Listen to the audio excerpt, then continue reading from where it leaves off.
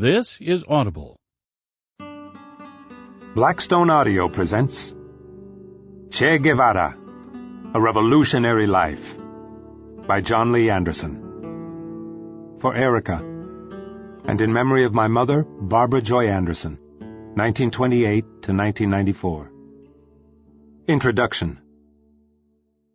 The revelation slipped out almost casually during a long morning's conversation over coffee in November 1995. Sitting in the garden of his private walled compound on the outskirts of the Bolivian city of Santa Cruz, retired General Mario Vargas Salinas divulged to me his role in the secret burial of the man he had helped hunt down 28 years earlier, the Argentine-born revolutionary Ernesto Che Guevara.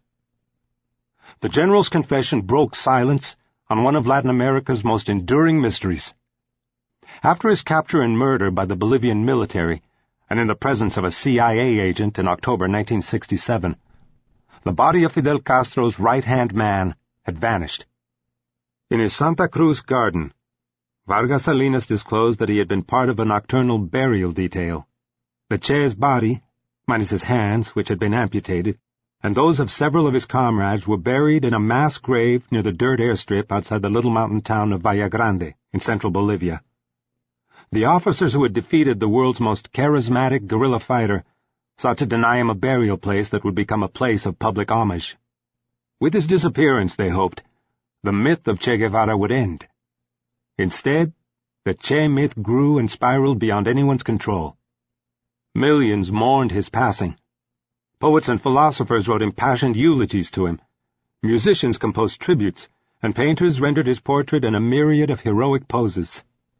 Marxist guerrillas in Asia, Africa, and Latin America, anxious to revolutionize their societies, held his banner aloft as they went into battle. And as the youth in the United States and Western Europe rose up against the established order over the Vietnam War, racial prejudice, and social orthodoxy, Che's defiant visage became the ultimate icon of their fervent, if largely futile, revolt. Che's body might have vanished, but his spirit lived on. Che was nowhere and everywhere at once.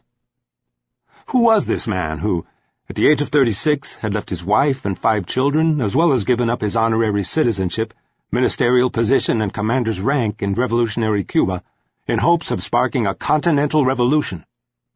What had compelled this son of an aristocratic Argentine family, a medical school graduate, to try to change the world? These were questions I'd been trying to answer for some time. I first became interested in Che in the late 1980s, while researching a book I was writing about modern-day guerrillas. In the battlegrounds of Burma, El Salvador, the Western Sahara, and even in Muslim Afghanistan, I found that Che remained a figure of veneration for guerrillas of all kinds.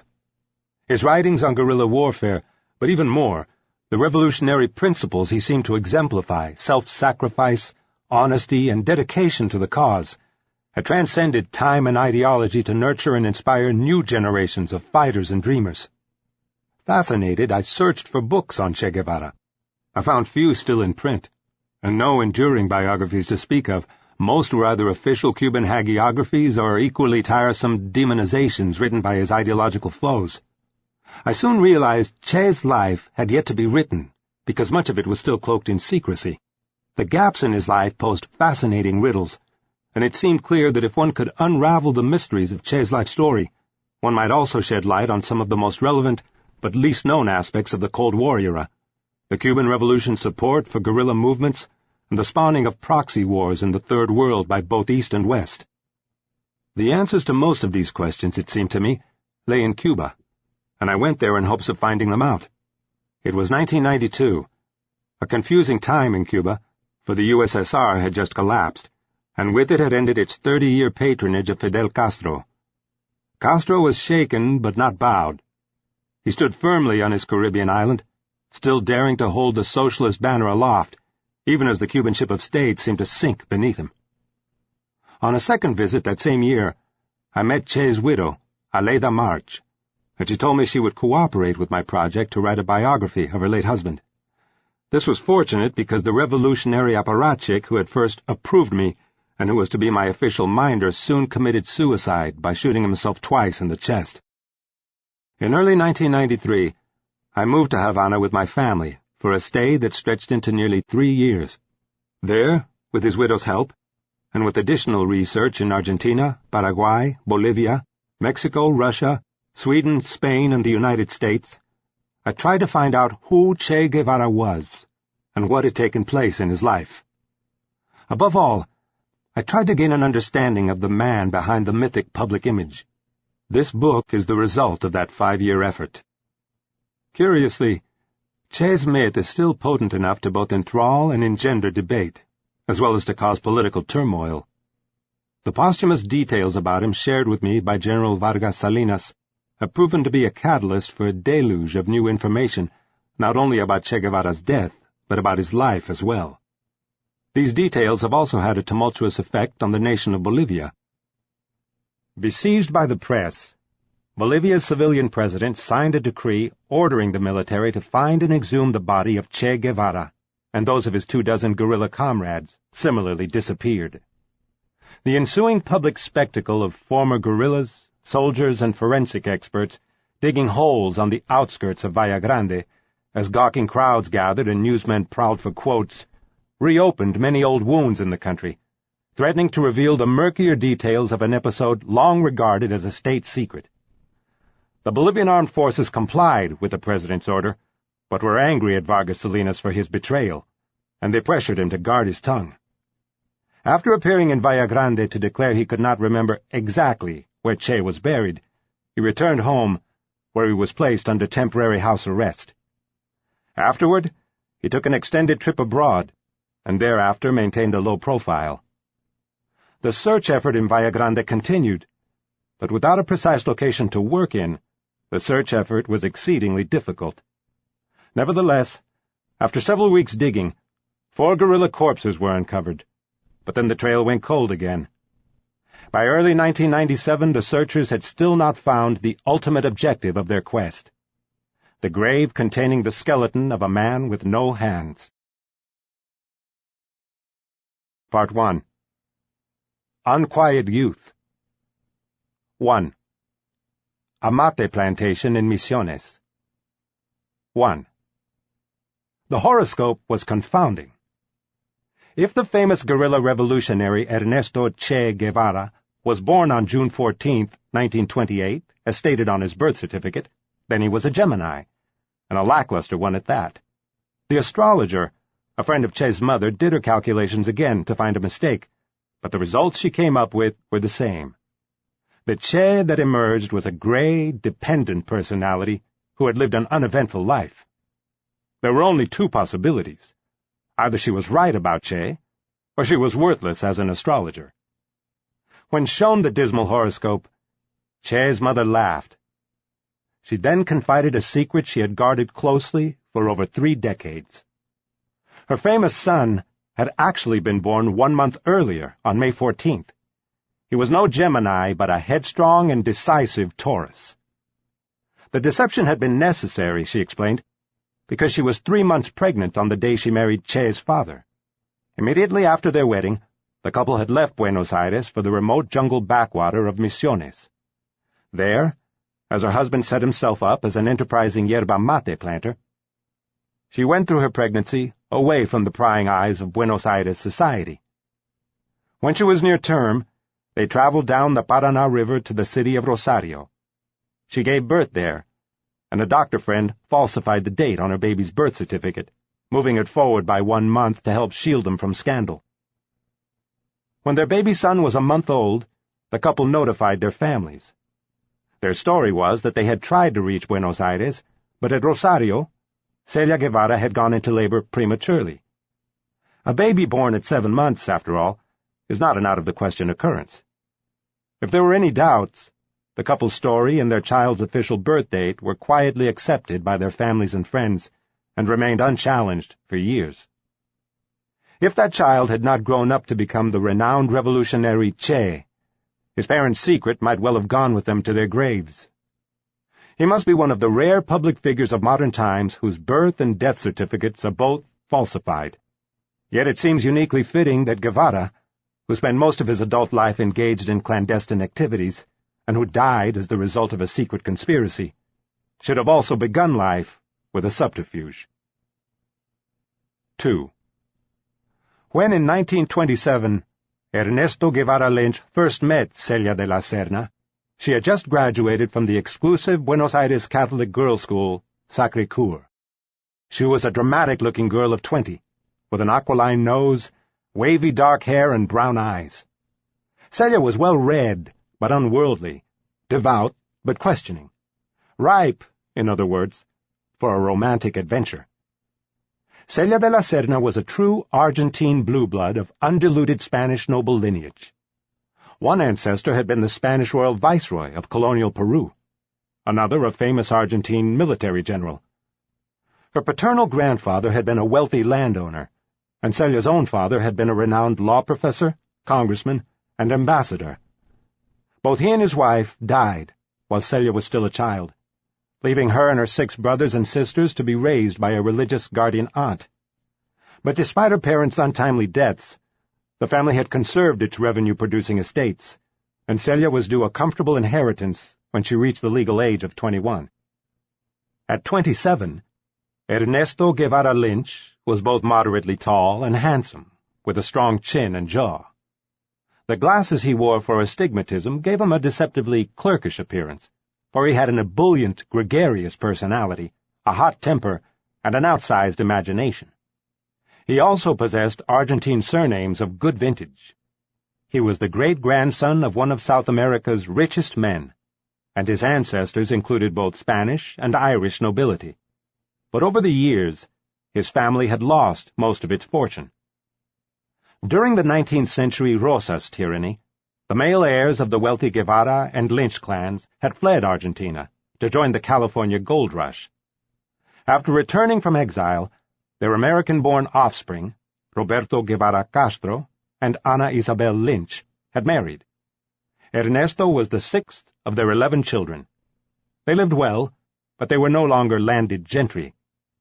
While her husband worked as a geographical surveyor, Ana Isabel raised the children in Buenos Aires. They summered at a rustic country house on her inherited slice of the old family seat. To prepare his son for a working life, Roberto Guevara had sent him to a state-run school, telling him, "The only aristocracy I believe in is the aristocracy of talent." But Ernesto still belonged by birthright to Argentine society. He had grown up on his mother's stories of California frontier life and listening to his father's own terrifying tales of Indian attacks and sudden death in the high Andes. His family's illustrious and adventurous past was a legacy too powerful to overcome. He was 19 when his father died, and although he went to college, studying architecture and engineering, he dropped out before graduation. He wanted to have his own adventures and make his own fortune, and he used his father's modest inheritance to pursue the goal. By the time he met Celia, Ernesto had invested most of his money with a wealthy relative in a yacht-building company, the Astillero San Isidro. He worked there for a time as an overseer, but it was not enough to hold his interest. Soon he was enthused about a new project. A friend had convinced him he could make his fortune by growing yerba mate, the stimulating native tea ritually drunk by millions of Argentines. Land was cheap in the yerba-growing province of Misiones, 1,200 miles up the Paraná River from Buenos Aires, on Argentina's northern border with Paraguay and Brazil. Originally settled by Jesuit missionaries and their Guarani Indian converts in the 16th century, annexed only 50 years earlier by Argentina, Misiones was just then opening up to settlement. Land speculators, well-heeled adventurers, and poor European migrants were flocking in. Guevara Lynch went to see it for himself, and caught yerba mate fever. His own money was tied up in the Astillero, but with Celia's inheritance, they would be able to buy enough land for a yerba mate plantation, and, he hoped, become rich from the lucrative green gold. Unsurprisingly, Celia's family closed ranks in opposition to her dilettante suitor. Celia was not yet 21, and under Argentine law she needed her family's approval to marry or receive her inheritance. She asked for it, but they refused. Desperate, for by now she was pregnant, she and Ernesto staged an elopement to force her family's consent. She ran away to an older sister's house. The show of force worked. The marriage was approved, but Celia still had to go to court to win her inheritance. By order of the judge, she was granted a portion of her inheritance, including title to a cattle and grain-producing estancia in central Córdoba province, and some cash bonds from her trust fund, enough to buy a mate plantation in Misiones. On November 10, 1927, she and Ernesto were wed in a private ceremony at the home of a married older sister, Edelmira Mor de la Serna. La Prensa of Buenos Aires gave the news in its Dia Social column. Immediately afterward, they fled Buenos Aires for the wilderness of Misiones, bearing their mutual secret. "Together we decided what to do with our lives," wrote Guevara Lynch in a memoir published years later. "Behind lay the penitences, the prudery, and the tight circle of relatives and friends who wanted to impede our marriage." 3. In 1832, British naturalist Charles Darwin had witnessed the atrocities waged against Argentina's native Indians by gaucho warlord Juan Manuel de Rosas, and predicted, "The country will be in the hands of white gaucho savages instead of copper-colored Indians, the former being a little superior in education, as they are inferior in every moral virtue." But even as the blood flowed, Argentina had spawned its own pantheon of civic-minded historical heroes, from General José de San Martín, the country's liberator in the independence struggle with Spain, to Domingo Sarmiento, the crusading journalist, educator, and president, who had finally wrested Argentina into the modern age as a unified republic. Sarmiento's 1845 book, Facundo, Civilization and Barbarity, had been a clarion call to his compatriots to choose the path of civilized man over the brutality of the archetypal Argentine frontiersman, the gaucho. Yet even Sarmiento had wielded a dictator's authority to lead the country, and with his death, the Argentine cult of the strongman, or caudillo, had not disappeared. Caudillismo would remain a feature of politics well into the next century, as government swung back and forth between caudillos and democrats in a bewildering, cyclical dance. Indeed, as if reflecting the sharp contrast of the great land they had conquered, there was an unreconciled duality in the Argentine temperament, seemingly balanced in a state of perpetual tension between savagery and enlightenment. At once passionate, volatile, and racist, Argentines were also expansive, humorous, and hospitable. The paradox had produced a flourishing culture and found expression in classic works of literature, such as Ricardo Giraldes's Don Segundo Sombra and the gaucho epic poem Martín Fierro by José Hernández. Since the 1870s, the country had become more stable, and when the conquest of the southern Pampas was finally secured, after an officially sponsored campaign to exterminate the native Indian population, vast new lands had opened up for colonization. The Pampas were fenced in as grazing and farming lands. New towns and industries sprang up. Railroads, ports, and roads were built. By the turn of the century, its population had tripled. Swollen by the influx of over 1 million immigrants from Italy, Spain, Germany, Britain, Russia, and the Middle East, who had poured into the rich southern land of opportunity. And still they came. A dismal colonial garrison on the vast Rio de la Plata estuary only a century before, the city of Buenos Aires now had a melting pot's combustive quality, epitomized by the sensuous new culture of tango, its dark-eyed crooner, Carlos Gardel, giving redolent voice to a burgeoning national pride. Its population spoke their own Creole street dialect called lunfardo, an Argentine cockney rich in double entendres, cribbed from Quechua, Italian, and local gaucho Spanish. The city's docks were bustling. Ships carried Argentina's meat, grains, and hides off to Europe, while others docked, bringing American Studebakers, gramophones, and the latest Paris fashions. The city boasted an opera house, a stock exchange, and a fine university. Rows of imposing neoclassical public buildings and private mansions, landscaped green parks with shade trees and polo fields, as well as ample boulevards graced with heroic statues and sparkling fountains. Electric streetcars rattled and zinged along cobbled streets, past elegant bronze-doored confiterias and whiskerías with gold lettering on etched glass windows. In their mirrored and marble interiors, haughty white-jacketed waiters with slick-down hair posed and swooped like vigilant gleaming eagles. But while Buenos Aires's porteños, as they called themselves, looked to Europe for their cultural comparisons, much of the interior still languished in 19th-century neglect. In the north, despotic provincial caudillos held sway over vast expanses of cotton and sugar-growing lands. Among their workers, diseases such as leprosy, malaria, and even bubonic plague were still common. In the Andean provinces, the indigenous Quechua and Aymara-speaking Indians known as Coyas lived in conditions of extreme poverty.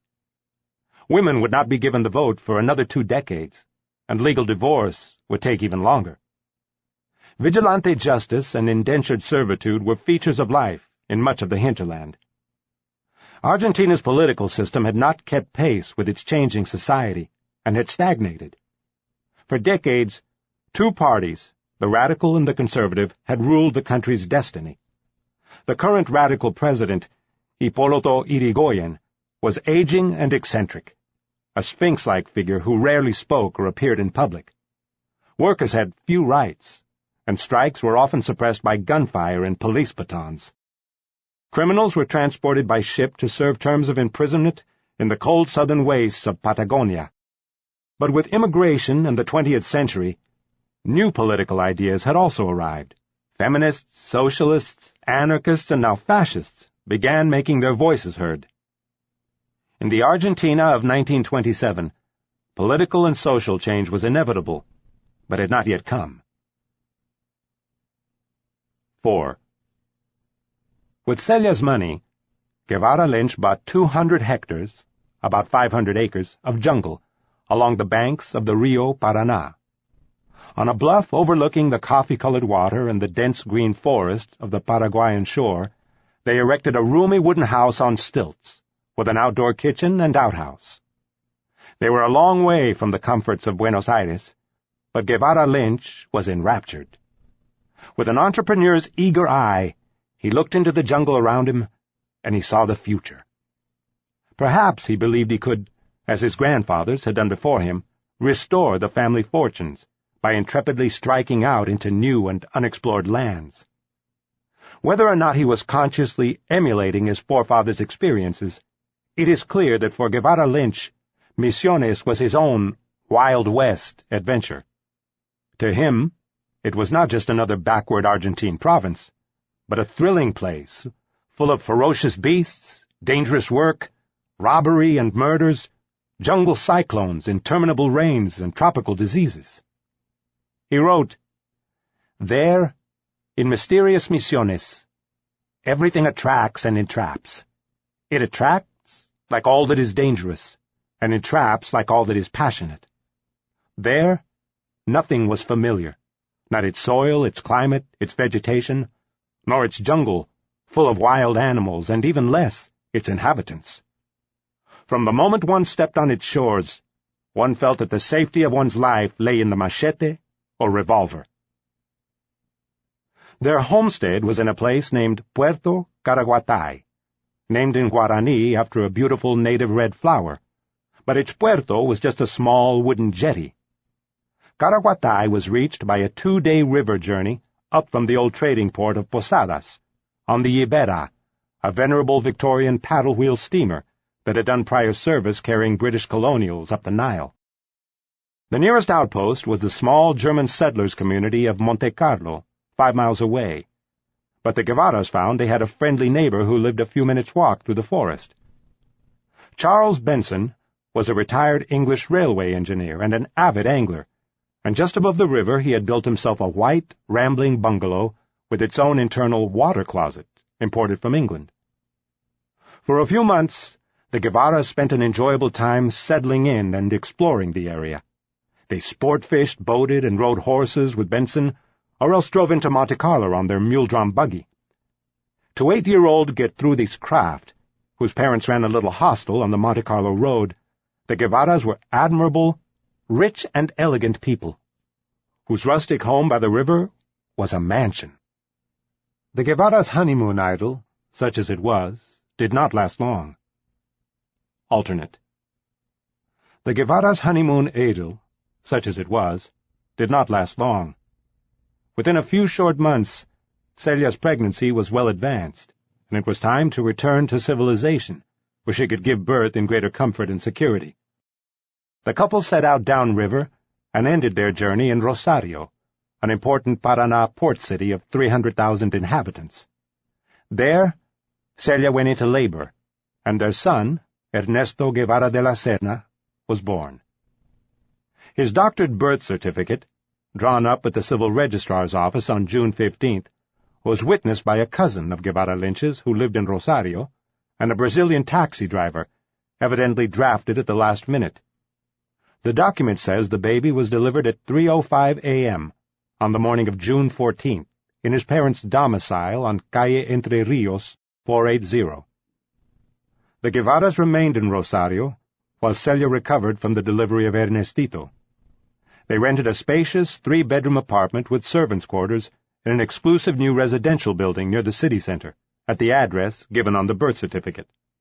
Their stay was prolonged when, shortly after his birth, the baby contracted bronchial pneumonia. Ernesto's mother, Ana Isabel Lynch, and his spinster sister, Ercilia, came to help out. If the couple's families suspected anything, they kept quiet about it. Che's younger brother Roberto says that his mother told him that Ernesto was born in a clinic in Rosario on the 14th of June, 1928. The address that appears on the birth register is where he lived the first days, but not where he was born. Possibly, it was the house of a friend, or that of the taxi driver who was a witness. Of course, the truth, as Celia later told Julia Constenla de Giussani, who had arranged for Che's astral chart to be drawn up by their mutual astrologist friend, was that she had actually given birth in May, on the same day and at the same hour as a striking dock worker nicknamed Diente de Oro, Gold Tooth, died of gunshot wounds. The yellowing archives of Rosario's daily newspaper, La Capital, confirmed the story. In May 1928, a strike by Rosario's dock workers had escalated into violence. Almost every day, stabbings and shootings had taken place, most of them carried out by strike-breaking armed scabs working for the stevedores' hiring agency, the Sociedad Patronal. At 5:30 p.m. on Tuesday, May 13, 1928, a 28-year-old stevedore named Ramon Romero, alias Diente de Oro, was shot in the head during a fracas at the Puerto San Martin. At dawn the next day, May 14th, he died in the Granaderos a Caballo Hospital in San Lorenzo, about 20 kilometers north of Rosario. 5. After a whirlwind round of visits with their families in Buenos Aires to show off their infant son, the Guevaras returned to their homestead in Misiones. Guevara Lynch now made a serious attempt to get his plantation off the ground. He hired a Paraguayan foreman, or capataz, named Curtido, to oversee the clearing of his land and the planting of his first crop of yerba mate. But when it came to hiring laborers, he had to confront the system of labor bondage, still practiced widely in the untamed region. In Misiones, loggers and owners of yerbatales usually hired itinerant Guarani Indian laborers called mensu, who were given binding contracts and cash advances against future work. Paid low wages according to how much they produced, mensu received not cash, but private bonds, valid only to purchase basic essentials at the overpriced plantation stores. The system virtually ensured that they could never redeem their original debts.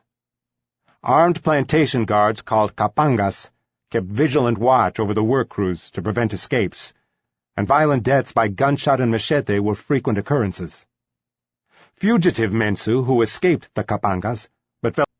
In March 1929, Celia became pregnant again. She hired a young Galician-born nanny to look after Ernestito, who was not yet a year old. Carmen Arias proved to be a welcome new addition to the family. She would live with the Guevaras until her own marriage 8 years later, and remain a lifelong family friend. Freed from her child-minding, Celia began taking daily swims in the Paraná. She was a good swimmer, but one day when she was 6 months pregnant, the river's current caught her. She would probably have drowned if two of her husband's axemen, clearing the forest nearby, hadn't seen her and thrown out liana vines to pull her to safety. Guevara Lynch reprovingly recalled many such near-drowning episodes involving Celia in the early years of their marriage. Already Celia and Ernesto's very different personalities had begun to collide.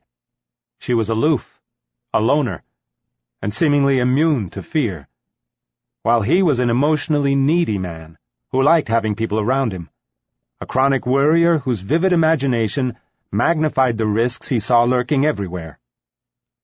But while the early signs of their future marital discord were already in evidence, they had not yet pulled apart.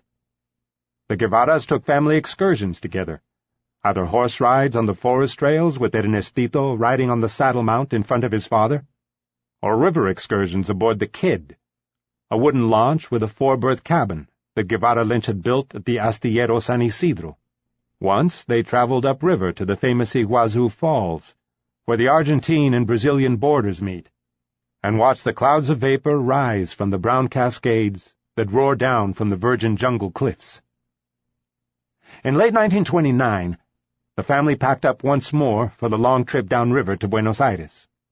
Their land was cleared, and their yerbatal had just been planted, but Celia was about to give birth to their second child, and Guevara Lynch's presence was urgently needed at the Astillero San Isidro.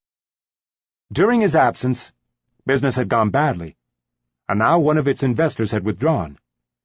They planned to be away only a few months, but they would never return as a family to Puerto Caraguatay. It was the end of what Ernesto Guevara Lynch recalled as difficult but very happy years. 6. Back in Buenos Aires, Guevara Lynch rented a bungalow for his family on the grounds of a large colonial residence owned by his sister Maria Luisa and her husband, located conveniently near his troubled boat-building firm in the residential suburb of San Isidro. They had not been there long when Celia gave birth in December to their second child, a little girl they named Celia. For a time, while Guevara Lynch went to work at the Astillero, family life revolved around outings to the San Isidro Yacht Club, near the spot where the Paraná and Uruguay rivers join to form the Rio de la Plata estuary. Guevara Lynch found the shipyard on the edge of bankruptcy, purportedly due to the lack of business sense of his second cousin and business partner, Germán Freres. For Freres, independently wealthy and a sailing regatta champion, the Astillero was a labor of love. Such was his enthusiasm to create nautical works of art that he had poured money into fine craftsmanship and expensive imported materials, which often cost the company more than the agreed-to selling prices of the boats it produced. Guevara Lynch's investment was in serious risk of evaporating. Then, soon after his return, a fire destroyed the shipyard. Boats, timber, and paint all went up in flames. If the shipyard had been covered by insurance, the fire might have seemed a fortuitous event. But Freres had forgotten to pay the insurance premium, and Guevara Lynch lost his inheritance overnight. All he had left from his investment was the launch Kid. As partial compensation, Freres gave Guevara Lynch the Ala, a 12-meter motor yacht. All was not lost.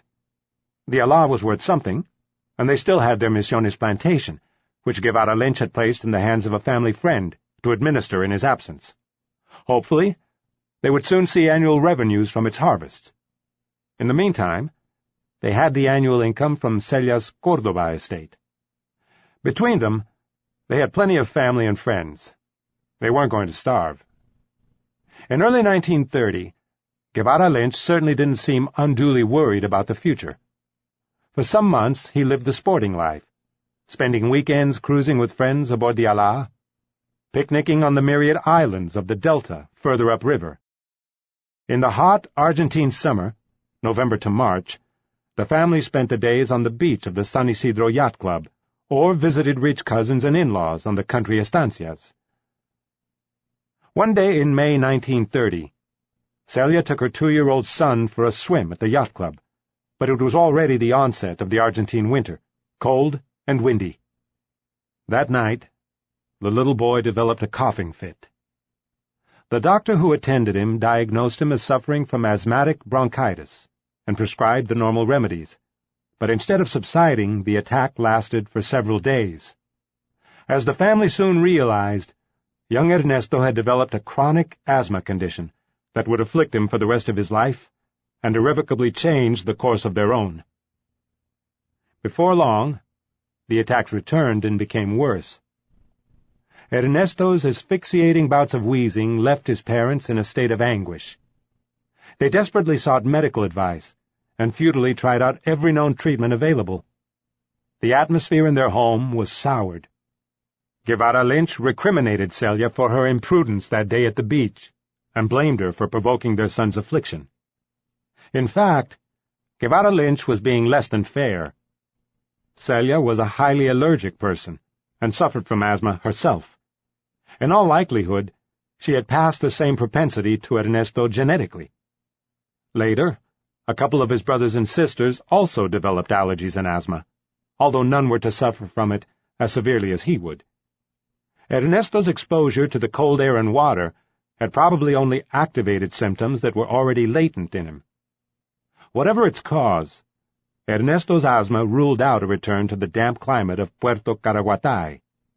It was also evident that even San Isidro, so close to the Rio de la Plata, was too humid for their son. In 1931, the Guevaras moved again, this time into Buenos Aires itself, to a fifth-floor rented apartment near Palermo Park. They were close to Ana Isabel, Guevara Lynch's mother, and his spinster sister Beatriz, who lived with her. Both women showered affection on the sickly boy. Celia gave birth for the third time in May 1932 to another boy. They named him Roberto, after his California-born paternal grandfather. Little Celia was now 1.5 years old, taking her first steps, and 4-year-old Ernesto was learning how to pedal a bicycle in Palermo's gardens. But the move didn't cure him of his asthma. For Guevara Lynch, his son's illness was a kind of a curse. Ernesto's asthma had begun to affect our decisions. Each day imposed new restrictions on our freedom of movement, and each day we found ourselves more at the mercy of that damned sickness. On the advice of doctors recommending a dry climate to stabilize Ernesto's asthma, the Guevaras traveled to the central highlands of Córdoba province. For several months, they made trips back and forth between Córdoba and Buenos Aires, living briefly in hotels and temporarily rented houses, as Ernesto's attacks calmed, then worsened again without any apparent pattern. Unable to attend to his affairs or get a new business scheme going, Guevara Lynch became increasingly frustrated. He felt unstable, in the air, unable to do anything. Their doctor now urged them to stay in Córdoba for at least 4 months to ensure Ernesto's recovery. A family friend suggested they try Altagracia, a small spa town in the foothills of the Sierras Chicas, a small mountain range near Córdoba, with a fine, dry climate that had made it a popular retreat for people suffering from tuberculosis and other respiratory ailments. They took his advice. Thinking of a short stay, the family moved to Altagracia, little imagining it would become their home for the next 11 years. 2. The dry climate of Altagracia. 1. In the early 30s, Altagracia was an appealing little hill resort of several thousand people, surrounded by farms and unspoiled countryside. The air carried a mountain scent that was fresh, pure, and invigorating. Ernesto's asthma condition improved in Altagracia, but he still had his attacks. At first, the family stayed in the Hotel de la Gruta, a German-run sanatorium on Altagracia's hilly outskirts.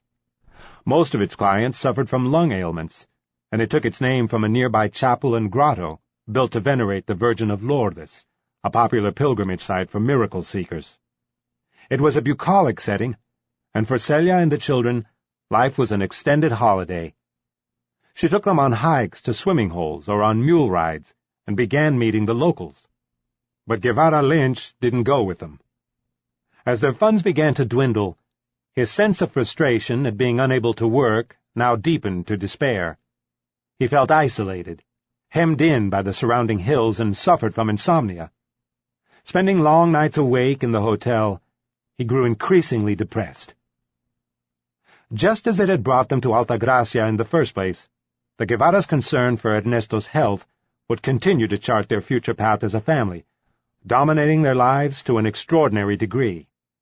Before long, they had decided to stay on in Altagracia indefinitely, for after a few months in the Hotel de la Gruta, they could see an improvement in Ernesto. The dry mountain climate had indeed stabilized his asthma. Here his attacks had become intermittent, rather than the chronic affliction they had been in Buenos Aires. In spite of his asthma, he was now a lively, willful 5-year-old, joining in the barras, the gangs of local children who played games of trench warfare, cops and robbers, and rode their bicycles pell-mell down Altagracia's hilly streets. Guevara Lynch found an unoccupied villa to rent on Calle Avellaneda in the neighborhood of Villa Carlos Pellegrini, only 5 minutes' walk from the opulent Sierras Hotel, an imitation of a landmark Raj Hotel in Calcutta, and Altagracia's social hub. Villa Chiquita was a Gothic 2-story chalet that he likened to a lighthouse. Virtually surrounded by overgrown fields, it looked out to the Sierras on one side and the open yellow plains spreading toward Córdoba on the other. In January 1934, Celia gave birth to her 4th child, a girl they named Ana Maria, after her paternal grandmother. While he fought frequently with Celia and Roberto, young Ernesto became especially solicitous of his younger sister, taking her for walks when she was still a toddler and telling her stories. When his wheezing fatigued him, he rested his weight on her shoulder. Family photographs show Ernesto Guevara as a full-faced, stocky 5-year-old with pale skin and unruly dark hair. He was dressed invariably in short pants and sandal shoes with socks, wearing a variety of hats to shield him from the mountain sun. His expressions were private and intense, his moods clearly not easy to capture on camera. In photos taken 2 years later, he had thinned out, but his face was sallow and drawn, no doubt the result of a prolonged bout of asthma. When Ernesto was 7, the Guevaras moved from Villa Chiquita into a new, more comfortable home directly across the lane.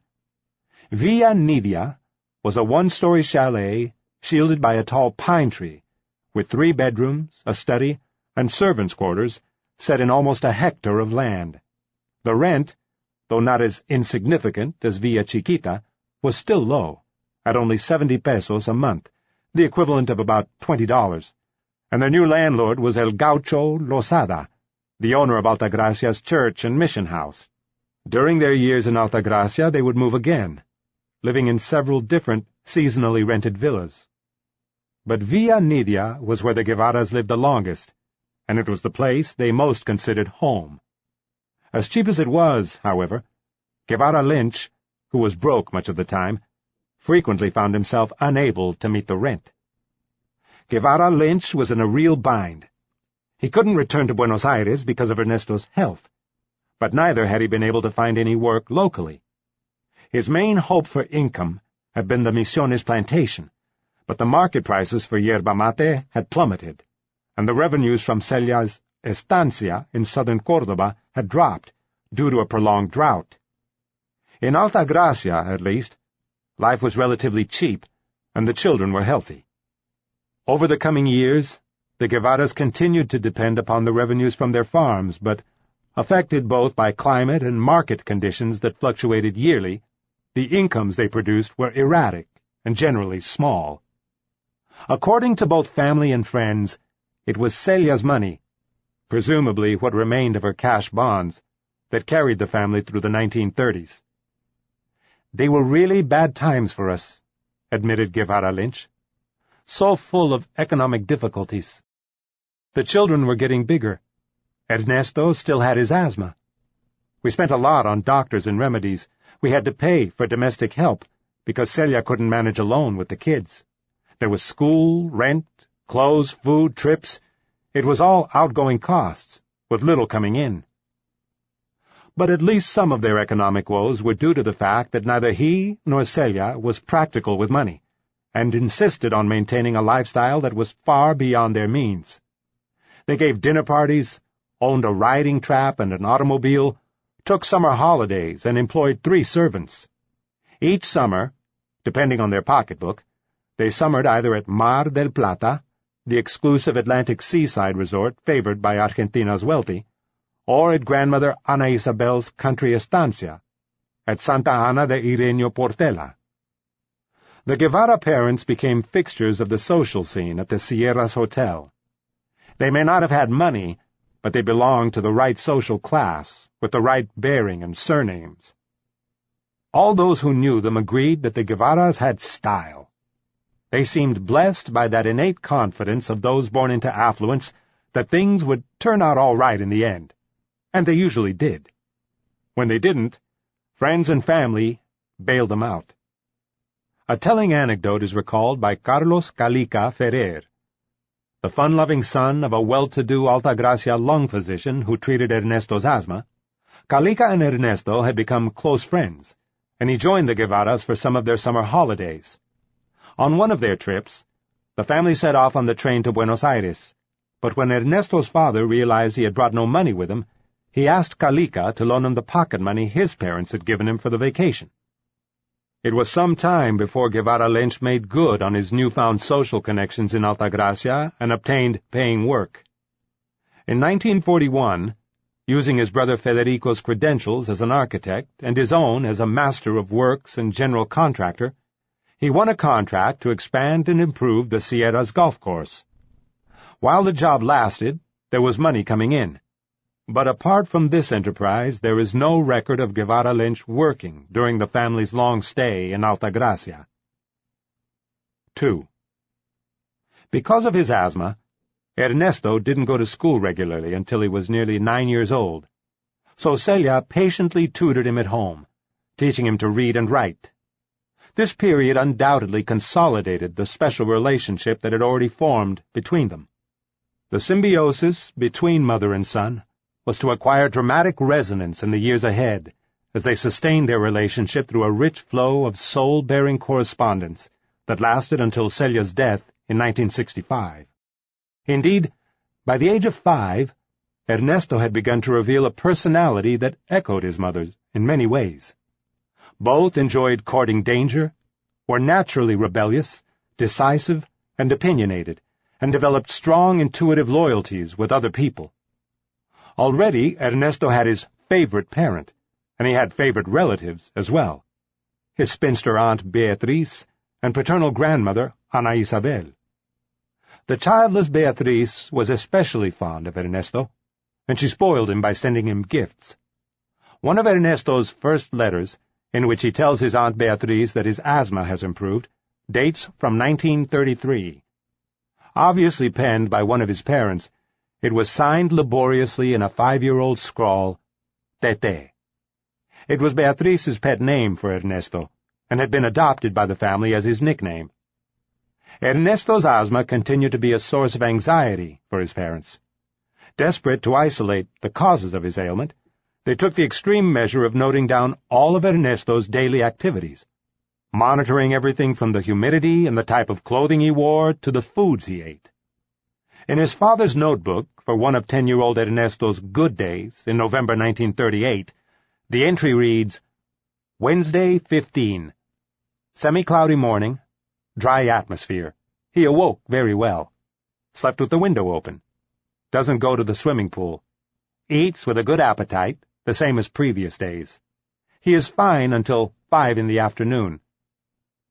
They changed his bedclothes, as well as the stuffing of his pillows and mattress, removed carpets and curtains from his bedroom, dusted the walls, and banished all pets from the house and garden. All in vain.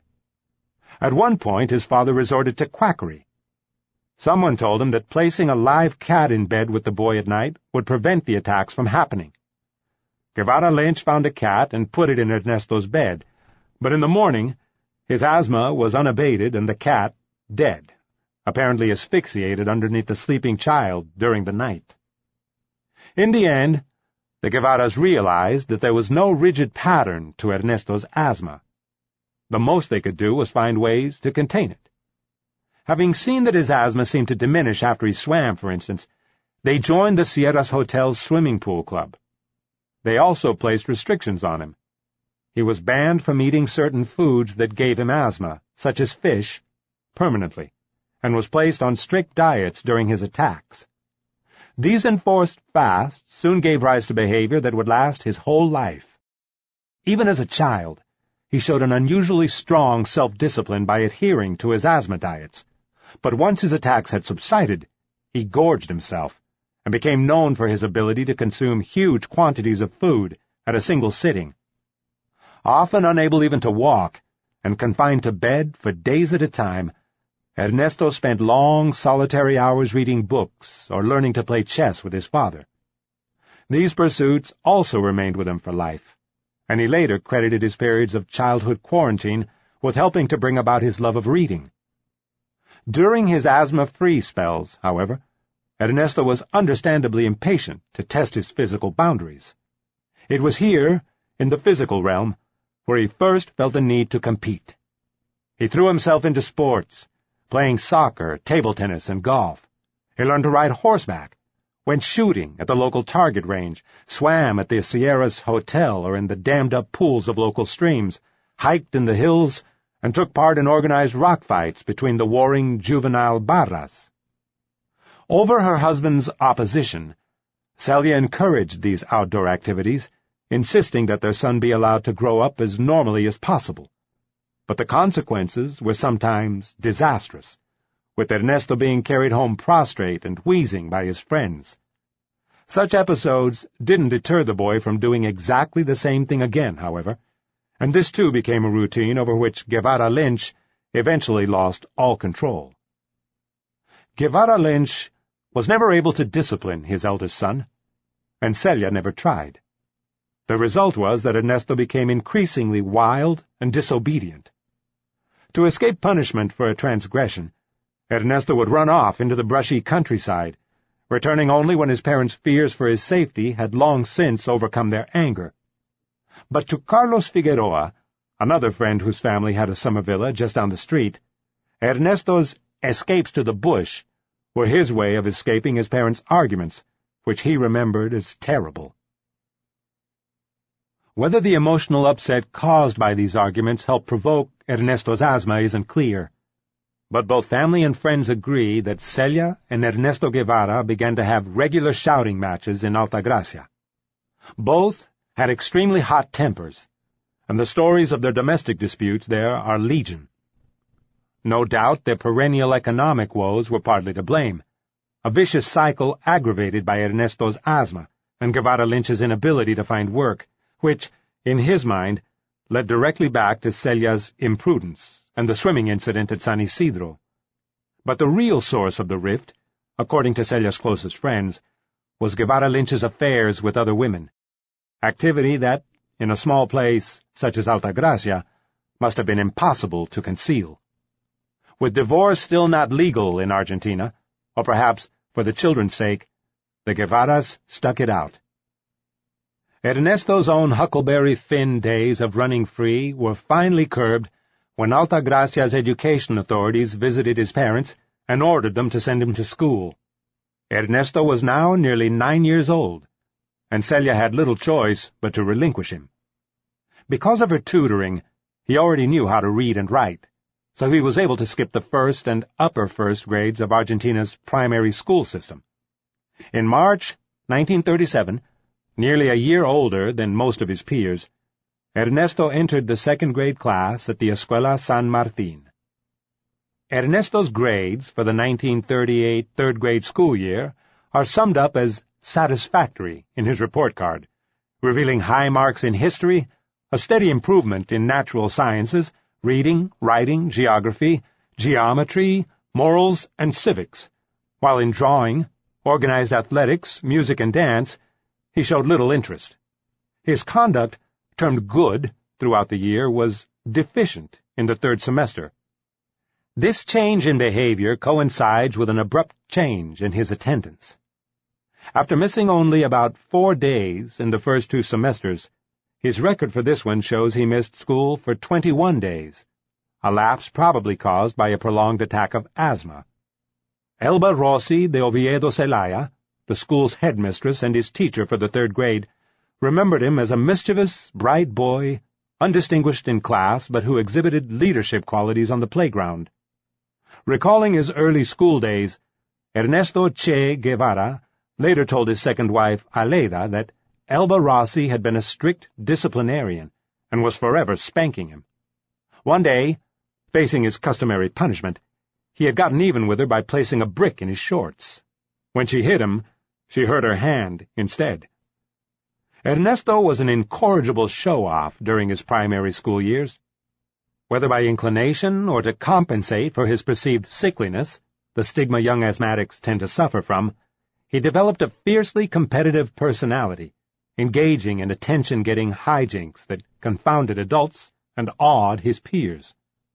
Always willing to provide an audience, his old classmates recall a legion of exploits. He drank ink out of a bottle, ate chalk during class, and climbed the trees in the schoolyard, hung by his hands from a railroad trestle spanning a chasm, explored a dangerous abandoned mine shaft, and played torero with an irascible ram. Another time, he and his barra cohorts went around Altagracia shooting out the streetlights with their slingshots. Once, he and his friend Juan Miguez settled a score with a member of a rival gang by defecating onto the ivory keys of his parents' grand piano. And then there was the glorious occasion when he shot burning firecrackers through an open window into a neighbor's formal dinner party, scattering the guests. Ernesto's antics earned the Guevara some local notoriety, but they also stood out in other ways. Bohemian is the term most often used to describe their buoyant, disorderly household. They observed few social conventions in their home. Neighborhood youngsters who arrived at tea time or supper were invited to stay and eat, and there were always extra mouths to feed at the dinner table. The Guevara children made friends indiscriminately, and played with the sons of golf caddies and others whose homes were in lower Altagracia. It was Celia Madre, however, who made the greatest impression as a free-thinking individual. Headmistress Elba Rossi recalled Celia setting the record for many firsts for women in the socially stratified community, with such activities as driving a car herself and wearing trousers. Others cited Celia's smoking of cigarettes as a direct challenge to social norms of the day. Celia got away with these radical-seeming gestures because of her social standing and displays of generosity. She regularly drove her own children and their friends to and from school in the family car they had dubbed La Catramina, the Heap, a massive old 1925 Maxwell convertible with a jump seat in the back. She inaugurated the school's daily cup of milk by paying for it herself, a custom later adopted by the local school board to ensure that poorer children had some nutrition during the school day. Unlike most of their neighbors, Ernesto's parents espoused anti-clerical views. Guevara Lynch's mother was an atheist, and had given him a secular upbringing. The religiously schooled Celia's views were less certain, and throughout her life she retained a penchant for the spiritual side of life. When they first arrived in Altagracia, Celia had attended Sunday Mass, taking the children with her. But according to her husband, she did so for the spectacle, more than out of any residual religious faith. Yet, for all their libertarian views, the Guevaras shared with many other lapsed Catholics a contradiction between belief and practice, never entirely forsaking the traditional rituals that ensured social acceptance in their conservative society. While they no longer attended church, the Guevaras still had their children baptized according to Catholic rites. Ernestito's godfather was the wealthy Pedro León Echagu, through whom Celia and Guevara Lynch had met, and who had convinced Guevara Lynch to seek his fortune in Misiones. By the time Ernesto entered school, however, Celia had stopped going to Mass, and the Guevaras asked for their children to be excused from religion classes. Roberto recalled playing after-school soccer games formed by opposing teams of children, those who believed in God and those who didn't. Those who didn't invariably lost because they were so few in number, so few in number, so few in number, so few in number, so few in number, so few in number, so few in number. Although he was rarely seen studying, Ernesto's classmates in Altagracia unanimously noted his quickness in class. But he didn't show a competitive urge for grades, which were usually mediocre. It was a phenomenon that mystified his father. This theme was a constant refrain during Ernesto's formative years. His father never seems to have understood what made his eldest son tick, just as he never completely understood his wife, Celia. To him, Celia was imprudent from birth and attracted to danger, and she was at fault for passing these traits on to their eldest son. Guevara Lynch, meanwhile, who admitted to being overly cautious, was fretful and forever worrying about the dangers and risks in life. In some ways, he was the more maternal of the two parents, while Celia was her son's confidant and co-conspirator. Guevara Lynch was also a man with an Irish temper, and friends from Altagracia all had memories of his tantrums, especially when he considered something an affront to a member of his family. Exaggerated or not, Guevara Lynch's famous temper was something he passed on to his eldest son. Ernestito became uncontrollable with rage if he felt he had been unjustly reprimanded or punished as a child, Guevara Lynch wrote, and he got into frequent fistfights with his barra rivals. His temper never left him, but by the time he reached college he had learned to bring it under control, usually substituting a notoriously razor-sharp tongue for the threat of physical violence. But on rare occasions, he sometimes struck out physically. Although an intelligent man, Guevara Lynch nonetheless looked across a perceptual divide to his wife and Ernesto, who were far more intellectually akin. While he read books of adventure and history, and passed on his love for these works to Ernesto, he had little scholarly patience or discipline. Celia, on the other hand, was an avid reader of fiction, philosophy, and poetry, and it was she who eventually opened their son's mind to these interests. They would evolve and mature in the coming years, but the character traits that later acquired legendary dimension in the adult Ernesto Guevara were already present in the boy. His physical fearlessness, inclination to lead others, stubbornness, competitive spirit, and self-discipline all were clearly manifest in the young Guevarita of Altagracia. 3.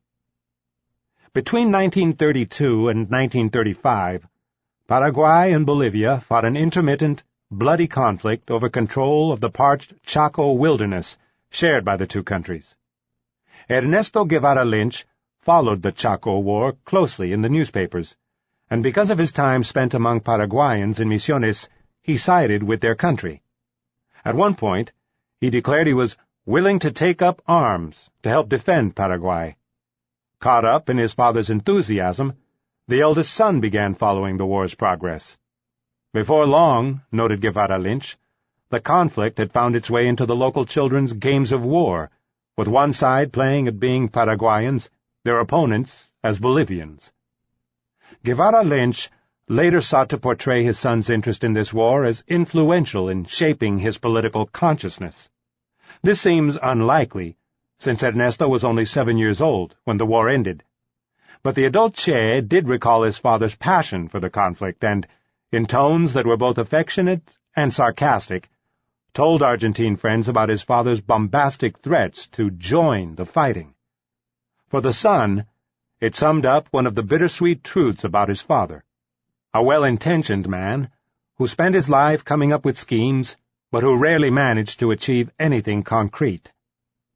The Spanish Civil War, lasting from 1936 to 1939, was probably the first political event to impinge significantly on Ernesto Guevara's consciousness. Indeed, its effect was inescapable. Beginning in 1938, as the war in Spain turned in favor of Franco's fascists, a number of Spanish Republican refugees began arriving in Altagracia. Among them were the 4 González Aguilar children, who showed up with their mother. Their father, Juan González Aguilar, the Republic's naval health chief, had remained behind at his post, but joined them after the fall of Barcelona in January 1939. With their own and the Guevara's children roughly the same ages, attending the same school and sitting out religion classes together, the two families soon became close friends. and for a time the Guevaras shared their home with Celia's eldest sister Carmen and her 2 children, while their father, the communist poet and journalist Cayetano Policho Córdoba Iturburu, was off in Spain, covering the war for the Buenos Aires newspaper, Crítica. When Policho's letters and dispatches arrived in the post, Carmen read them aloud to the gathered clan, bringing the raw impact of the war home in a way no newspaper article could do. Soon, the Guevaras too found themselves caught up in the emotional campaign to support the embattled republic. In the early 30s, there had been little in Argentina's domestic politics to enthuse the liberal Guevaras. Argentina had been ruled by a succession of conservative military regimes in on-off coalitions with factions of the traditional Liberal Party, the Unión Cívica Radical, which had splintered and foundered in ineffectual opposition since President Hipólito Yrigoyen's overthrow in 1930.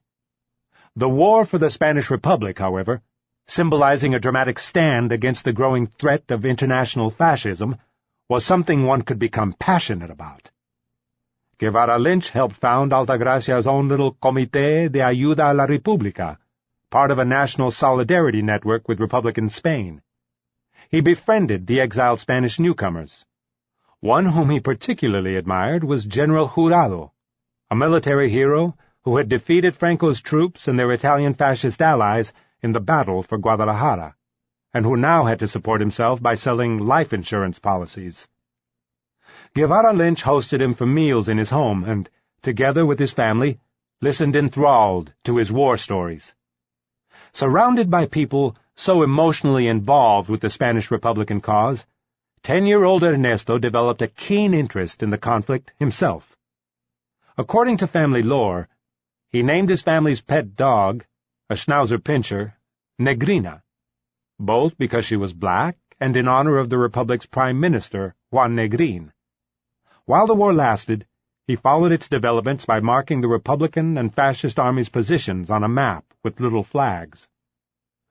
No sooner had the Spanish Republic been defeated than the European war began in earnest. Following his annexation of Austria, his move into Czechoslovakia secured with the signing of the Munich Pact, Adolf Hitler invaded Poland in September 1939. Great Britain and France entered the war against the Axis powers, and World War II had begun. In Altagracia, as elsewhere, people began to choose sides. Guevara Lynch now threw his energies into Acción Argentina, a pro-Allied solidarity group, and he established a local branch in Altagracia. From the Losada family, he rented a little office built into the exterior stone wall of their Jesuit mission, overlooking the willow-rimmed Tajamar Lake.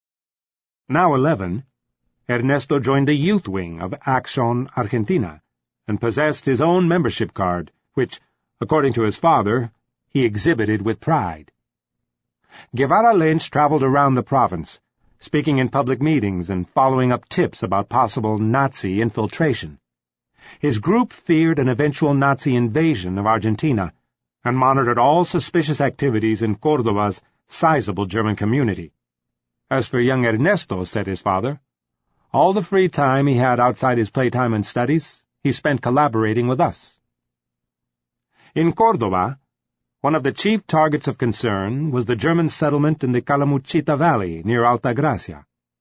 In late 1939, after inflicting damage on British warships in the Atlantic, the crippled German battleship Admiral Graf Spee was chased into the Rio de la Plata, where its captain scuttled it in the waters off Montevideo. The response of the Argentine authorities was to intern the ship's officers and crew in Córdoba. Suspicious of the German naval internees, Guevara Lynch's outfit spied on them and, according to his memoirs, observed them conducting military training exercises with dummy wooden rifles. Another time they supposedly detected trucks loaded with arms from Bolivia headed for the valley. They suspected a German-owned hotel in another town of providing cover for a Nazi spy ring, complete with a clandestine radio transmitter that communicated directly to Berlin, but were thwarted from obtaining precise intelligence because of its heavy security. In Guevara Lynch's rendition of these missions, there is an inescapable sense of the Walter Mitty in him, He desperately wished to live a life of adventure and daring, but he was destined to live his life, for the most part, at the periphery of the large events of his time. He had trumpeted his willingness to fight for Paraguay, but he had not gone. The Spanish Civil War and World War II gave him new issues to champion, and later he would take up others, but as always, he did so from the sidelines. In the end, it was not these activities he would be remembered for, but his role as the father of Ernesto Che Guevara. Meanwhile, alarmed at what they believed to be evidence of a flourishing Nazi underground network in Córdoba, Guevara Lynch and his colleagues sent a detailed report to the headquarters of Acción Argentina in Buenos Aires, expecting prompt action to be taken by the pro-Allied administration of President Roberto Ortiz. But in 1940, with his health seriously ailing, Ortiz was effectively replaced in his duties by Ramón Castillo, his wily and corrupt vice president. Castillo's government displayed strongly pro-Axis inclinations, and according to Guevara Lynch, no substantive measures were taken by his regime against the Nazi network. Argentina's ambiguous position throughout the war, it remained officially neutral until the eve of Germany's defeat in 1945, owed as much to its economic concerns as to the considerable pro-Axis sentiments within its political and military establishment. Traditionally dependent on Europe, particularly Great Britain, as an export market for its beef, grain, and other agricultural products, Argentina was devastated by the Allied blockade of Europe. In return for supporting the Allies, the Ortiz administration sought guarantees for its surplus exports from the emerging American superpower, which supplied most of Argentina's manufactured goods. But Ortiz's inability to get a fair deal helped usher in the pro-Axis Castillo regime, during which Argentina's ultranationalists looked to ascendant Germany as a potential new market for Argentine exports and as a military supplier for its armed forces. 4. As World War II raged abroad and Argentina's own politics grew increasingly volatile, Ernesto Guevara became a teenager. Although his physical development was slow, he remained short for his years and didn't experience a growth spurt until he was 16. He was intellectually curious, questioning, and prone to answering back to his elders. His favorite books, however, were still mostly boys' own adventure classics. The adventure stories of Emilio Salgari, Jules Verne, and Alexandre Dumas. In March 1942, just before his 14th birthday, Ernesto began high school, or bachillerato. Since Altagracia's schools offered only primary school education, he began traveling by bus each day to Córdoba, 23 miles away, to attend the Colegio Nacional Dean Funes, a state-run school considered one of the city's best, outside the private sector. One morning that year, someone took a photograph of Ernesto posed with the other passengers of the Altagracia-Córdoba morning bus. Impishly grinning into the camera, wearing a blazer and tie but still in shorts and crumpled knee socks, he sat on the front fender of the bus, surrounded by older students attired in button-down collars, suits, ties, and trousers. During the summer holidays in early 1943, the Guevaras moved to Córdoba, Guevara Lynch having finally found a partner in the city to launch a building firm. With Ernesto already commuting to school and his sister Celia about to enter a girls' high school in Córdoba, the move from Altagracia seemed a practical choice. 3. The Boy of Many Names. 1. The Guevaras' move to Córdoba was buoyed by a brief upswing in their economic fortunes, but it was also the beginning of the end of their days as a united family. An attempted reconciliation resulted in the birth of their fifth and last child, Juan Martín, in May 1943. But the strains between Celia and Ernesto deepened, and by the time they left for Buenos Aires 4 years later, their marriage was finished. As before, according to family friends, the problem was Guevara Lynch's chronic womanizing. The father had pretensions of being a playboy, recalled Tatiana Quiroga, a friend of the Guevara children. But he was a disorderly playboy, because when he worked and earned money, he spent it all, on going out with young ladies, on clothes, on stupidities, nothing concrete, and the family would get nothing. If the family lived somewhat better in Córdoba, the reason was that Guevara Lynch finally made some money. His business partner was an eccentric architect who was known as the Marqués de Arias, because of his extreme height and aloof, aristocratic air. The Marqués came up with the building contracts, usually houses, and Guevara Lynch oversaw their construction as master of works. We lived divinely, and all the money just went. They never thought in terms of investments, said Ernesto's sister Celia. But before the crunch came, Ernesto Guevara Lynch bought a country chalet in the hills outside Córdoba at Villa Allende and joined Córdoba's exclusive lawn tennis club, where his children swam and learned to play tennis. The Guevaras settled into their new 2-story rented home at Calle Chile 288, near the end of the street, where it met with Avenida Chacabuco, a boulevard lined with bulbous shade trees known as Palos Borrachos. Across the avenue lay the clipped green expanse and woods of Parque Sarmiento, the city zoo, the lawn tennis club, and beyond, the University of Córdoba. The Guevara home at Calle Chile retained the free, open atmosphere their friends had so enjoyed in Altagracia. Dolores Moyano, a new friend from one of Córdoba's richest families, found it all very exotic.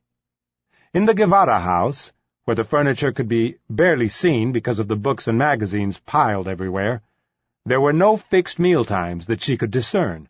One just ate when one felt hungry. The children were allowed to ride their bicycles from the street, through the living room, into the backyard. But Dolores soon discovered that the Guevaras exacted a price for their open-house policy. Once they sensed any pomposity, pedantry, or pretense in visitors, they would tease them mercilessly. Ernesto, whom she clearly found intimidating, led these attacks, and more than once Dolores found herself a target. Ernesto's mother was just as provocative, and could be exceedingly stubborn. Ernesto Sr., on the other hand, was immensely likable, a man who exuded warmth and vitality. He spoke in a booming voice, and was rather absent-minded.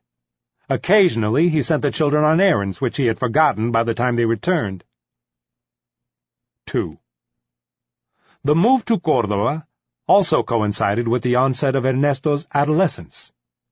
He began increasingly to assert himself, questioning his bickering parents' values and forming the first glimmerings of his own world-view.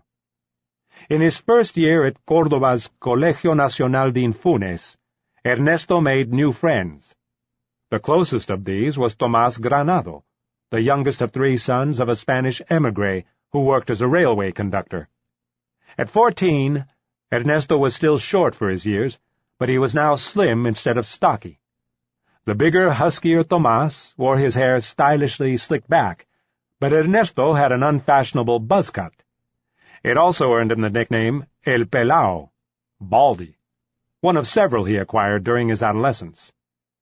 Before long, Tomás's older brother Alberto had entered their circle as well.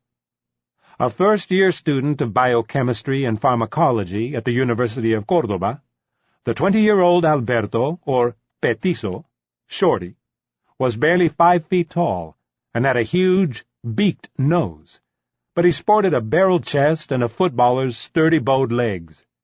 He also possessed a good sense of humor and a taste for wine, girls, literature, and rugby. He and Ernesto were separated by age, but in time, their friendship became stronger than that between Ernesto and Tomás. Alberto Granado was the coach of the local rugby team, Estudiantes, and Ernesto wanted desperately to try out for the team. Alberto looked upon the boy with a critical eye. The first impression wasn't very favorable. Also, he wasn't very robust, with very thin arms. But Alberto decided to give Pelao a try, and accepted him for training. Soon the wheezing lad was practicing with Estudiantes 2 evenings a week at a local playing field. El Pelao earned a reputation as a fearless attacker on the pitch, which he accomplished by running headlong at the player with the ball, yelling, "Look out! Here comes el furibundo, furious, Serna!" This war cry of his soon led Alberto to give him a new nickname, Fuser, while Alberto became affectionately Mial, for Mi Alberto. Impressed by the younger lad's dauntless disposition, Alberto Granado took a special interest in Ernesto. Often, while waiting for another team to finish playing before Estudiantes could begin its practice, Granado observed him reading books, usually seated on the ground, his back supported by the playing field's light posts. One day, he found out that Fuser was already reading Freud, enjoyed the poetry of Baudelaire, and had read Dumas, Verlaine, and Mallarmé in their original tongue, as well as most of the books by Emile Zola, Argentine classics such as Sarmiento's epic Facundo, and the latest American literature by William Faulkner and John Steinbeck. A zealous reader himself, Granado was intrigued. He couldn't comprehend how such a little kid could have read so much. Ernesto explained that he had begun reading for something to occupy himself during his asthma attacks when his parents made him stay at home, treating himself with the inhalations they prescribed. As far as reading in French, this was the result of Celia's influence, who had continued tutoring him throughout his primary school years during his asthma-enforced absences. For all their new friends and comforts in Córdoba, Alta Gracia remained dear to the Guevaras, and the family often returned there, sometimes renting cottages during the holidays, and Ernesto was able to keep up his friendships with Calica Ferrer, Carlos Figueroa, and other members of his old barra. Their friends, the González Aguilars, had followed them to Córdoba, installing themselves in a home not far from theirs, and they remained close. When Juan Martín, the Guevara's fifth child, named for Celia's father, was born, the González Aguilars were his godparents at his baptism ceremony. Their new family home on Calle Chile turned out to have some disadvantages that had been overlooked by Guevara Lynch in his initial enthusiasm over its close proximity to Parque Sarmiento and the Lawn Tennis Club. Their neighborhood of Nuevo Córdoba, built on a hill rising up from the city center, was still in the process of being urbanized. The result was a hodgepodge of residential homes surrounded by a welter of undeveloped vacant lots called baldíos. On these lots, and in the dry creeks that ran through the zone, poor people had built shanties. One of these shanty towns lay directly across from the Guevara's new home. It was inhabited by colorful personalities who were a source of fascination to the Guevaras and their friends, especially the man with no legs, who rode around on a little wooden cart on wheels. Pulled by a team of 6 mongrel dogs, he urged on with a long cracking whip. As a close friend of Ernesto's younger sister, Ana Maria, Dolores Moyano was now a constant visitor. As she recalled, one of their pastimes was to sit on the curb of the safe side of the street and watch the goings-on among the slum dwellers of the Baldío. One of them was a woman in black, who nursed her baby under a paraíso tree and spit phlegm over his head, and the dwarfish 12-year-old called Kiko, who had no eyebrows or eyelashes. They bribed him with sweets to show them his strange white tongue, after which he would dart back into his Baldío hole. Although they were much better off than their poor neighbors in their hovels of cardboard and tin, the Guevaras soon discovered that their own home was built on shaky foundations. Before long, huge cracks began appearing in the walls, and from his bed at night, Guevara Lynch could see the stars through the cracks in his ceiling. Yet, for a builder, he was remarkably casual about the dangers. In the children's room, where another crack appeared, he remedied the situation by moving their beds away from the wall in case it collapsed. "We found the house comfortable, and we didn't want to move, so we decided to stay as long as we could," he commented. The sharp contrasts of urban life may have been new to the Guevaras, but were becoming increasingly typical in Argentina and throughout Latin America. Since the late 19th century, changing economics, immigration, and industrialization had brought about a radical rural-to-urban population shift, as poor farm workers migrated from the countryside to the cities in search of jobs and a better way of life. Many of them ended up in the shanty towns, or villas miserias, that sprang up in Córdoba and Argentina's other large cities. In a span of only 50 years, Argentina's demographics had reversed completely, from an urban population of 37% in 1895 to 63% in 1947. During the same period, Argentina's population had quadrupled from 4 million to 16 million people. Despite this ongoing social transformation, Argentina's second-largest city of Córdoba retained a placid provincial air in the 1940s. Surrounded by the limitless yellow pampa, its horizons broken only by the blue ranges of the Sierras, Córdoba was still mostly untouched by the industrialization and construction boom that was rapidly turning Buenos Aires into a modern metropolis. As the site of the country's first university, founded by the Jesuits, and with many old churches and colonial buildings, Córdoba had earned a reputation as a center of learning, and Cordobeses were proud of their cultural heritage. The city's leading role in education had been secured in 1918, when Radical Party students and teachers at the University of Córdoba spearheaded the university reform that guaranteed university autonomy, a movement that had spread beyond Córdoba to Argentina's other universities and throughout much of Latin America.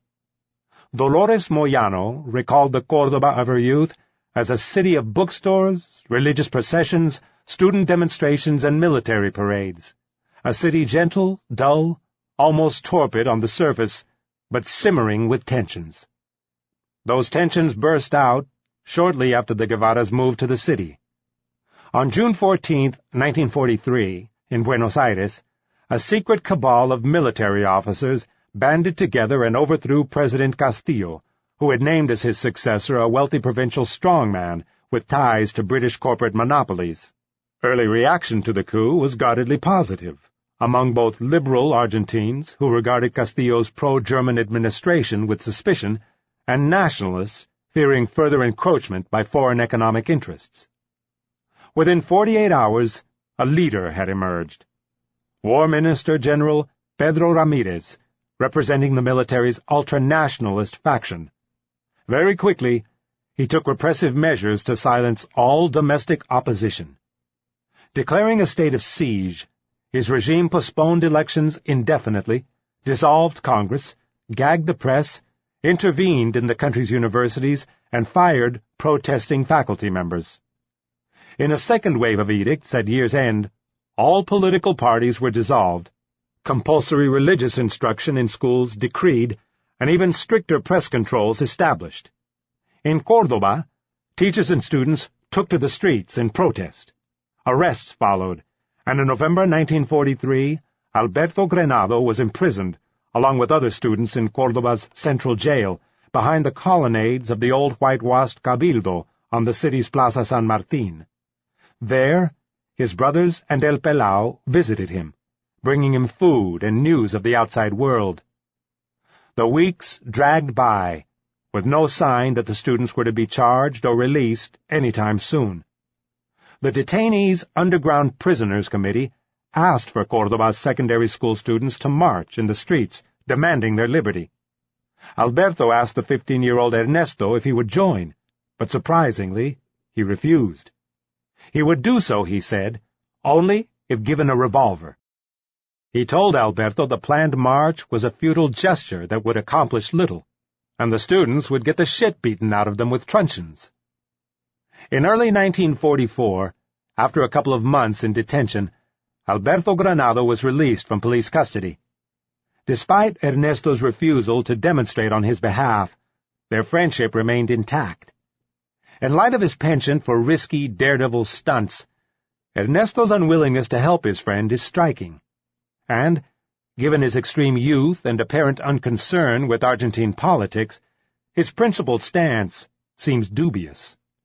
Yet this paradoxical behavior of expressing radical-sounding declamations while displaying a complete apathy about political activism was to become a consistent pattern during Ernesto's growing-up years. 3. As yet unknown to most of the public, the éminence grise behind the political changes taking place in Argentina was an obscure army colonel with a fleshy face and Roman nose whose name, Juan Domingo Perón, would soon be very familiar. After returning from a military posting in Mussolini's Italy, where he became a fervent admirer of Il Duce, Perón had briefly been a troop instructor in the province of Mendoza, before going to work at military headquarters in Buenos Aires. There, he had made his move as the driving force behind the shadowy military group calling itself the Grupo de Oficiales Unidos, or GOU, which had launched the June 1943 coup. 43 coup. 43 coup. 43 coup. 43 coup. 43 coup. 43 coup. Over the next 3 years, Perón maneuvered his way to the top. After the coup, he became Undersecretary for War, serving under his mentor, General Edelmiro Farrell. When Farrell assumed the vice presidency in October 1943, Perón asked for and was given the presidency of the National Labor Department. It quickly became his power base.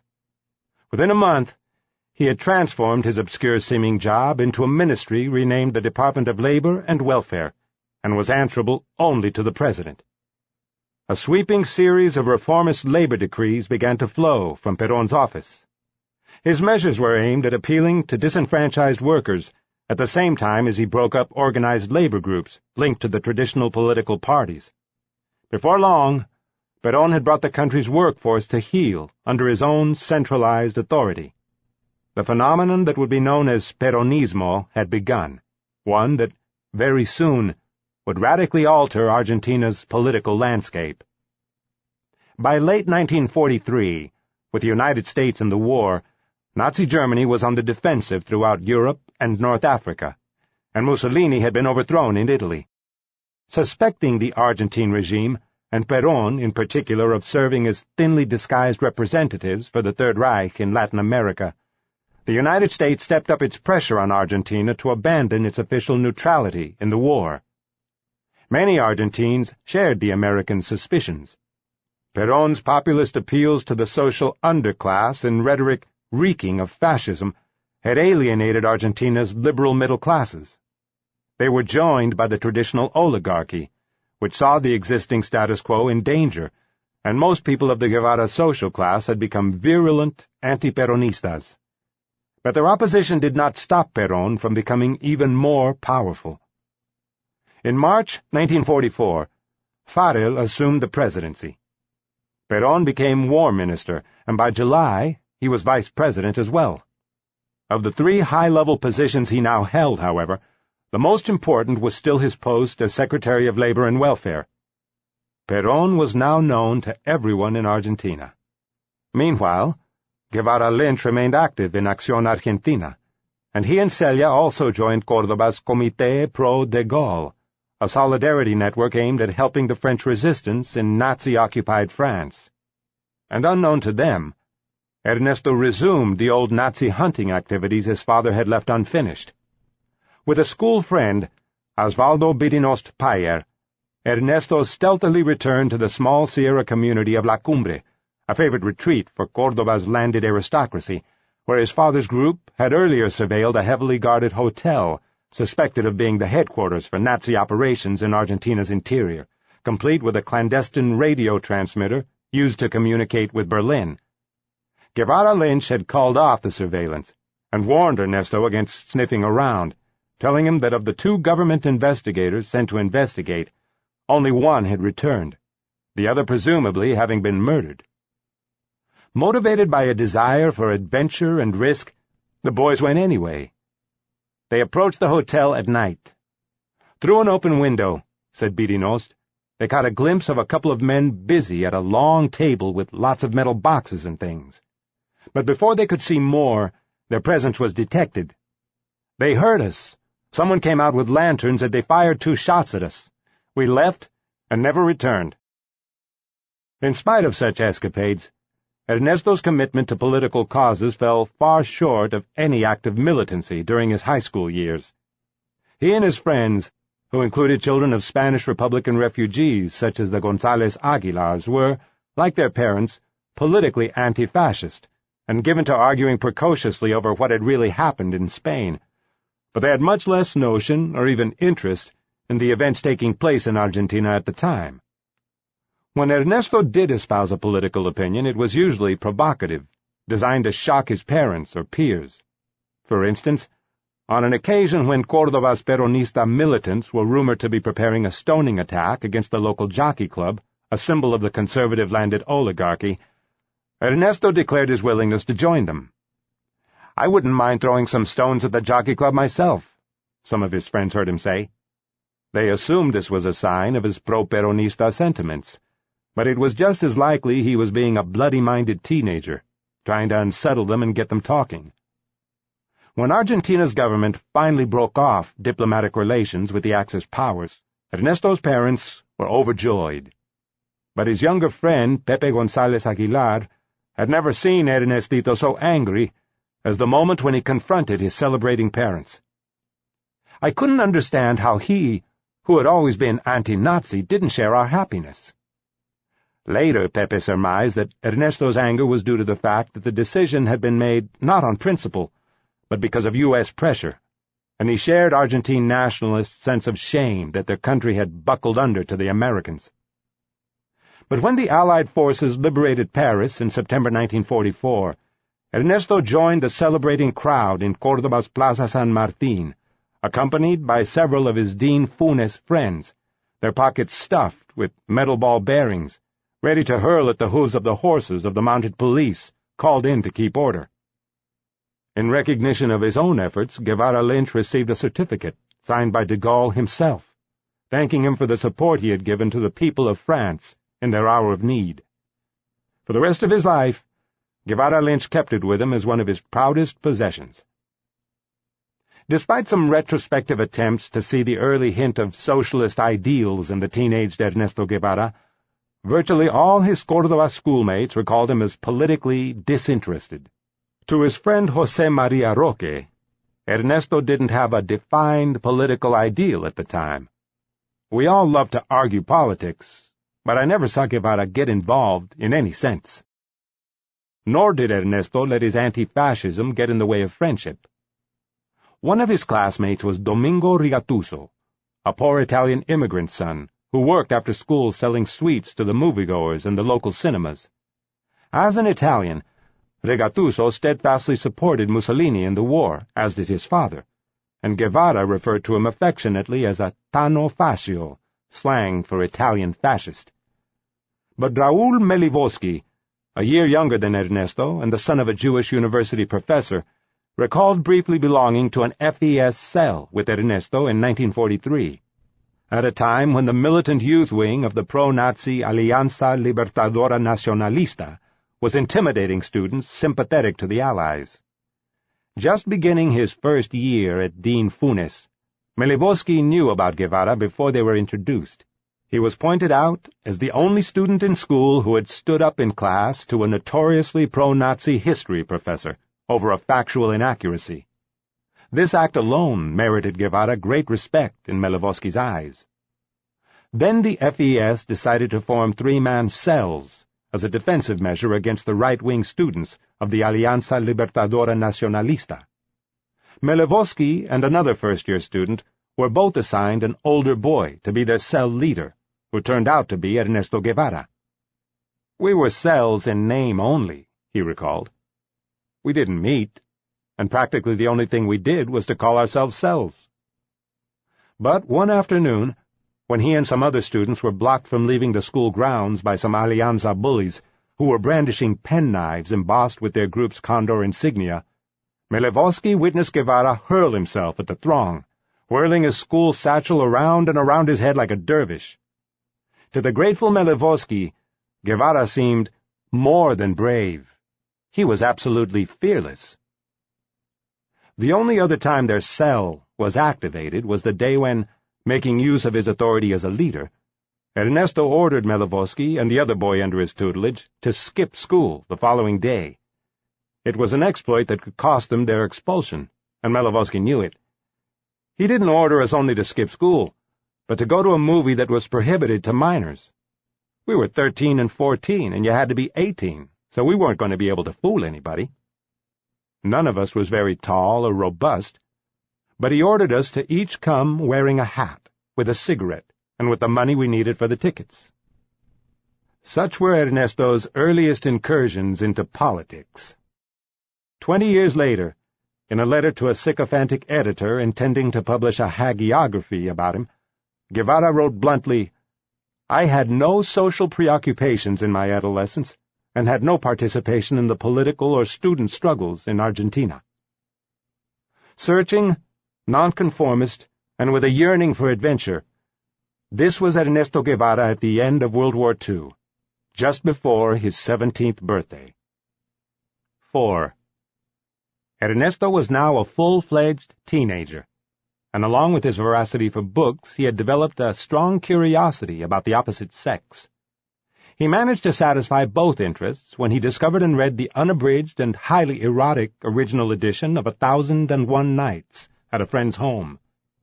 Beyond such titillation, though, actual sexual fulfillment remained an abstract ideal to most boys of Ernesto's generation. In the provincial Argentina of the mid-1940s, prevailing values concerning sex and marriage were still very much those of a traditional Catholic society. Women didn't have the right to divorce, and good girls were expected to retain their virginity until marriage. "We were little angels," recalled Tatiana Quiroga, who went out with Ernesto and other friends on double dates. "We went to dance, to converse, to drink a coffee, and at 12:30 you had to be back or they would kill you. That was the period when you could barely go out. How could we little girls go to some boy's house all alone? Never. The most we ever did was to escape the parties and go drink some mate." For sex, boys of Ernesto's social milieu either visited brothels or looked for conquests among girls of the lower class, where their social and economic differences gave them advantages. For many, the first sexual experience was with the family mucama, or servant girl, usually an Indian or poor mestiza from one of Argentina's northern provinces. It was Calica Ferrer who had provided Ernesto with his first introduction to sex when he was 14 or 15, in a liaison with his family mucama, a woman called La Negra Cabrera. Rudolfo Ruarte was present at Ernestito's initiation ceremony and, with several other youths, spied on him and La Negra through the keyhole of the bedroom door. They observed that, while he conducted himself admirably on top of the pliant maid, he periodically interrupted his love-making to suck on his asthma inhaler. The spectacle soon had them in stitches, and remained a source of amusement for years afterward. But Ernesto was unperturbed, and his sessions with La Negra continued as a regular pastime. Along with his discovery of sex, Ernesto nurtured a new love of poetry, and he enjoyed reciting passages he had memorized. With the aid of the 17th-century Spanish poet Francisco de Quevedo's picaresque sonnets and romances, he began displaying a sense of the ribald. One day, he employed it to effect on a blushing Dolores Moyano. He had overheard her pedantically discussing the poetry of the Spanish Arab mystics, and when he challenged her knowledge of the topic, she found herself gullibly explaining, "The lover and the mystic in St. John's poetry have this double vision, the inner eye and the outward eye. The lover-mystic sees both ways." At that point, she recalled, Ernesto interrupted her, and, affecting an exaggerated Cordovan accent, he recited a profane couplet about a one-eyed nun and a cross-eyed saint. The incident highlights the schism that existed between male and female adolescents of Guevara's social class and generation. The girls, virginal and innocent, steeped themselves in romantic poetry, saving themselves for true love and marriage, while boys, like Ernesto, hormones bursting, sought out the real world of sex as best they could in bawdy poems and brothels, or by bedding the hapless family mucamas. During the summer holidays of 1945 and 1946, Ernesto's pretty cousin Carmen Córdoba Iturburu de la Serna, La Negrita, reappeared, and she developed a crush on the iconoclastic cousin 3 years her senior. Her father, the poet Cayetano Córdoba Iturburu, always brought a trunkful of newly published books from Buenos Aires with him, and she used to rummage through it for books of poetry. It was her passion, one she found that she shared with Ernesto, and he recited to her from Pablo Neruda's 20 poems of love and a desperate song, which he had recently discovered. In the full bloom of adolescence, Ernestito and I were a little more than friends, she recalled years later. One day, we were playing on a terrace of my house. Ernesto asked me if I was now a woman. A lover's tryst ensued between them, and later on, when the Guevaras moved to Buenos Aires, Ernesto and La Negrita continued to see one another. She often stayed in the Guevara's home, where she recalled romantic interludes with Ernesto on the stairwell, talking of literature and of love because, as often happens between cousins, we too had our idol. Ernesto was so handsome. And he was. By the age of 17, Ernesto had developed into an extremely attractive young man, slim and wide-shouldered, with dark brown hair, intense brown eyes, clear white skin, and a self-contained, easy confidence that made him alluring to girls. "The truth is, we were all a little in love with Ernesto," confessed Miriam Urrutia, another well-born Córdoba girl. At an age when boys tend to try hard to impress girls, Ernesto's insouciance regarding appearances was especially compelling. One evening, Ernesto showed up with an elegantly attired society girl at the Cine Opera, where his fascio friend Rigatuso sold sweets. Ernesto had come dressed as usual in an old, oversized trench coat, its pockets stuffed with food and a mate thermos, and when he spotted Rigatuso, he pointedly left his date standing on her own, while he chatted to his socially inferior friend. Ernesto was quickly evolving the social persona that was to leave a lasting memory with his Córdoba peers. His devil-may-care attitude, contempt for formality, and combative intellect were all now visible traits of his personality, and would become accentuated in coming years. Even his sense of humor was confrontational, challenging social decorum, although it was often expressed in a self-mocking guise. His friend Alberto Granado became very familiar with Ernesto's penchant for shocking people. He had several nicknames. They also called him El Loco, crazy, Guevara. He liked to be a little bit of a terrible lad. He boasted about how seldom he bathed, for example. They also called him Chancho, the pig. He used to say, for instance, "It's been 25 weeks since I washed this rugby shirt." One day, Ernesto stopped wearing short pants to school and arrived dressed in trousers. No doubt to forestall the ribbing he was bound to receive from the older boys about suddenly growing up, Ernesto announced that the reason he now wore trousers was because his shorts were so dirty he'd had to throw them away. Throughout his 5 years at the Colegio Nacional de Infunes, Ernesto cultivated the image of himself as an irrepressible rascal. He delighted in doing things to shock his teachers and classmates, such as wordlessly lighting up his pungent Dr. Andrew anti-asthma cigarettes in the middle of class, debating openly with his mathematics and literature teachers about inaccuracies he'd caught them in, organizing weekend outings with his gang to the outlying Sierras or back to Altagracia, where he engaged in the same kinds of daredevil stunts that had so horrified his parents when he was a child. Tightrope walking pipelines over steep chasms, leaping from high rocks into rivers, and bicycling along train tracks. His behavior was duly noted by the school authorities. On the 1st of June 1945, his 4th year at Dean Funes, he received 10 admonishments, 25 meant expulsion, by rectoral order, for acts of indiscipline and for having entered and left the establishment outside of hours without the corresponding permission. His grades on the whole were good. As always, however, they reflected his proclivity for subjects such as mathematics, natural history, geography, and history, although with each year he also showed a gradual improvement in French, Spanish, writing, and music. His extracurricular book reading continued unabated. His friend Pepe Aguilar noticed, as had Alberto Granado, that Ernesto's tastes were eclectic and often advanced for his years. He read with anxiety, devouring the library of his parents, from Freud to Jack London, mixed with Neruda, Horacio Quiroga, and Anatole France, even an abbreviated edition of Das Kapital, in which he made observations in tiny letters. However, Ernesto found the dense Marxist tome incomprehensible, and years later, as Comandante Ernesto Che Guevara, he confessed to his wife in Cuba that he hadn't understood a thing in his early readings of Marx and Engels. 5. In the 1945 school year, a more serious side to Ernesto began to emerge. That year, he took his first course in philosophy. It engaged his interest, as his very good and outstanding grades reveal.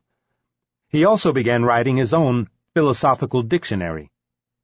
His first handwritten notebook, 165 pages in length, was ordered alphabetically and carefully indexed by page number, topic, and author. Consisting of pocket biographies of noted thinkers and a wide range of quoted definitions, its entries include such concepts as love, immortality, hysteria, sexual morality, faith, justice, death, God, the devil, fantasy, reason, neurosis, narcissism, and morality. Clearly, he made use of every source available to him. His quotations on Marxism were culled from Mein Kampf and featured passages revealing Hitler's obsession with a Jewish Marxist conspiracy. For his sketches of Buddha and Aristotle, he used H.G. Wells's Brief History of the World, while Bertrand Russell's Old and New Sexual Morality was his source on love, patriotism, and sexual morality. But Sigmund Freud's theories also obviously fascinated him, and Ernesto quoted his general theory of memory on everything from dreams and libido to narcissism and the Oedipus complex. Other attributions came from Jack London on society and Nietzsche on death. And, for revisionism and reformism, he drew definitions from a book written by his uncle, Cayetano Córdoba Iturburu. This notebook was only the first in a series of 7 that he continued to work on over the next 10 years. He would add new entries and replace older ones as his studies deepened and his interest became more focused. Future notebooks reflected his reading of Jawaharlal Nehru, and also his intensified reading on Marxism, quoting not Hitler but Marx, Engels, and Lenin themselves. His choice of fictional reading material now began to shift to books with more of a social content. Indeed, in the opinion of his friend Osvaldo Bidinost Payer, everything began with literature for Ernesto Guevara. Around this time, he and Ernesto were reading the same novels by authors such as Faulkner, Kafka, Camus, and Sartre. In poetry, Ernesto was reading the Spanish Republican poets García Lorca, Machado, and Alberti, and the Spanish translations of Walt Whitman and Robert Frost, while his overall favorite remained Pablo Neruda. But Bidinost soon discovered that Ernesto had also delved into Latin American literature by authors such as Ciro Alegría, Jorge Icaza, Rubén Darío, and Miguel Ángel Asturias. Their novels and poetry often dealt unprecedentedly with Latin American themes, including the unequal lives of marginalized Indians and mestizos, ignored in fashionable literature and virtually unknown to Ernesto's social group. Bidinost believes that such literature gave Ernesto an inkling of the society he inhabited, but did not know firsthand. It was a kind of advanced glimpse of what he wanted to experience, and what was around him was objectively Latin American and not Europe or Wyoming. The other major influence in Ernesto's social formation was his mother Celia. As Ernesto's friends in Altagracia had been, Bidinost was bewitched by the Guevara household's egalitarian informality, and by Celia Madre. To him, it was a home that sheltered a cult of creativity, and of what he called the discovery of the world through the service entrance, as Celia collected all kinds of colorful people, irrespective of their social status, and brought them home. At her house he met itinerant painters who worked as bootblacks, wandering Ecuadorian poets and university professors who sometimes stayed a week or a month, depending on their level of hunger. It was a fascinating human zoo. While Celia presided over her all-hours salon, Ernesto's father came and went on an old motorbike he had named La Pedorra, the farter, for the sputtering noise it issued from its exhaust.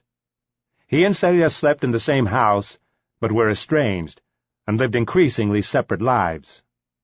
Another Córdoba youth who found himself caught up in the Guevara magic was Roberto Beto Ahumada, a school friend of Ernesto's brother Roberto. Ahumada recalled many occasions when, invited back to the Guevaras for dinner by Roberto, the family unblinkingly divided up the prepared meal into smaller portions so that he could join them. Nobody was worried about eating a little less because one of the kids had brought friends. They brought who they wanted, and nobody cared. Not surprisingly, in this rollicking home, replete with children, itinerant guests, and conversation, Ernesto found it difficult to read or study undisturbed, and he acquired the habit of reading for hours on end in the bathroom, a habit he kept for the rest of his life. One day, an old childhood barra mate named Enrique Martin unexpectedly bumped into Ernesto in Altagracia. Enrique was surprised to see him there. It was a weekday, and the school year was not over. Swearing him to secrecy, Ernesto told him he had rented a small back room in the Cecil Hotel near the bus station, a place where nobody knew him. "I'm here to isolate myself from everybody," he said. Exactly what Ernesto wanted isolation for, Enrique Martin didn't think to ask, but he loyally guarded his friend's secret for many years. Whether Ernesto wanted a place to think and study, or to rendezvous with one of Altagracia's promiscuous mucamas, remains unknown. But this was clearly not the same extroverted madcap loco, chancho, or pelao known to his friends in class and on the rugby pitch, but a distinctly private youth who craved isolation. 6. By the beginning of 1946, Perón had attained power. He had survived a brief ouster from office by rival military officers, a brief exile on Martín García Island in the Rio de la Plata estuary, then, after a huge popular demonstration demanding his release, had made a triumphant comeback to win the presidency in the general elections of February, and he was no longer on his own. Months earlier, he had married his mistress, a young blonde radio actress named Eva Duarte. Nobody knew it yet, but Evita was to leave an imprint on Argentina's popular consciousness that rivaled her husband's. 1946 was also Ernesto's final year of high school. He celebrated his 18th birthday in June, just 10 days after the Peróns assumed office. While continuing with his studies, he also began a paying job for the first time in his life, in the laboratory of Córdoba's Dirección Provincial de Vialidad, a public works office that oversaw road construction in the province. His friend Tomás Granado was with him. The two youths, similarly adept in subjects such as math and science, were already discussing plans to study engineering at the university the following year. They had obtained their jobs, offering useful practical experience for future engineers, after Ernesto's father had asked a friend to allow them into a special course given for field analysts at Vialidad. They successfully passed the course, and now they were soils specialists, examining the quality of materials used by the private companies contracted to build roads. In the lab, where they worked part-time, Ernesto made everyone fruit shakes in the blender used for mixing soils. When they graduated from Dean Funes, they began working full-time and were assigned to jobs in different parts of the province.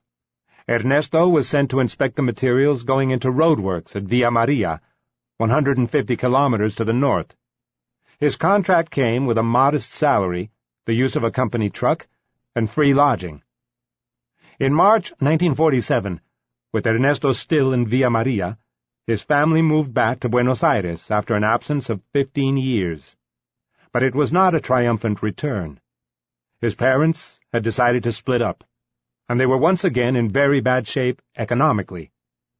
Guevara Lynch's building business had floundered, and he'd been forced to sell the summer house in Villa Allende. Soon he would have to sell the Misiones plantation as well. There was little money coming in from it, and for the last couple of years he had fallen behind in paying the annual property taxes. In Buenos Aires, the family moved into the fifth-floor apartment owned by Guevara Lynch's aged mother, Ana Isabel, at the corner of calles Arenales and Uriburu. In early May, however, the 96-year-old Ana Isabel fell ill, and the Guevara sent a telegram to Ernesto to advise him of her delicate state. On May 18th, he worriedly wrote back, asking them to send another telegram with more details of her condition, and saying that if she worsened, he was prepared to resign his job and come immediately to Buenos Aires. Within days, the bad news came. His grandmother had suffered a stroke and was gravely ill. Ernesto quit his job and raced to Buenos Aires. He made it in time for the death watch. She lasted for 17 days, during which he was constantly at her bedside.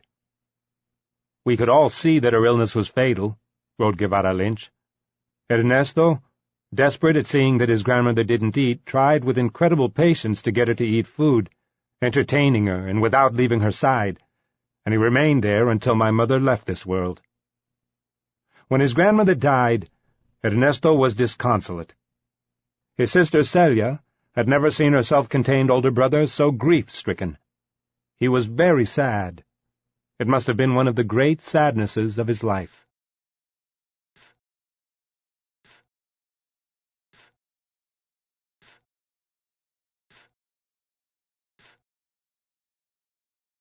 "4.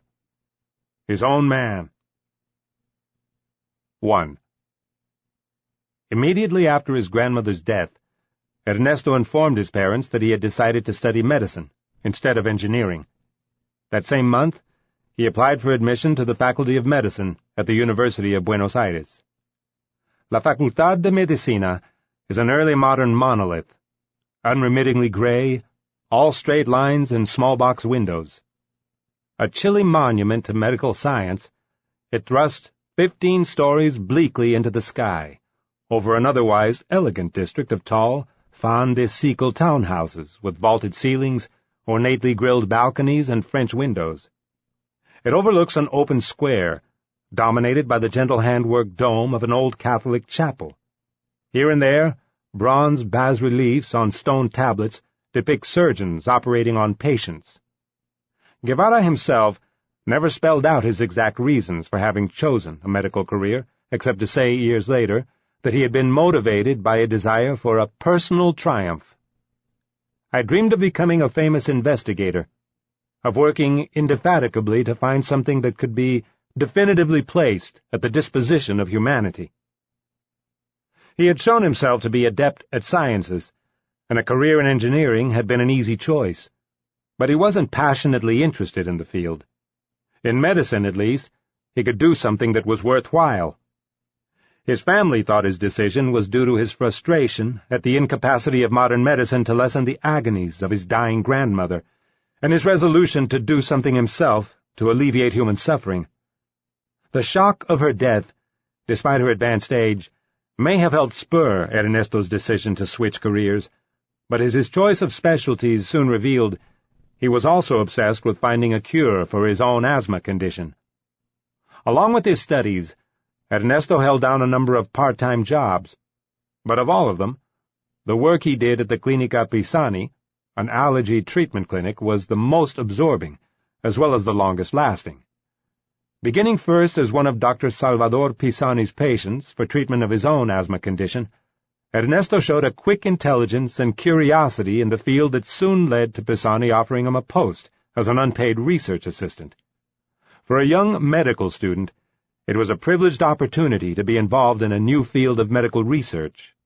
Pisani had pioneered a system for treating allergies through vaccinations concocted from semi-digested food substances, and he had treated Ernesto's asthma using these methods with some success.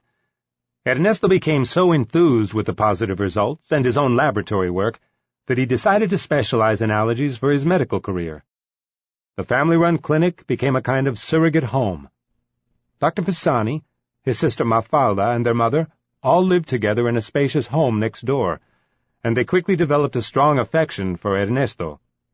The women fed him special treats of carrot juice, cornbread, and oatcakes for his anti-asthma diet, and put him to bed when he suffered attacks.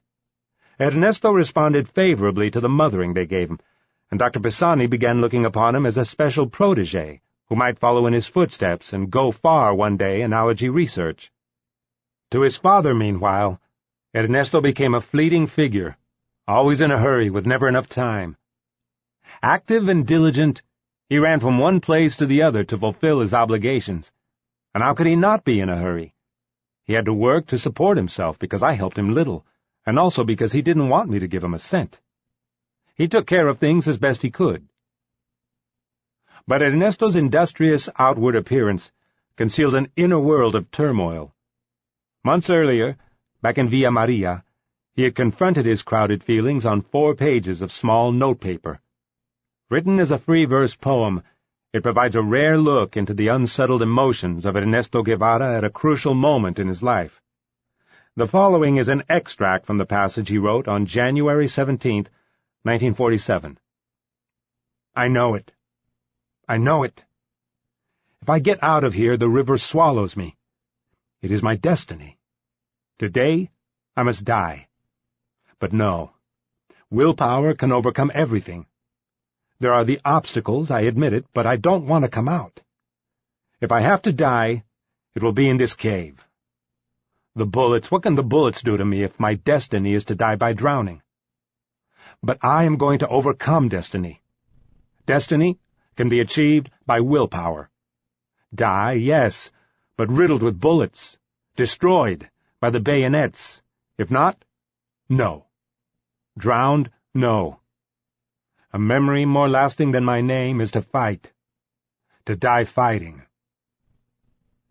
Ernesto's evident personal upheaval transcended any anxieties he felt about his family's problems, or about which college he should choose, but dealt with the question of inner strength, destiny, and whether to take a safe or risky road in life.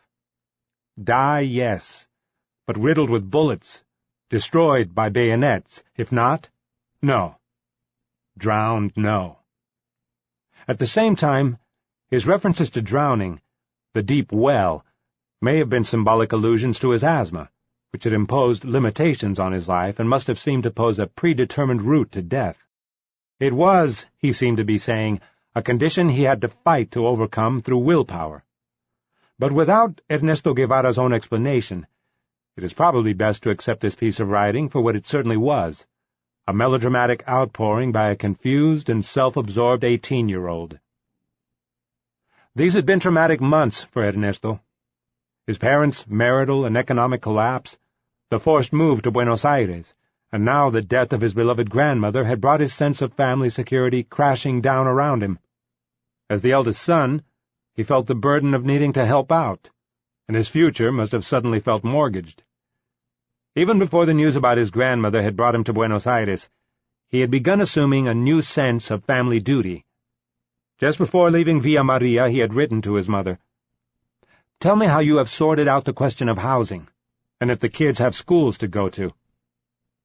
Now they were all in Buenos Aires, but because they had no money, the question of a home remained a problem. For the time being, they were stuck, and for the next year the entire family continued living in the late Ana Isabel's apartment. Then Guevara Lynch sold the Misiones plantation and gave Celia the money it brought in to buy a home. The house she found was an old, ugly house at 2180 Calle Araoz, and came with unwelcome elderly tenants who occupied the ground floor, but it was well situated at the edge of the select Palermo district, with its parklands and playing fields. They had their own home again, but things were different. The older children had to find paying jobs, and their parents, though still legally married, were now separated. Ernesto Guevara Lynch no longer shared Celia's bed. He slept on a sofa in the living room. The altered family circumstances also brought about a fundamental shift in the relationship between Ernesto and his father. "We joked with one another as if we were the same age," wrote Guevara Lynch. "He teased me continuously. As soon as we found ourselves at the table in our house, he would goad me with arguments of a political character. Ernesto, who at the time was 20 years old, surpassed me in this area, and we argued constantly. Those who overheard us might have thought we were fighting. Not at all. Deep down, there existed a true camaraderie between us." 2. During his first year at the university, Ernesto was called up by Argentina's military draft. In the physical checkup, his asthma was detected, and he was rejected on grounds of diminished physical abilities. The decision saved him from spending a year away from his studies in some army barracks, and he was overjoyed, telling friends he thanked his shitty lungs for doing something useful for a change. At the Facultad, meanwhile, he had the usual classes in anatomy and physiology. One of the first friends he made was a young woman, Berta Hilda Infante, or Tita. the daughter of a deceased Córdoba lawyer and politician whose family had recently moved to the capital, Tita felt immediately attracted to Ernesto, who struck her as a beautiful and uninhibited young boy. A rather gruesome photograph from the 1948 class year shows Ernesto and Tita, one of only 2 girls, standing among a group of white-coated medical students, arrayed behind the naked cadaver of a man lying on a slab in the foreground. His shaved and open-mouthed head is lolling over the edge of the slab, and his chest cavity is gaping open like a gutted chicken. The tableau must have appealed to Ernesto's sense of the incongruous. In the photograph, most of the students are serious, affecting the humorless mien of their intended profession. A few are smiling, but Ernesto is the only one present beaming toothily straight at the camera. Their anatomy class encounter sparked off a deep platonic friendship between Ernesto and Tita. For Ernesto, she was someone he could trust and confide in at an emotionally unstable time in his life. It was a role she was glad to fulfill. Every Wednesday they met in the Museum of Natural Sciences for a class on the nervous system, cutting up fish under the guidance of an elderly German professor. They met in cafes and at her home to talk about their classes or personal problems. They swapped books and discussed them, and recited favorite stanzas of poetry to one another. Ernesto and Tita's relationship seems to have been based upon their mutual need for a close, uncompromised friendship. Both were lonely and hungry for affection. Both came from broken homes. Tita's father had died 3 years earlier, and were relative newcomers to the sprawling capital city of 5 million people. Their relationship was long-lasting. After Ernesto left Argentina, the 2 maintained contact through a stream of letters, almost rivaling the correspondences that he carried on with his mother and his spinster aunt Beatriz. Escaping his own home, which was constantly full of people, Ernesto spent a great deal of time at his Aunt Beatriz's apartment. Throughout his childhood, Beatriz had mothered Ernesto in ways Celia never did, sending him books and gifts, new asthma remedies, encouraging him at his studies and worrying about him. Now, as before, Beatriz was there for him. He came regularly to the Arenales apartment, where Beatriz still lived, 20 blocks from Calle Araoz, to eat his meals and study at night. She prepared food and clucked over him to make sure he was feeling well, eating right, and had his supply of asthma medicine. Guevara Lynch recalled, "My sister didn't sleep while Ernesto studied. She always had his mate ready to prepare for him and accompanied him when he took a break, and she did all this with the greatest affection." Ernesto's special relationship with Beatriz was witnessed firsthand by Mario Saravia, a cousin 7 years younger than Ernesto. In 1951, he came from Bahia Blanca in southern Argentina, where his family lived, to attend a school in the capital, and he lived with the Guevaras for the next 2 years, sharing Ernesto and Roberto's bedroom. As Beatriz's other pet nephew, Mario often joined Ernesto for his meals at her house. Beatriz was so straight-laced that she wore gloves to handle money, and if she shook hands with a stranger, she washed them afterward, said Saravia. Distrustful of the morals of the lower classes, Beatriz would put pincers on the locked service door when the mucama who cooked for her went to bed at night, so the doorknob couldn't be turned. Ernesto loved to shock Beatriz, and at one dinner he announced his plans to go out with a certain girl. "But what is her surname?" asked Beatriz. When Ernesto blithely replied that he didn't know, his mortified aunt became extremely upset. With this woman who loved him so unconditionally, Ernesto never got into an acrimonious confrontation. Instead, he humored her, and, meanwhile, did what he liked, frequently teasing her to scandalize her imagination with hints of the unsavory activities he might secretly be up to. According to Saravia, some of those activities would have made Beatriz drop dead on the spot from a heart attack if she knew about them, for they included seducing the maid she so carefully locked into her bedroom at night. At one lunch, between servings, Mario Saravia watched in astonishment from his place at the dining table through the open doors leading to the kitchen as Ernesto had quick sex with the mucama on the kitchen table, directly behind their unsuspecting aunt's back. When he was done, Ernesto returned to the table and continued eating, his aunt none the wiser. "He was like a rooster," observed Saravia. "He mated, and then continued with his other functions. 3. Not surprisingly, Ernesto was an elusive figure to his classmates on campus. He gave the impression of being a young man in a great hurry, and he was, whether working at one of his jobs, studying, or indulging his growing passion for travel. In some respects, Buenos Aires was merely a base for the progressive expansion of his geographical horizons as he set out hitchhiking. First, on weekend or holiday jaunts back to Córdoba and to his late grandmother's estancia at Santa Ana de Ireño Portela, but gradually extending his radius farther afield and for longer periods. In spite of the changes that had occurred in Ernesto's life, some things had remained constant. He still had his asthma. He continued playing chess, now one of his favorite hobbies, and rugby. He read assiduously and worked on his philosophical notebooks. He also wrote poetry. One of his earliest surviving poems, scribbled on the back inside cover of his 5th philosophical notebook, dates from this period. A short, unpolished ode, it appears to be an evocation of a gravesite. As with most of the other poems he wrote in his 20s, it is both awkward and pretentious, but reveals the unfurling of a strong romantic imagination and, in his love of words, the early stirrings of his growing desire to write. Inconclusive tombstone of abstract garden, with your archaic architecture, you strike at the cubic morality of man. Horrible figurines dye your verse with blood, and panegyric facades stain your front with light. Portentous whims sully your dark name, dressing you like all the rest. His private world of study and reflection began to dominate more and more of his time. His brother Roberto was astounded to find Ernesto systematically reading through the entire 25-volume collection of their father's Contemporary History of the Modern World. His philosophical notebooks are full of references to these tomes. With the same methodical approach, he began writing an index of the literature he read.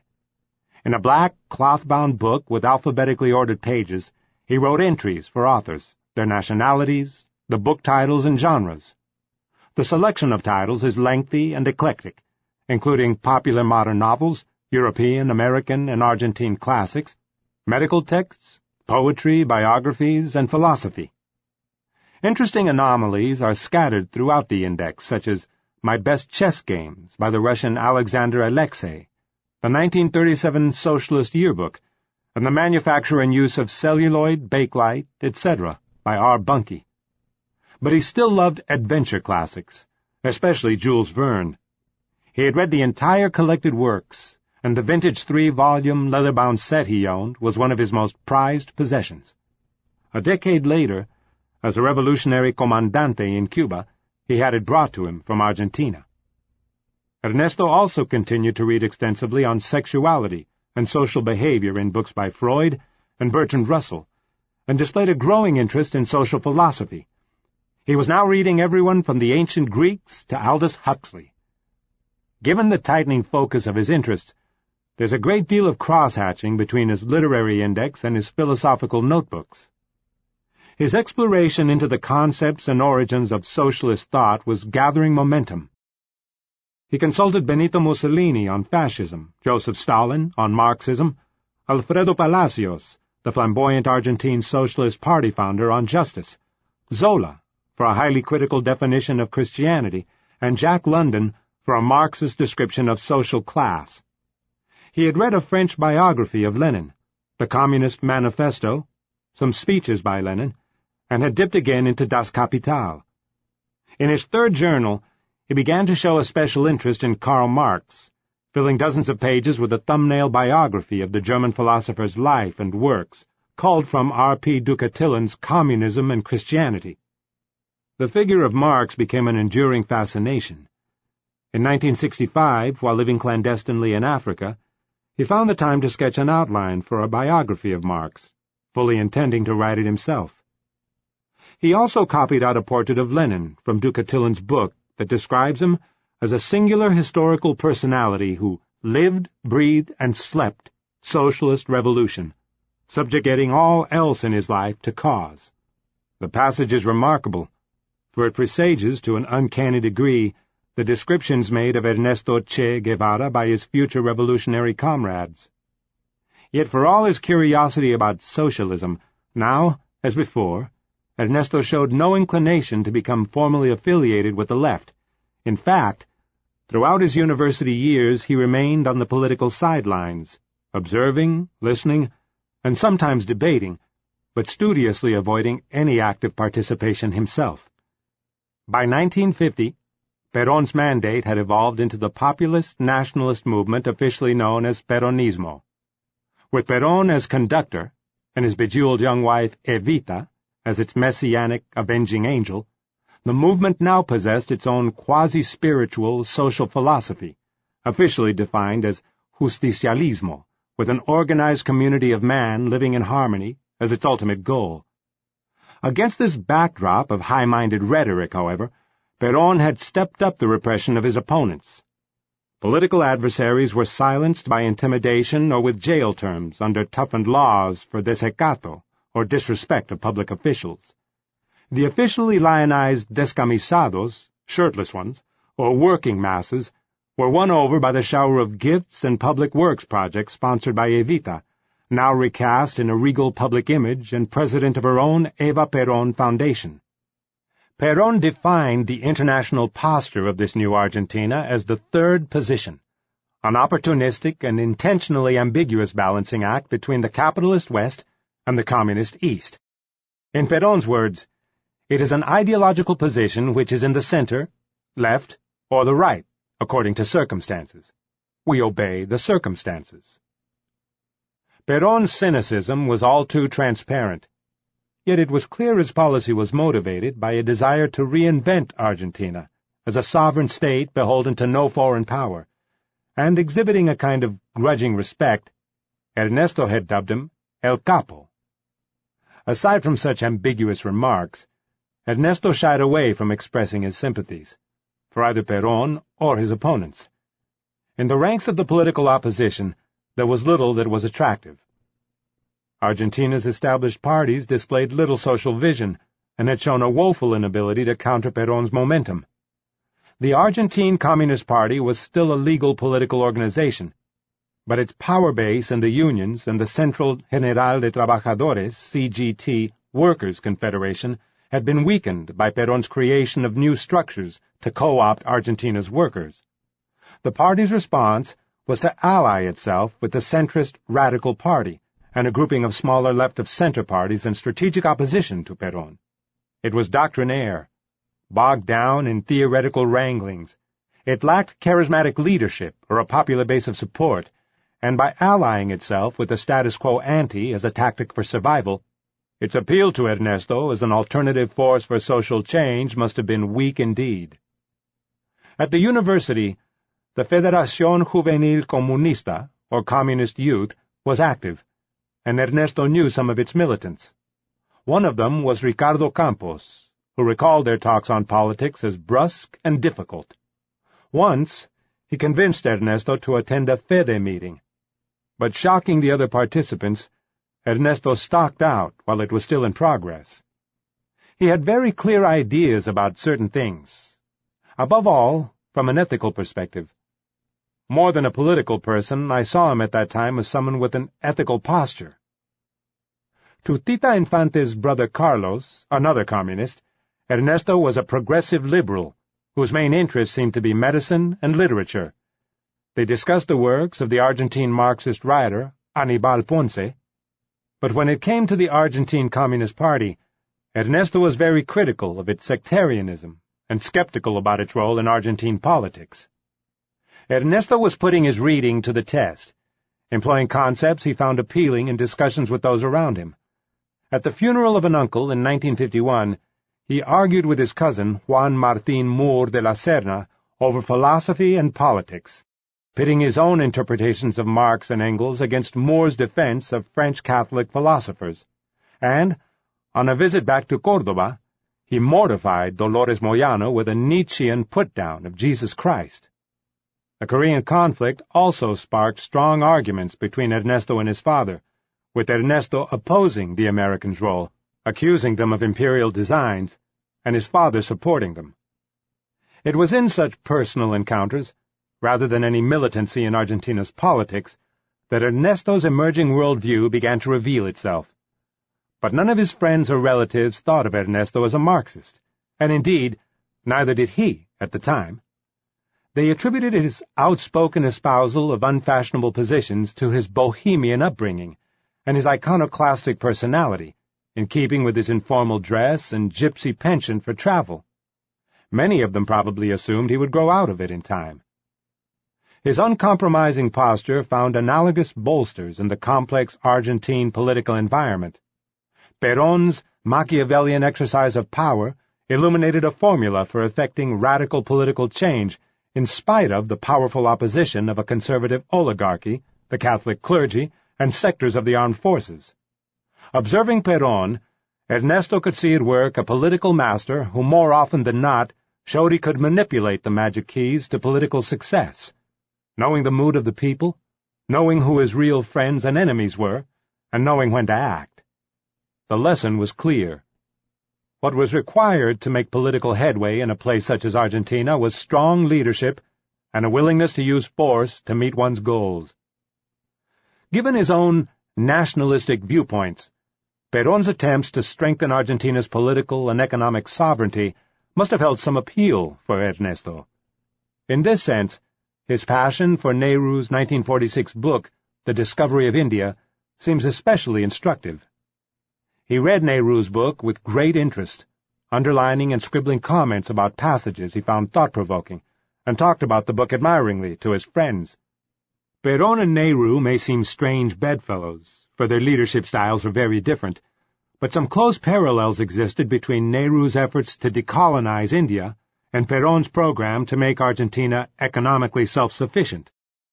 Their concerns as national leaders also highlighted a dependency syndrome common to underdeveloped nations, whether among the European colonial dominations in Asia and Africa, or in the neo-colonial American domination of certain Latin American nations.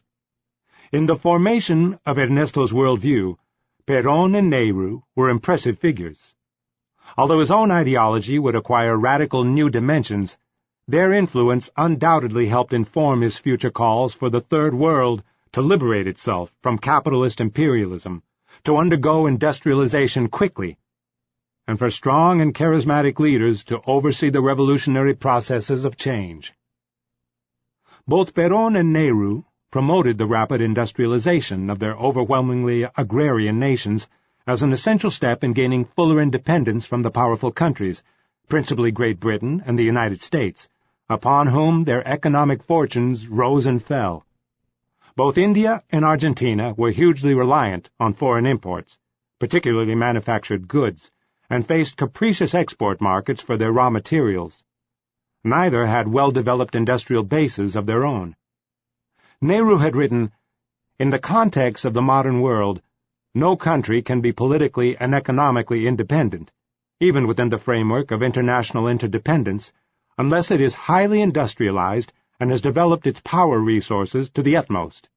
This same concept was echoed in Perón's platform of social justice, economic independence, and political sovereignty for Argentina, at a time when foreign interests, in particular British, but increasingly American as well, still held significant monopolies in the country's utilities, transportation, and railroad sectors, and supplied most of its manufactured goods.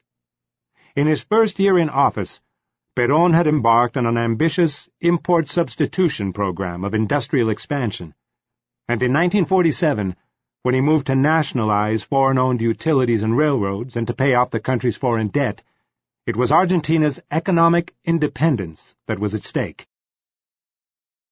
Perón had a fertile field to sow. In Argentina, there was widespread distrust of foreign capital interests, arising from the economic hardships caused by repeated price drops for Argentine agricultural exports during the global depression of the late 1920s and early 30s, during both world wars, and caused by the proven inadequacy of local industries to compensate in the face of rising prices of industrial imports. The ignominious 1933 Roca-Runciman Pact, renewed in 1936, had forced Argentina to buy British goods and grant concessions to British investors in return for Britain's continuing purchase of Argentine wheat, wool, and beef. Foreign capital investment had become increasingly symbolic of foreign interference and was a rallying point for Argentine nationalist sentiments. Yankee interference had reached onerous heights in the period leading up to the 1946 general election, in which Sproul Braden, briefly the American ambassador to Buenos Aires and then Assistant Secretary of State for Latin America, openly campaigned against Perón. With characteristic panache, Perón had turned the Americans' interference around to his favor, appealing to nationalist sentiments with counter-slogans, suggesting that the election was not between Argentines at all, but a case of Braden or Perón. Many Argentines took a caustic attitude when the Truman administration began lobbying for a hemispheric mutual defense treaty between the United States and its Latin American neighbors. Nevertheless, such a treaty, adhering to the recently announced Truman Doctrine, outlining Washington's adoption of a hardline global commitment to contain Soviet communism, was signed by the hemisphere's governments at Rio de Janeiro in 1948, amid speeches extolling the new fraternal concept of Pan-Americanism. Latin American communists denounced the new U.S.-sponsored brotherhood as a warmed-over update of the old Monroe Doctrine, handing Latin America over to the colonialist interests of Wall Street and the capitalist monopolies. In effect, the Rio Treaty gave Washington the right to intervene militarily in neighboring states, to support free peoples who are resisting attempted subjugation by armed minorities or by outside pressures. Ernesto took note of the Rio Conference and also wrote an entry for Panamericanismo in his notebooks, quoting a pious, God-invoking definition given by one of the conference delegates. During the early 1950s, Ernesto's strongest political emotion was a deep-seated hostility toward the United States, according to Dolores Moyano. In his eyes, the twin evils in Latin America were the native oligarchies and the United States. The only things he liked about this country were its poets and novelists. I never heard him say one good thing about anything else. He would disconcert both nationalists and communists by being anti-American, without subscribing to either of their points of view. With much bad luck, since my mother was American, I would often rally to the defense of the United States. I was never able to convince him that the United States foreign policy was, more often than not, the bumbling creature of ignorance and error, rather than the well-designed strategy of a sinister cabal. He was convinced of the dark princes of evil who directed every United States move abroad. In the Latin America of the post-war years, there was plenty of available evidence to nurture such perceptions. Ernesto was coming of age at a time when the United States was at an imperial apogee, aggressively pursuing its own combined economic and strategic interest in the region, with little regard to the local social or political reform. In the anti-communist atmosphere of the Cold War, U.S. support of right-wing military dictatorships, Anastasio Somoza in Nicaragua, Rafael Trujillo in the Dominican Republic, Manuel Odría in Peru, and Marcos Pérez Jiménez in Venezuela, at the expense of outspoken nationalists or left-wing regimes, was rationalized in the name of national security. While Soviet expansion in post-war Europe was the central focus of alarm in Washington, by late 1950, the new Central Intelligence Agency, CIA, felt sufficient concern about the hemispheric threat posed by communism to elaborate a secret assessment entitled Soviet Capabilities and Intentions in Latin America. With respect to Latin America, the report reads, the objective of the USSR must be presumed to be to reduce support of the U.S. as greatly as possible until the Sovietization of the area becomes possible and its resources become available directly to augment Soviet strength. The CIA was especially concerned about the potential for coordination between pro-Soviet Latin Communist parties and Moscow to conduct sabotage and civil unrest in the event of a war breaking out between the two superpowers.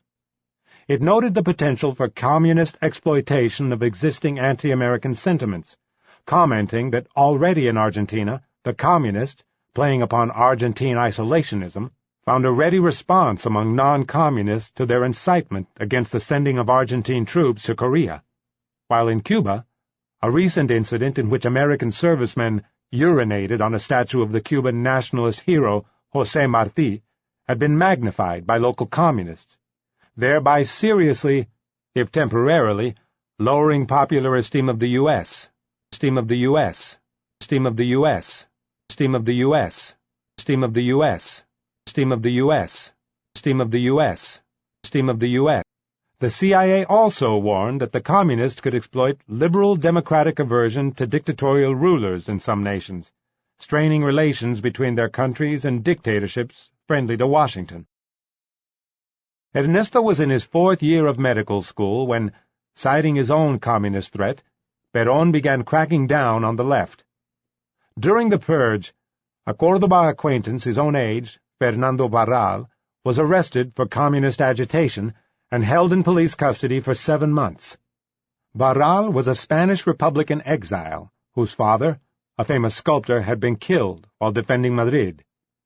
As a foreign national, he was to be deported back to an uncertain fate in Franco's Spain, but after the Argentine Communist Party secured Hungary's offer to receive him as a political exile, he was allowed to go there instead.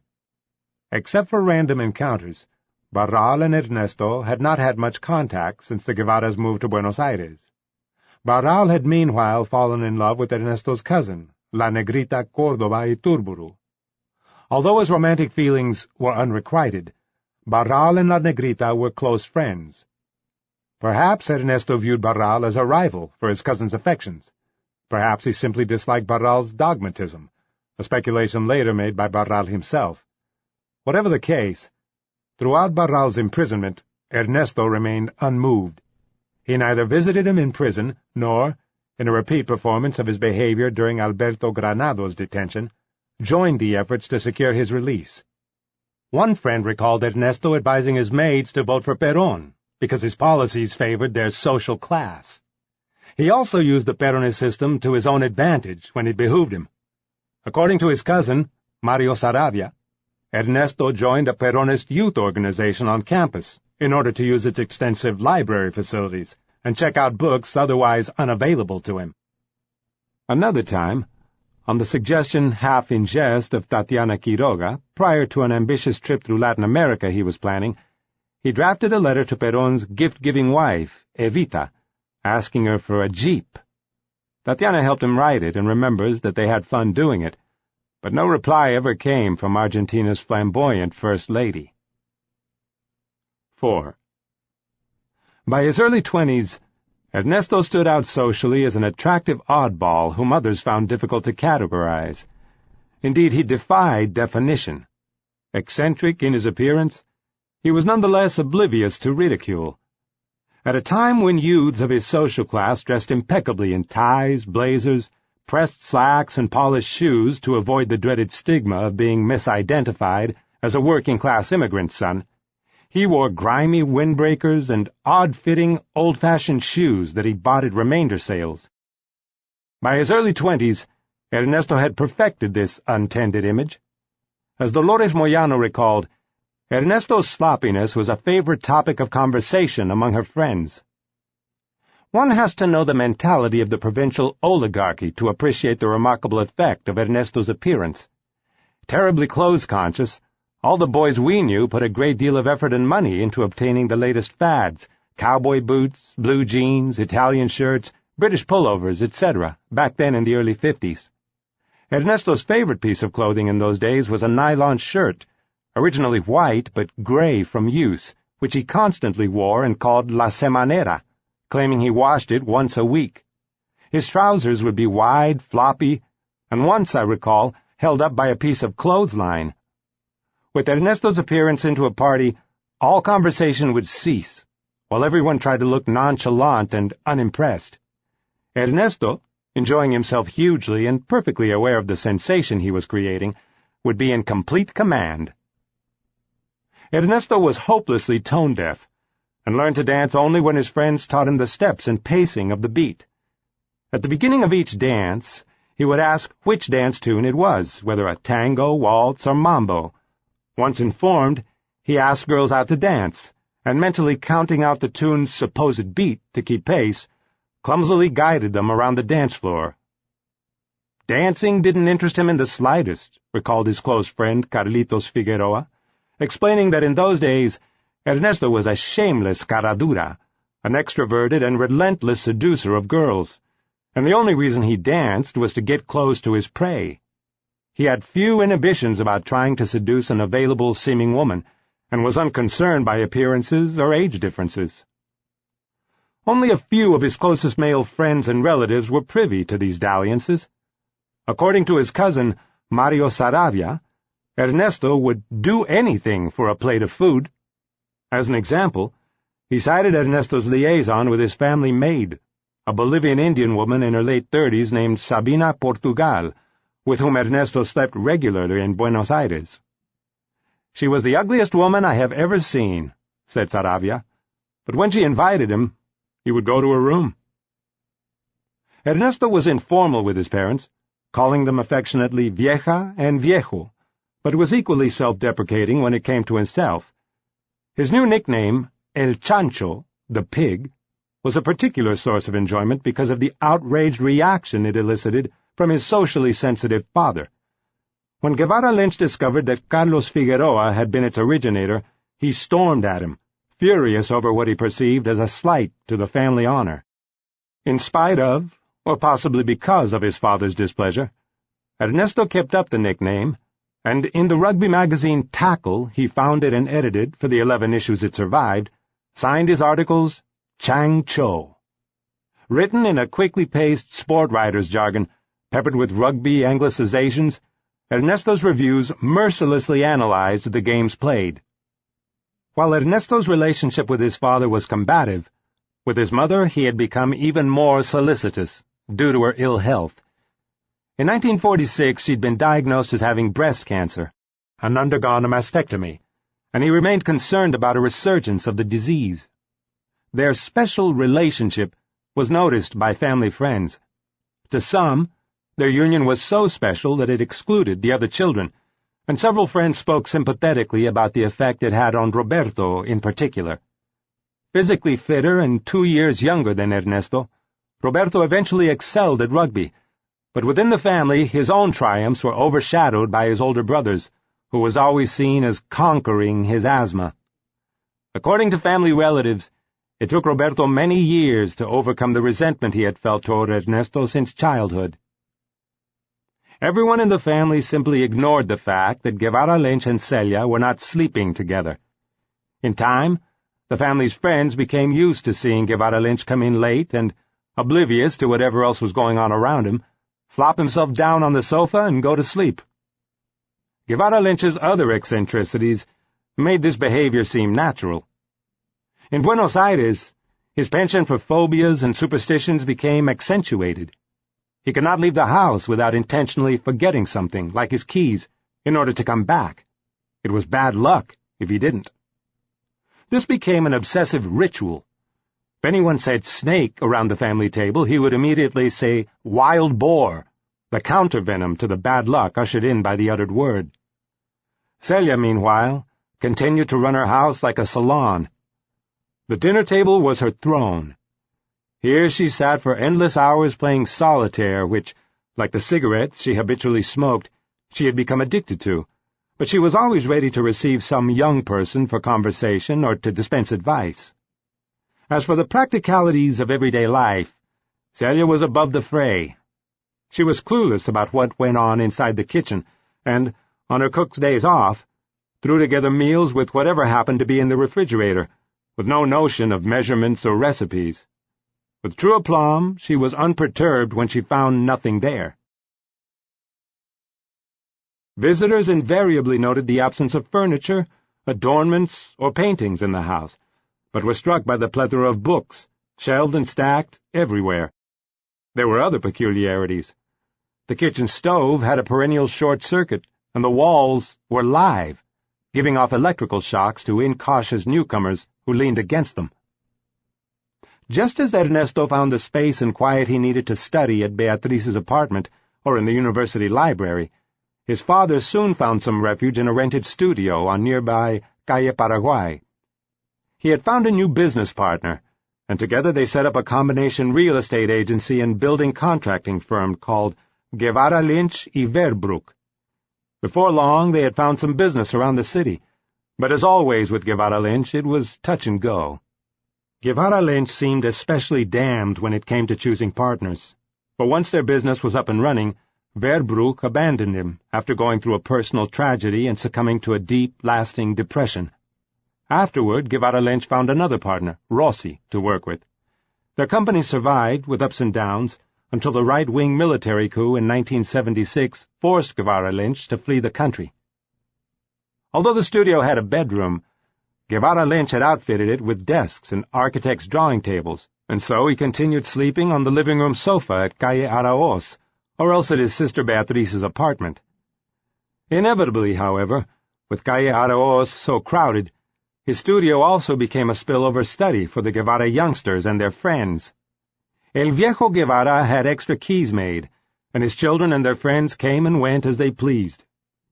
Ernesto used it to cram for his medical school exams, as did Roberto, who went into law school. Celia, Ana Maria, and her boyfriend Carlos Lino, who all studied architecture, regularly worked on their projects there, and for a time it also served as the editorial offices of the short-lived rugby review, Tackle. For money, which was always short, Ernesto embarked on a series of commercial schemes that were as impractical as they were inventive. These enterprises usually involved his old friend Carlitos Figueroa, who was now studying law in Buenos Aires and, like him, forever in search of cash to fill his pockets. Their first venture was Ernesto's inspiration. He had decided that the locust insecticide Gamexane would make a good domestic roach killer. After testing it in the neighborhood with good results, he decided to go into industrial production. And so, together with Figueroa and a patient of Dr. Pisani's, he began packaging boxes of the stuff, mixed with talcum powder, in the garage of his home. He wanted to give it a registered trademark and came up with Al Capone, but was advised he needed authorization by the Capone family to use the name. His next choice was Attila, for Attila the Hun, the idea being that it would kill everything in its path, but there was already a product with this name. In the end, he decided on Vendaval, which in Spanish means a strong, southerly gale, and he required a patent for it. Enthused by his son's progress, Guevara Lynch offered to introduce him to potential investors, but Ernesto, who by now had a jaundiced view of his father's business partners, declined, telling him, "Old man, do you really believe I'd allow myself to be swallowed up by your friends?"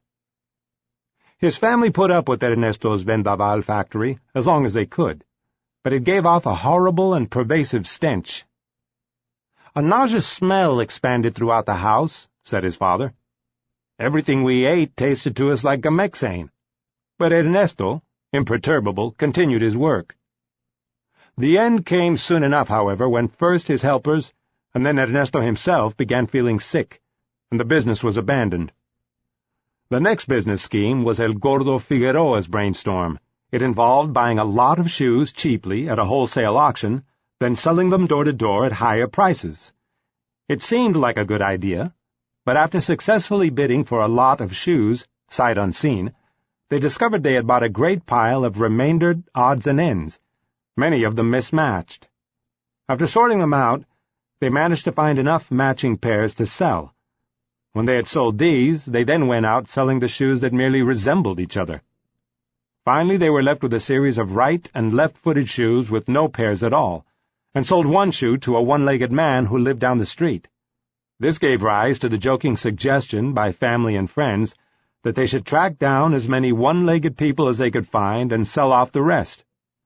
Memories of the episode endured because for some time afterward Ernesto himself, no doubt relishing the stares his appearance provoked, wore a pair of the unsold shoes, each one a different color.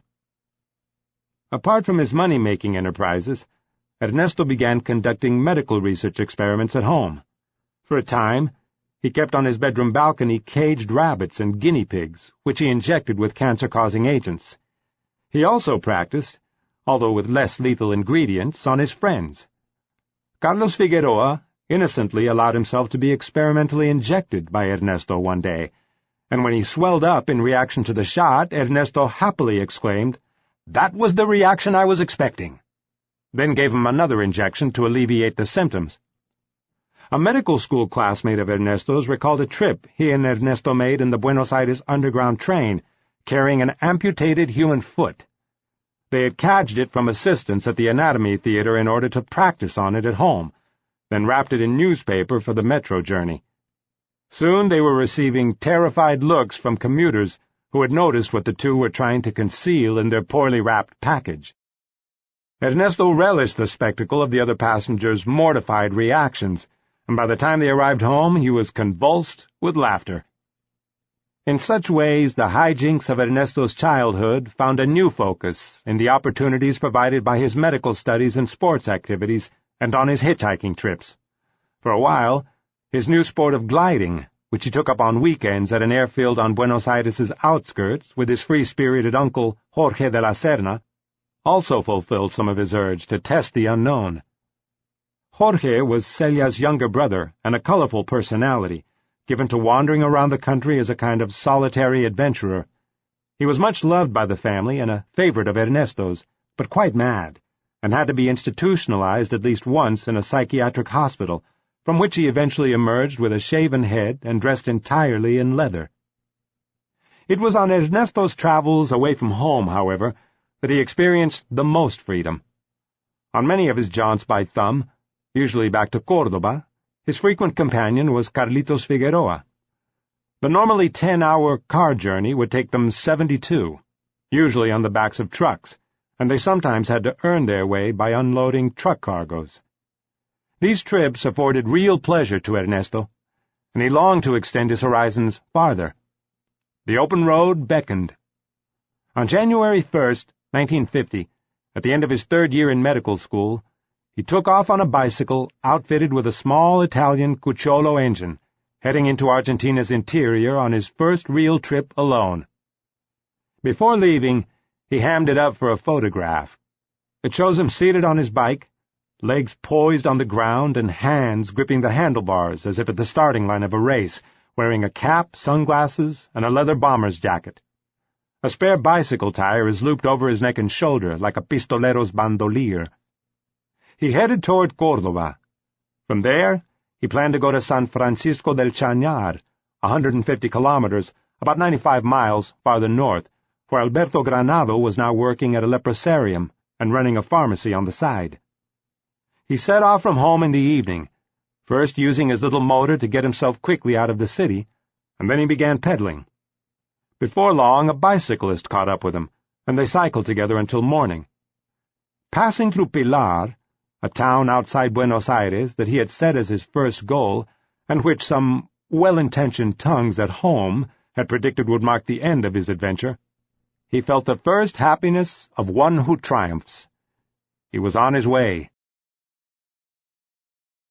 5. Ernesto's journey broke new ground for him in two activities that would become lifelong rituals: traveling and writing a diary. For the first time in his life, he felt inspired to keep a running account of his day-to-day life. He was 22 years old. After Che's death, this diary was discovered by his father, who transcribed it and included it in his memoir, Mi Hijo el Che, My Son Che. Except for some illegible sections, he said, the published version was entirely faithful to the original. On the second night, he reached his birthplace of Rosario, and by the next evening, 41 hours and 17 minutes after setting out, he reached the Granados family home in Córdoba. Along the way, he had adventures. First, after allowing himself to be pulled along by a car at 60 kilometers an hour, his rear tire burst, and he ended up in a roadside heap, awakening a liniera, or hobo, who happened to be sleeping there. They struck up a conversation, and the hobo companionably prepared an infusion of mate, with enough sugar in it to sweeten up a spinster. Ernesto preferred his mate bitter. Ernesto spent several days in Córdoba visiting friends, and then took off with Alberto's brothers, Tomás and Gregorio, to camp at a waterfall north of the city, where they had another string of boyish adventures: rock climbing, diving from great heights into shallow pools of water, and nearly getting swept away by a flash flood. Gregorio and Tomás returned to Córdoba, and Ernesto went on to join Alberto at the José J. Puente Leprosarium on the outskirts of San Francisco del Chañar. With Alberto investigating the immunological susceptibilities of lepers, and Ernesto involved in allergy research at the Clinica Pisani, the two now had more in common than rugby and books. To Granado, the world of medical research was a kind of conductive thread for us both, in what seemed at the time would be our future. Greatly interested in Alberto's work, Ernesto escorted him on his rounds with his leprosy patients. But they soon had a confrontation.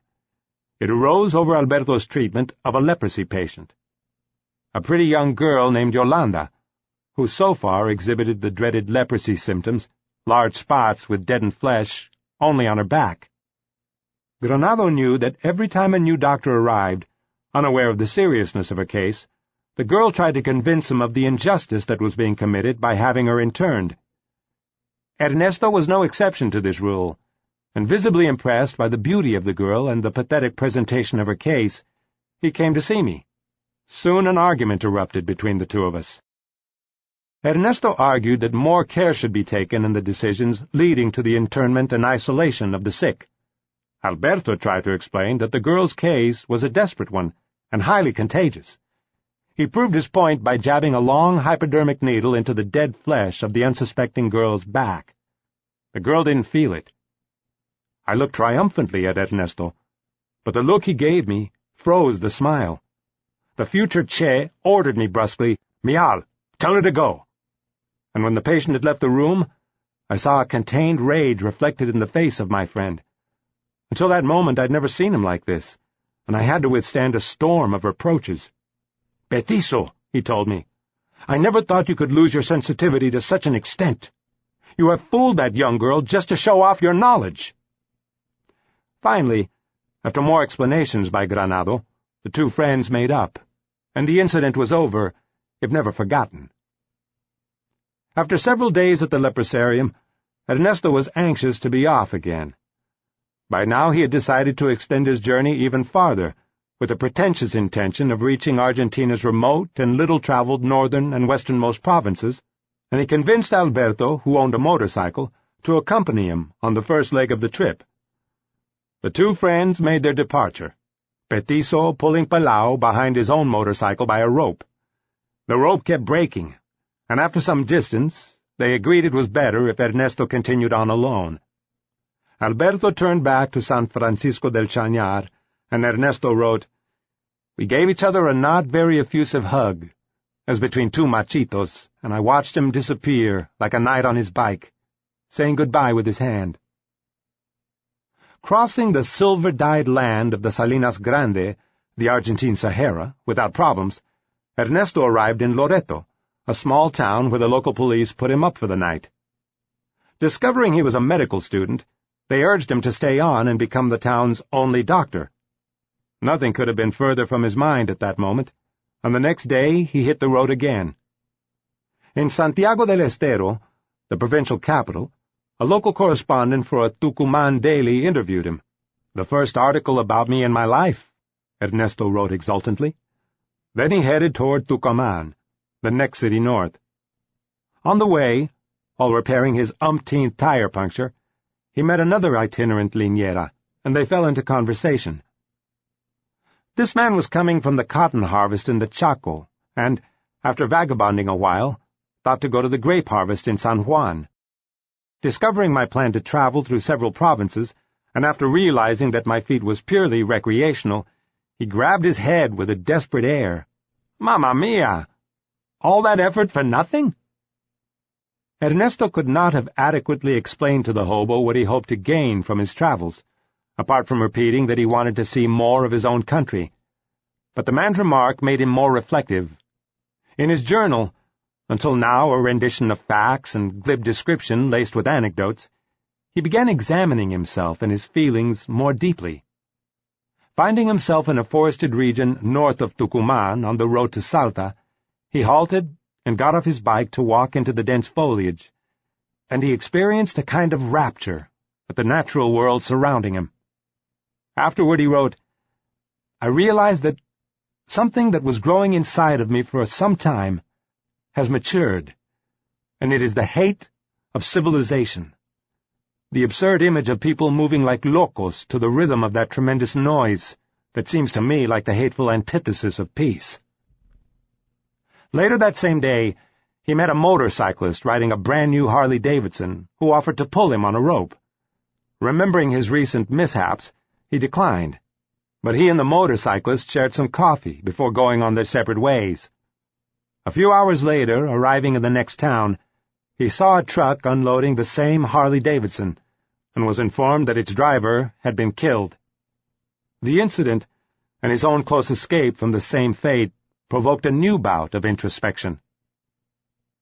The death of this motorcyclist doesn't have the impact to touch the nerve endings of the multitudes, but the knowledge that a man goes looking for danger without even the vaguest of heroic intentions that bring about a public deed, and can die at a bend in the road without witnesses, makes this unknown adventurer seem possessed of a vague, suicidal fervor. At Salta, Ernesto presented himself at the hospital as a medical student and asked for a place to sleep. Allotted the seat of a truck, he slept like a king, until being roused by the driver early the next morning. After waiting out a torrential rain, he headed off through a beautiful green landscape of dripping wet foliage toward Jujuy, Argentina's northernmost city. In Jujuy, anxious to know the value of the province's hospitality, he made his way to the local hospital, where he once again made use of his medical credentials to obtain a bed. He was granted one, but only after paying his way by picking a complaining little Indian boy's head clean of lice. It was as far north as he would go on this trip. He had wanted to go all the way to the rugged frontier with Bolivia, but as he wrote his father, several flooding rivers and an active volcano are fucking up travel in the area. Also, his fourth term of medical school was due to begin in a few weeks' time. Turning back to Salta, he reappeared at the hospital and was asked by the staff what he had seen on his journey. The query provoked him to thoughtful reflection. In truth, what do I see?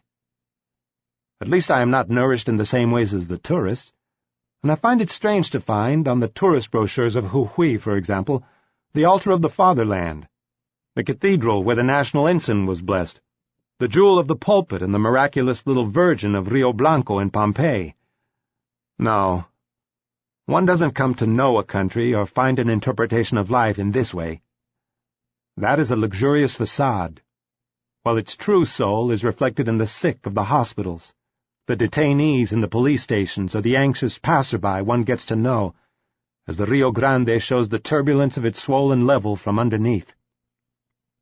For the first time in his adult life, Ernesto had witnessed the harsh duality of his country by crossing the divide from its transported European culture, which was also his, and plunging into its ignored, backward, indigenous heartland.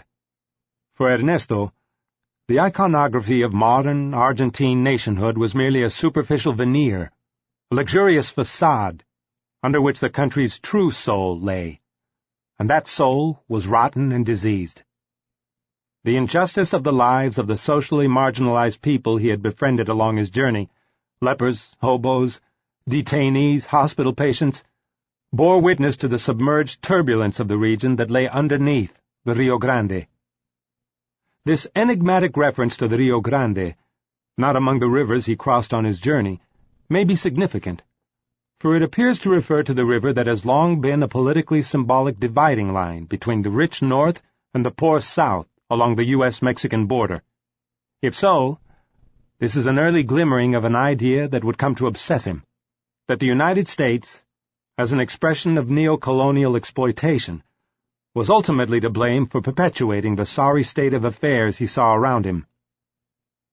In Argentina's northern provinces, the vast, uninhabited land gave way to a few old cities, still run by a handful of oligarchic landowning families of immense wealth and privilege. For centuries, they and the colonial structures their forefathers erected had coexisted alongside a faceless, alien indigenous majority over which they held power. It was the region of strong men, such as Catamarca's Senator Robustiano Patron Costas, the despotic sugar mill owner, who, as the hand-picked successor of President Castillo, had been prevented from taking office by the Perón-backed army coup of 1943. Justifying that coup years later, Perón accused Patron Costas of being an exploiter, who ran his sugar mill like a feudal estate, the representative of an inconceivable system that had to be done away with if Argentina was to take its place in the modern age. Describing Patron Costas, one of Perón's biographers echoed him, writing, "His mills flourished on something akin to slave labor, that was fortunate if it had not succumbed to the leprosy, the malaria, the trachoma, the tuberculosis, and the mange that were endemic in the senator's primitive home base. Primitive home base. Primitive home base. Primitive home base. Primitive home base. Primitive home base. Primitive home base." It was from such areas that the Argentine Indians, commonly referred to as Coyas, and the mixed-blood Cabecitas Negras, little blackheads, fled in steadily increasing numbers, pouring into the cities in search of work, and setting up shanty towns like the one in front of the Guevara's home in Córdoba. From their ranks came domestic servants such as La Negra Cabrera and Sabina Portugal, and the cheap labor force for Argentina's new industries and public works projects. Theirs was the despised social class Perón had appealed to when he called upon the nation to incorporate the descamisados, whose rude presence and noisome clamor so irritated the white elites and their once exclusive metropolitan idols. For the first time, these people were not servants or symbols to Ernesto. He had traveled in their midst. Ernesto returned to Buenos Aires in time for the start of the school term. In his 6 weeks on the road, he had traveled through 12 provinces and covered over 4,000 kilometers. He took his little bicycle engine back to the Amerimex company where he had bought it for an overhaul. When they learned the distance he had covered on the engine, the delighted management proposed he do an advertisement. In exchange, they would fix his engine free of charge. As agreed, he wrote a letter outlining his recent odyssey and lauding the company's Cucciolo engine that had carried him, saying, "It has functioned perfectly during my extensive tour, and I have noted only that toward the end it lost compression, the reason for which I send it to you for repair." 6. That year, his 4th at medical school, Ernesto passed 5 more exams toward his degree and continued his work at the Clinica Pisani. He also kept up his rugby playing and his gliding lessons with his Uncle Jorge. But the hunger to explore the world had awakened in him, and following the success of his Argentine raid, as he called it, he began concocting new travel plans. Then, in October, just before the end of the term, something new happened to him. For the first time in his life, he fell in love. Carmen, one of the González Aguilar daughters, was to be married, and the entire Guevara clan traveled to Córdoba to attend the wedding. At the party, he met 16-year-old María del Carmen Chichina Ferreira, the beautiful daughter of one of Córdoba's oldest and wealthiest families. Although they had previously known one another, Chichina had been only a little girl when Ernesto had lived in Córdoba. She was still only 16, but had suddenly blossomed into a highly desirable young woman, a brunette with soft white skin and full lips, and the impression she made on Ernesto was, according to the eyewitness Pepe Aguilar, like a lightning bolt. In Chichina's own words, the attraction was mutual. She was fascinated by what she called his obstinate physique and his playful, unsolemn character. His messiness in his dress made us laugh, and was a little embarrassing at the same time. We were so sophisticated that Ernesto seemed an opprobrium. He accepted our jokes immutably. For Ernesto, at least, the ensuing romance was serious. By all accounts, although Chichina was very young, she was not all feminine frippery, but was extremely bright and imaginative, and Ernesto apparently became convinced she was the woman of his life. It was almost a fairy tale romance. While Ernesto was from a family of pauperized aristocrats, Chichina was blue-blooded Argentine gentry, heiress to the Ferreira family empire, the Malagueño lime quarry and factory complex, one of the Córdoba region's few industries at the time. In town, the Ferreiras owned an imposing French-built chateau, the Palacio Ferreira, on enclosed park-like grounds at the foot of Avenida Chacabuco. Built at the turn of the century, it was the family seat, where Chichina's grandmother, matriarch of the Ferreira clan, lived. Chichina and her parents lived in another large residence nearby, only 2 blocks from the Guevara's old home. Just outside Córdoba, they owned a huge estancia called Malagueño, where the family summered. Malagueño's 2,000-hectare spread, wrote Dolores Moyano, included 2 polo fields, Arabian stallions, and a feudal village of workers for the family's limestone quarries. The family visited the village church every Sunday for Mass, worshipping in a separate alcove to the right of the altar, with its own separate entrance and private communion rail, away from the mass of workers. In many ways, Malagueño exemplified everything Ernesto despised. Yet, unpredictable as always, Ernesto had fallen madly in love with the princess of this little empire, my cousin Chichina Ferreira, an extraordinarily beautiful and charming girl who, to the dismay of her parents, was equally fascinated by Ernesto. Their 2 families were already loosely acquainted during the Guevara family's Córdoba years through Guevara Lynch's professional contacts and his children's friendships. Chichina and Dolores Moyana were first cousins, and Dolores' architect father knew Guevara Lynch through his building work. The Ferreiras were also intermarried with the illustrious Roca family, whose son Gustavo was a friend of Ernesto's.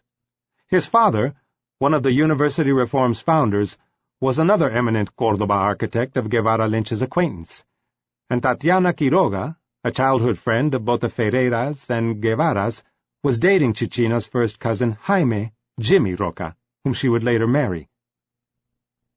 Whatever they felt about Ernesto's suitability for their daughter, Chichina's parents didn't reject him from the outset. At first, they found him endearingly eccentric and precocious.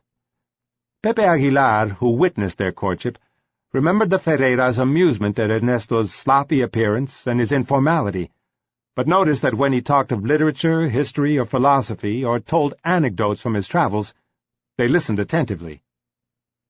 If the Ferreiras were unperturbed by Ernesto's originality and his wanderlust, the reason was that they themselves were a colorful bunch.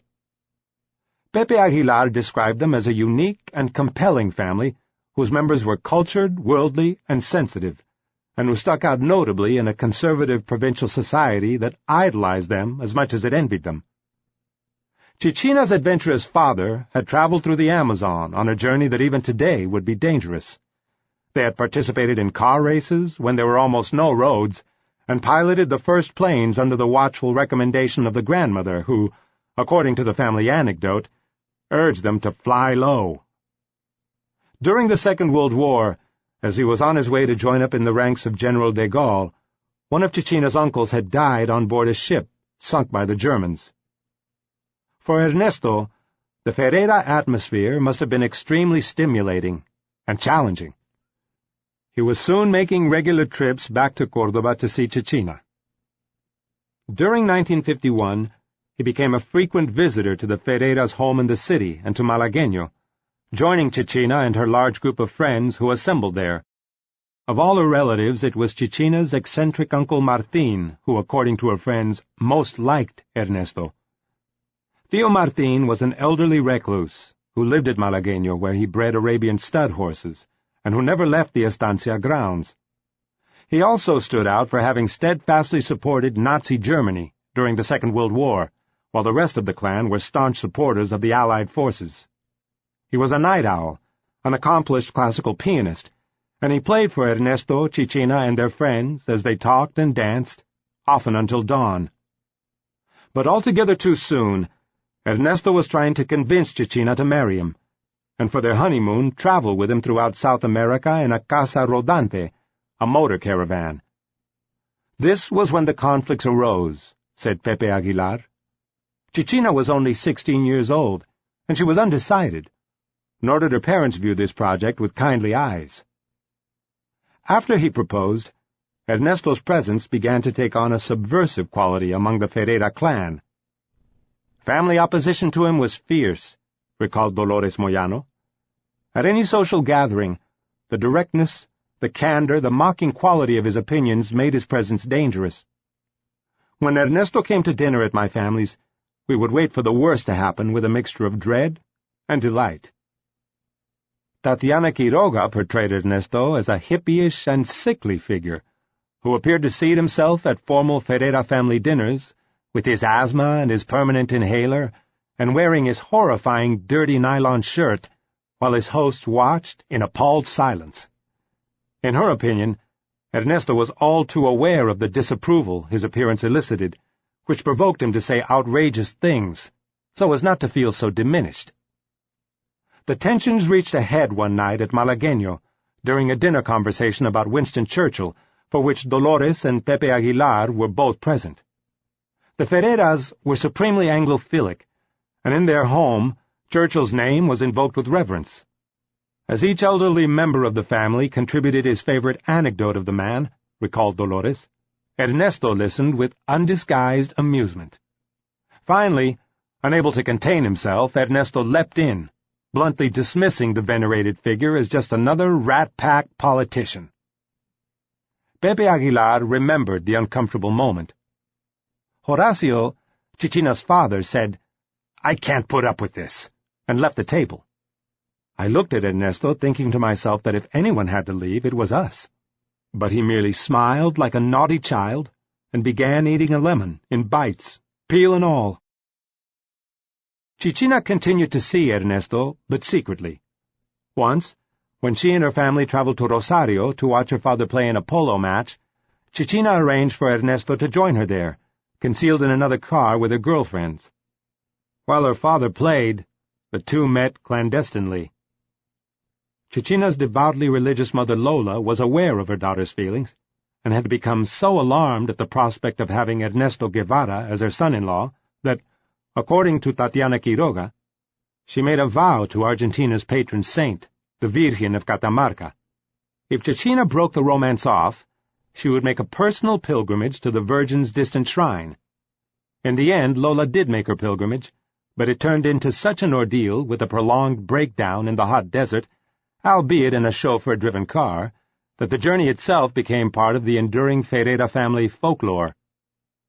At the end of school term in December 1950, Ernesto did not come to Córdoba to be close to Chichina as one might have expected.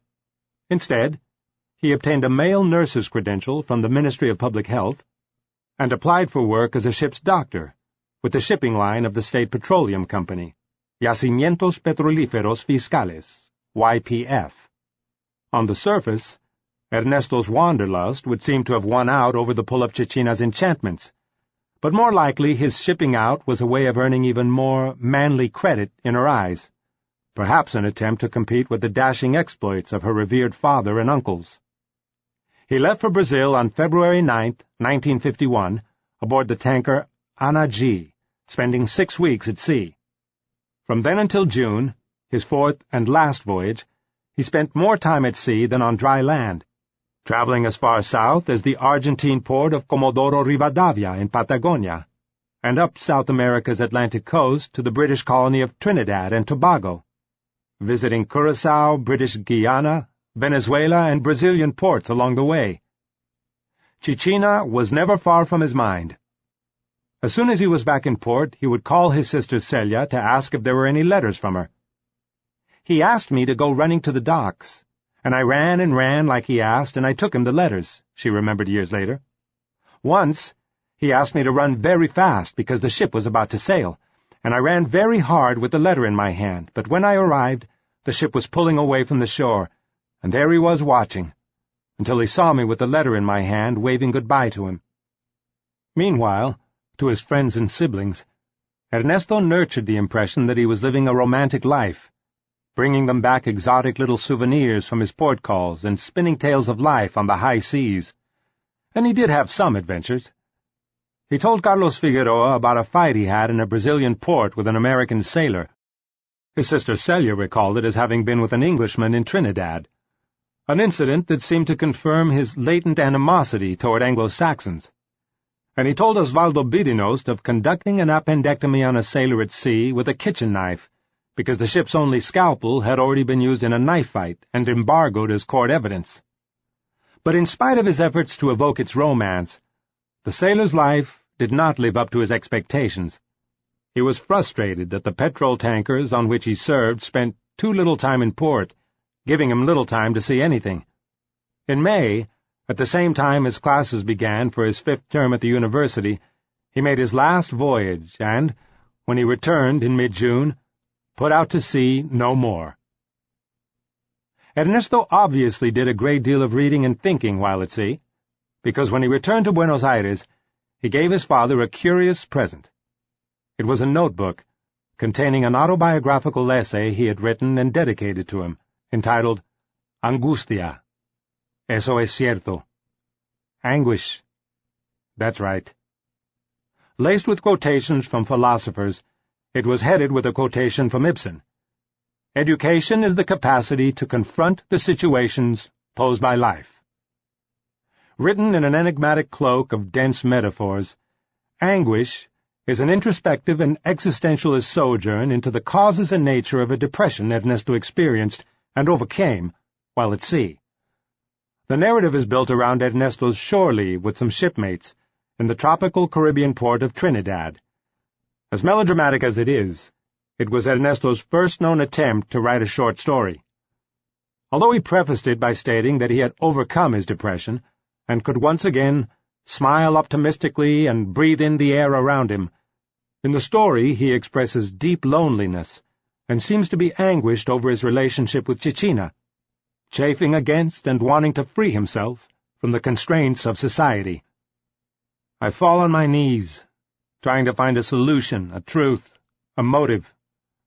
To think that I was born to love, that I wasn't born to sit permanently in front of a desk, asking myself whether man is good because I know man is good, since I have rubbed elbows with him in the country, in the factory, in the logging camp, in the mill, in the city. To think that he is physically healthy, that he has a spirit of cooperation, that he is young and vigorous like a billy goat, but sees himself excluded from the panorama, that is anguish. To make a sterile sacrifice that does nothing to raise up a new life, that is anguish. 7. By late June, Ernesto was back in school. He was now 23 and still had 2 years to go before obtaining his medical degree, but he no longer found the routine of classes and exams stimulating. A malaise had set in. He was lovelorn and restless. His wanderlust had been whetted by his motorbike journey and recent months at sea, but his hopes of marrying Chichina and carrying her off had stagnated. Barely 17, Chichina was still very much her family's girl. The weighty combination of her parents' intractable opposition and her own youthful indecision had placed her relationship with Ernesto into an uneasy and unresolved holding pattern. This dilemma wasn't helped by the fact that they were apart. Rescue came in the form of Alberto Granado, who had lately begun weaving grandiose plans to spend a year traveling the length of the South American continent.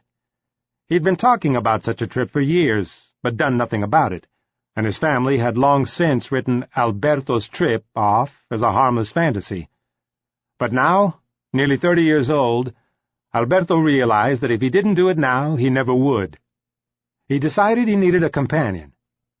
Who else but El Pelao would throw everything up for a chance at an adventure like this? When Alberto asked him, Ernesto, fed up with the faculty of medicine, with hospitals and exams, accepted on the spot. During his October break from classes, Ernesto traveled to Córdoba to see Alberto and plot their trip. As he later lyrically evoked it, they sat under the grape arbor of Alberto's house, drank sweet mate, and fantasized about where they would go. Along the roads of daydreams, we reached remote countries, navigated on tropical seas, and visited all of Asia. And suddenly, the question arose, and if we go to North America? To North America? How? With La Poderosa, man. And this was how the trip was decided, which forever after would be pursued along the same general lines it was planned. Improvisation. La Poderosa was the motorcycle with which Alberto had unsuccessfully tried to pull Ernesto on his recent visit to San Francisco del Chañar. A vintage 500cc Norton motorcycle, Alberto had nostalgically named it La Poderosa II, the Powerful II, in honor of an old bicycle of his youth, the Poderosa I. On January 4th, 1952, they set out on the road to the Atlantic coast and headed for the beach resort of Miramar, where Chichina was on holiday with a chaperone aunt and some friends. Ernesto wanted to say goodbye, and, as he rode on the back of the motorcycle, he carried a gift in his arms. It was a young, wriggly puppy, and he had given it an English name. Come back. 5. Escape to the North. 1. Miramar, where Chichina was staying, was the final hurdle between them and the open road, for Ernesto was still in love and nagged by doubts about leaving her. Was he doing the right thing? Would she wait for him? He hoped to receive her assurances, and had decided that if she accepted the puppy come back, it would be a symbol of the ties demanding his return. At his side, Alberto was worried too, lest his friend end their journey before it had even begun. Ernesto knew this and wrote in his journal. Alberto saw the danger and imagined himself alone on the roads of America, but didn't raise his voice. The struggle was between she and I. Notes de Viaja was the account Ernesto wrote following his journey, using extracts from his journal. It was transcribed and published posthumously by Che's Cuban widow, Aleida March. It is supposedly an authentic and unabridged version of the original. It was first published in English in 1995 as the Motorcycle Diaries. Their planned 2-day stay stretched like rubber into 8, as Ernesto tried to extract Chichina's promise to wait for him. Holding hands with Chichina, in the enormous womb of a Buick, Ernesto asked her for the gold bracelet she wore on her wrist as a talisman and keepsake on his journey. She refused. Poor thing. Despite what they say, I know it wasn't the gold that weighed on her. Her fingers tried to feel the love that led me to ask for the requested carats. In the end, Ernesto decided to go. He had received neither the symbolic keepsake he demanded, nor Chichina's benediction for his journey, but she had accepted comeback over her girlfriend's sneers that the dog wasn't, as Ernesto claimed, a purebred German shepherd at all, but was an ugly little mongrel, and she gave him $15 American to buy her a scarf when he reached the United States. As a symbolic exchange of undying affection and loyalty on her part, it wasn't much, and it must have been with a sense of foreboding that Ernesto climbed back on La Poderosa on January 14th. 2. The road was clear to begin their great trek, and the two gypsies sped off. It took them 4 more weeks, however, to leave Argentina. Before they were halfway across the settled pampa west of Bahia Blanca, Ernesto succumbed to fever and had to be hospitalized for several days. Then they returned to the dust and pound of the trail. By the time they reached the picturesque Lake District, in the forested eastern slopes of the Andean Cordillera bordering Chile, their meager revenues had dwindled, and the two were becoming expert freeloaders, or mangueros motorizados, motorized scroungers, as Ernesto Riley defined it, throwing themselves on the mercy of unsuspecting roadside families in search of food and hospitality. It became a contest between Ernesto and Alberto to see who could outdo the other in the art of grubbing for survival. Sometimes, rejected by their prospective hosts, they were forced to pitch their tent, but more often than not they were successful, finding floor space for their cots in garages, kitchens, barns, and frequently police stations, where they shared cells and meals with an interesting variety of criminals. In the ski resort of Bariloche, a detained merchant marine deserter regaled them with his tall tales of the time he bought a 14-year-old Japanese girl, took her on the high seas with him, then gave her away when he tired of her. Staying for a night in the barn of an Austrian family, Ernesto awoke to hear scratching and growling at the barn door, and saw a pair of glowing eyes peering in. Having been warned about the fierce local Chilean pumas, he aimed the Smith & Wesson that Guevara Lynch had given him to take on the journey and fired a single shot. The noises stopped, and he went back to sleep. But in the morning he and Alberto awoke to discover that Ernesto had bagged not a puma, but their host's beloved Alsatian dog, Bobby. The two escaped, pushing La Poderosa downhill, for she wouldn't start, followed by their host's wails, imprecations, and insults. In the Lake District, they hiked around lakes, climbed a peak, scaring themselves by nearly falling to their deaths, and used Guevara Lynch's revolver to poach a wild duck. At one particularly scenic lakeside spot, they fantasized about returning together to set up a medical research center. Back in Bariloche's jailhouse, after their jaunt, Ernesto opened a letter he had just received from Cecina, informing him that she had decided not to wait for him. Outside, a storm raged. I read and reread the incredible letter. Just like that, all my dreams came crashing down. I began to feel afraid for myself, and began to write a weepy letter, but I couldn't. It was useless to try. Their romance was over. In this chapter of Notas de Viaje, which he called Breaking the Last Tie, Ernesto didn't divulge Cecina's reasons for breaking off their relationship, but evidently she had begun seeing someone else. Struggling to conjure up Cecina in his mind, he tried to give the impression that the breakup had not devastated him. In the twilight that surrounded us, phantasmagoric figures swirled around and around, but she didn't want to come. I should fight for her. She was mine. She was mine. She was I slept. Forever afterward, Alberto wondered if he bore some responsibility for the breakup. He'd picked up one of the Ferreira's mucamas, dressed in a bathing costume belonging to Cecina's own aunt, and taken her with him to the beach, into the tent he had pitched there. He did so in full view of Cecina and her friends, defying the unwritten but unanimously understood social convention prohibiting intimacy with the servant class. Cecina didn't like that very much, recalled Granado, and I think she resented me as the person who was taking Ernesto away from her. Meanwhile, outwardly reconciling himself to his loss, Ernesto was determined to enjoy the rest of the journey. Writing about their crossing of the Andes to Chile, Ernesto invoked the lines of a poem that began, "And now I feel my great route floating naked and free." Entering Chile, they obtained free passage on a ferry across Lake Esmeralda by manning the bilge pumps of the leaky cargo barge it pulled in its wake. Aboard, they met some Chilean doctors, to whom Ernesto and Alberto introduced themselves as leprologists. The gullible Chileans told them of the Pacific territory of Easter Island, Rapa Nui, where Chile's only leper colony existed, alongside hordes of sensuous, pliant women. Hearing this, Ernesto and Alberto immediately extracted a letter of recommendation from their new friends for the Society of Friends of Easter Island in Valparaiso, where they might secure free ship passages to the island. By the time they reached dry land, they had resolved to add this exotic new destination to their ambitious itinerary. They climbed back on La Poderosa. They took little note of the scenery, though.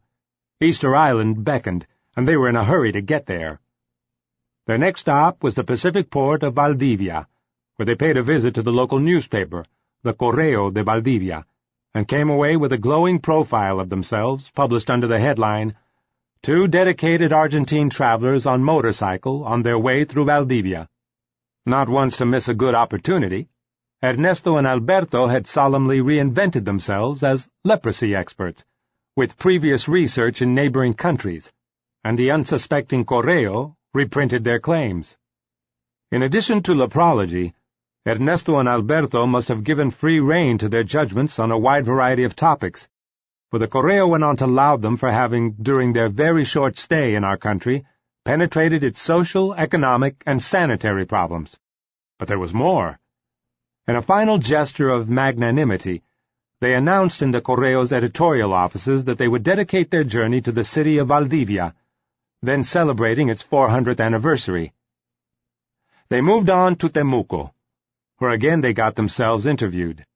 The article, published in El Austral de Temuco on February 19, 1952, appeared under the even more affirmative headline, "Two Argentine experts in leprology travel South America on motorcycle." An accompanying photograph shows the co-conspirators striking a heroic pose. Ernesto is serious and staring straight at the camera. With his thumbs locked casually in his belt, he looks more like a dashing film heartthrob than a medical student, while at his side, the shorter Alberto, leaning toward him deferentially, wears a rather impish expression. Press clippings in hand, which Ernesto proudly called the condensation of our audacity, they were off again. A day later, La Poderosa took a fall, smashing her gearbox and snapping a steering column. As they repaired her in a workshop in the whistle-stop of Lautaro, they became instant celebrities as the locals gathered around to watch. They managed to scrounge a few free meals, and after La Poderosa had been patched up, were invited to drink some wine with their new friends. Ernesto found the Chilean wine delicious, so much so that by the time he and Alberto arrived at a village dance, he felt capable of great feats. There, having drunk even more, he invited a married woman to dance, and began to lead her outside while her husband watched. The woman tried to resist. Ernesto continued dragging her, and she fell to the floor. After that, Ernesto and Alberto were chased from the hall by infuriated dancers. With Ernesto at the helm of La Poderosa, they left town, fleeing places that were no longer so hospitable to us. But only a few kilometers out of town, at a tight bend in the road, Poderosa's rear brake failed, and then, as she picked up speed downhill, her handbrake failed as well. Ernesto swerved to avoid a herd of wandering cows that suddenly loomed in front of him, and they crashed into the road bank. Miraculously, Poderosa was apparently undamaged, and finding her rear brake once again mysteriously working, they continued their trek, continued their trek, continued their trek, continued their trek, continued their trek, continued their trek, continued their trek. But the day was not yet over. Backed up as always by our press letter of recommendation, we were put up by some Germans, who treated us in a very cordial manner, wrote Ernesto. During the night I got a colic which I didn't know how to stop. I was ashamed to leave a souvenir in the chamber pot, so I climbed onto the window, and gave up all of my pain to the night and the blackness. The next morning I looked out to see the effect, and I saw that 2 meters below lay a great sheet of zinc, where they were sun-drying their peaches. The added spectacle was impressive. We beat it from there. Leaving a lengthening trail of irate hosts behind them, the two continued their escape to the north, but their faithful steed began to fail them. Every time they reached a hill, Poderosa balked, and on their second day's journey she gave up completely at the first steep hill. It was their last day as motorized scroungers. A truck deposited them and the crippled Poderosa in the next town, Los Angeles. They found lodging in the local firehouse after chatting up the 3 daughters of its fire chief. Later, Ernesto paid coy homage to the uninhibited girls as exponents of the grace of the Chilean women who, whether pretty or ugly, have a certain something of spontaneity, of freshness, that captivates immediately. Alberto was more explicit. After dinner we went out with the girls. Once again I noticed the different attitudes toward freedom between Chilean women and our own. We returned to the firehouse, lax and silent, each one ruminating on his experience. Fusser made his bed, really agitated. I don't know if from the asthma or the girl. The next day they left on a truck headed for Santiago, lugging the carcass of La Poderosa with them like the body of a fallen comrade. The Chilean capital made little impression on them, and after finding a garage where they could leave the motorcycle, they were off again, on their own. As intent as ever on reaching Easter Island, they planned to wangle free passage aboard a ship from the nearby port of Valparaiso. 3. Camped out at a bar, La Gioconda, whose generous owner fed and housed them for free, the two prowled the port of Valparaiso. They returned disappointed, having been told that the next ship to Easter Island didn't leave for 6 months. But they didn't lose hope, for they had yet to call upon the Society of Friends of Easter Island. Meanwhile, their imaginations took flight with the stories they heard. Quoting some of them, Ernesto wrote, "Easter Island. There to have a white boyfriend is an honor for the females. There, what a wish! The women do all the work.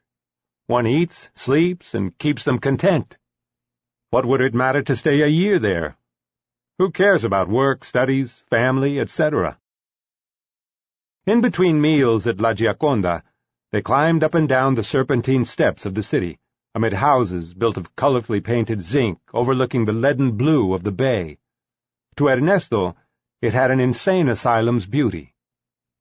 After making abundant use of his alleged doctor's degree, Ernesto was asked to look in on one of La Gioconda's clients, who turned out to be an elderly servant woman, prostrate with chronic asthma and a failing heart. He found her room, where he breathed in an odor of concentrated sweat and dirty feet. She was surrounded by the ill-concealed acrimony of her family, who seemed to suffer her presence badly. She was dying, and there was little Ernesto could do for her. After giving her a prescription for her diet, what remained of his own supply of Dramamine tablets and a few other medicines, he left, followed by the praising words of the old lady and the indifferent stares of her relatives. The encounter affected him deeply, and led him to think about the heartlessness of poverty. There, in the final moments of people whose farthest horizon is always tomorrow, one sees the tragedy that enfolds the lives of the proletariat throughout the whole world. In those dying eyes, there is a submissive apology, and also, frequently, a desperate plea for consolation that is lost in the void, just as their body will soon be lost in the magnitude of misery surrounding us. How long this order of things, based on an absurd sense of caste, will continue is not within my means to answer, but it is time that those who govern dedicate less time to propagandizing the compassion of their regimes, and more money, much more money, sponsoring works of social utility. A few days later, after the Society of Friends confirmed that no ships would be sailing to Easter Island for many months, Ernesto and Alberto reluctantly resigned themselves to their original itinerary. After a fruitless round of the wharves asking for work on board ships, they stowed away on board the San Antonio, a cargo ship headed to the port of Antofagasta in northern Chile. Slipping aboard at dawn with the collusion of a friendly sailor, they crept into a latrine where they hid. Once the ship started moving, Alberto began vomiting. The stench in the latrine was terrible, but they remained where they were until they could bear it no longer. At 5 p.m, dead of hunger and with the coast no longer in sight, we presented ourselves to the captain. The captain turned out to be a good sport, and after giving them a thundering scolding in front of his junior officers, ordered them to be fed and given chores to do to help pay their way. Ernesto recalled, "We devoured our rations contentedly. But when I found out that I was in charge of cleaning the famous latrine, the food backed up in my throat, and when I went down, protesting under my breath, followed by the joking stare of Alberto, in charge of peeling the potatoes, I confess I felt tempted to forget everything written about the rules of comradeship and request a change of jobs. It's just not fair. He adds his good portion to the shit that's accumulated there, and I have to clean it up." Once they had finished their chores, the captain treated them as honored guests, and the three of them played canasta and drank together long into the night. The next day, as the long Chilean coastline slipped by, Alberto again did kitchen duty while Ernesto cleaned the decks with kerosene, under the watchful eye of an irascible steward. That night, after another tiring round of canasta, the two friends stood together at the ship's rail to look out at the sea and sky, with the lights of Antofagasta just beginning to appear in the distance. In Antofagasta, a second attempt at stowing away on a ship heading farther north failed when the two, already hidden on board, were discovered before the ship set sail. It was their own fault. Hidden under a tarpaulin with a load of tasty melons, they had been devouring the fruit and heedlessly hurling the rinds overboard. The ever-growing procession of waterborne melon rinds eventually drew the captain to their hiding place. A long line of melons, perfectly peeled, floated in Indian file upon the tranquil sea. The rest was ignominious. After their fantasy of continuing at sea had been so rudely truncated, they hitchhiked inland. Peru was their next destination, but first they wanted to see the Chuquicamata copper mine, the world's largest open-pit mine and the primary source of Chile's wealth. As he approached the huge U.S.-run copper mine, Ernesto's antipathies were already aroused. Chuquicamata was the subject of an acrid debate within Chile, as the ultimate symbol of foreign domination of its economy. As with Chile's other copper mines, Chuqui was run by American mining monopolies, such as Anaconda and Kennecott. What's more, Kennicott's Chilean subsidiary was the Braden Copper Company, once owned by the family of the American proconsul Sproul Braden, whose meddling in Argentina's politics during Perón's rise to power had raised so many nationalist hackles there. While these companies reaped huge profits, Chile's economy was hugely dependent on the revenues it received from them, which varied from year to year depending on the fluctuating copper market. Resentful over the terms of this unequal partnership, many Chileans, particularly on the left, were lobbying for a nationalization of the mines. In response, the United States had actively pressured Chile's recent governments to break up the mining unions and outlaw the Communist Party. Stuck waiting for vehicles in the arid desert mountains halfway to the mine, Ernesto and Alberto met a marooned couple. As the hours drew on, and the Andean night fell in all its harsh coldness, they talked. He was a miner, just released from prison where he'd been held for striking. He was lucky, he told them. Other comrades had disappeared after their arrests, and had presumably been murdered. But as a member of the outlawed Chilean Communist Party, he was unable to find work, and so, with his wife, who had left their children with a charitable neighbor, was headed for a sulfur mine deep in the mountains. There, he explained, working conditions were so bad that no questions about political allegiances were asked. Afterward, Ernesto wrote at length about this encounter. By the light of the single candle which illuminated us, the contracted features of the worker gave off a mysterious and tragic air. The couple, frozen stiff in the desert night, hugging one another, were a live representation of the proletariat of any part of the world. They didn't even have a miserable blanket to cover themselves, so we gave them one of ours, and with the other, Alberto and I covered ourselves as best we could. It was one of the times when I felt the most cold, but it was also the time when I felt a little more in fraternity with this, for me, strange human species. Here were the shivering flesh-and-blood victims of capitalist exploitation. Ernesto and Alberto had momentarily shared their lives, equally cold and hungry, equally tired and stranded. Yet he and Alberto were traveling for their own pleasure, while this couple were on the road because they had been persecuted for their beliefs. The next morning, a truck heading for Chuqui came by. Leaving the couple behind to their uncertain future, Ernesto and Alberto climbed on board. With their image still fresh in his mind, the visit to the Chuquicamata copper mine became a wholly political experience for Ernesto. He wrote disdainfully of the American mine administrators as blonde, efficient, and impertinent masters, who grudgingly let them see the mine quickly on the condition they left as soon as possible, because Chuqui wasn't a tourist attraction. Their appointed guide, a Chilean, but a faithful dog of the Yankee masters, nonetheless excoriated his bosses as he led them around. Telling them that a miners' strike was brewing, he said, "Imbecile gringos. They lose millions of pesos a day in a strike in order to deny a few centavos more to a poor worker." Ernesto opined, "We'll see if one day a miner somewhere will willingly take up a pickaxe and go to poison his lungs with a conscious happiness. They say that there, from where the red flame comes that dazzles the world, it is so. That is what they say. I don't know." Ernesto dedicated a special chapter in his journal to the mine, carefully detailing its production process and political importance to Chile. In his depiction, the ore-rich mountains surrounding Chuquicamata are exploited proletariat too. The hills show their gray backs, prematurely aged in the struggle against the elements, with elderly wrinkles that don't correspond to their geological age. How many of these escorts of their famous brother Chuquicamata enclose in their heavy wombs similar riches to his, as they await the arid arms of the mechanical shovels that devour their entrails with their obligatory condiment of human lives? Chile was in a heated presidential campaign.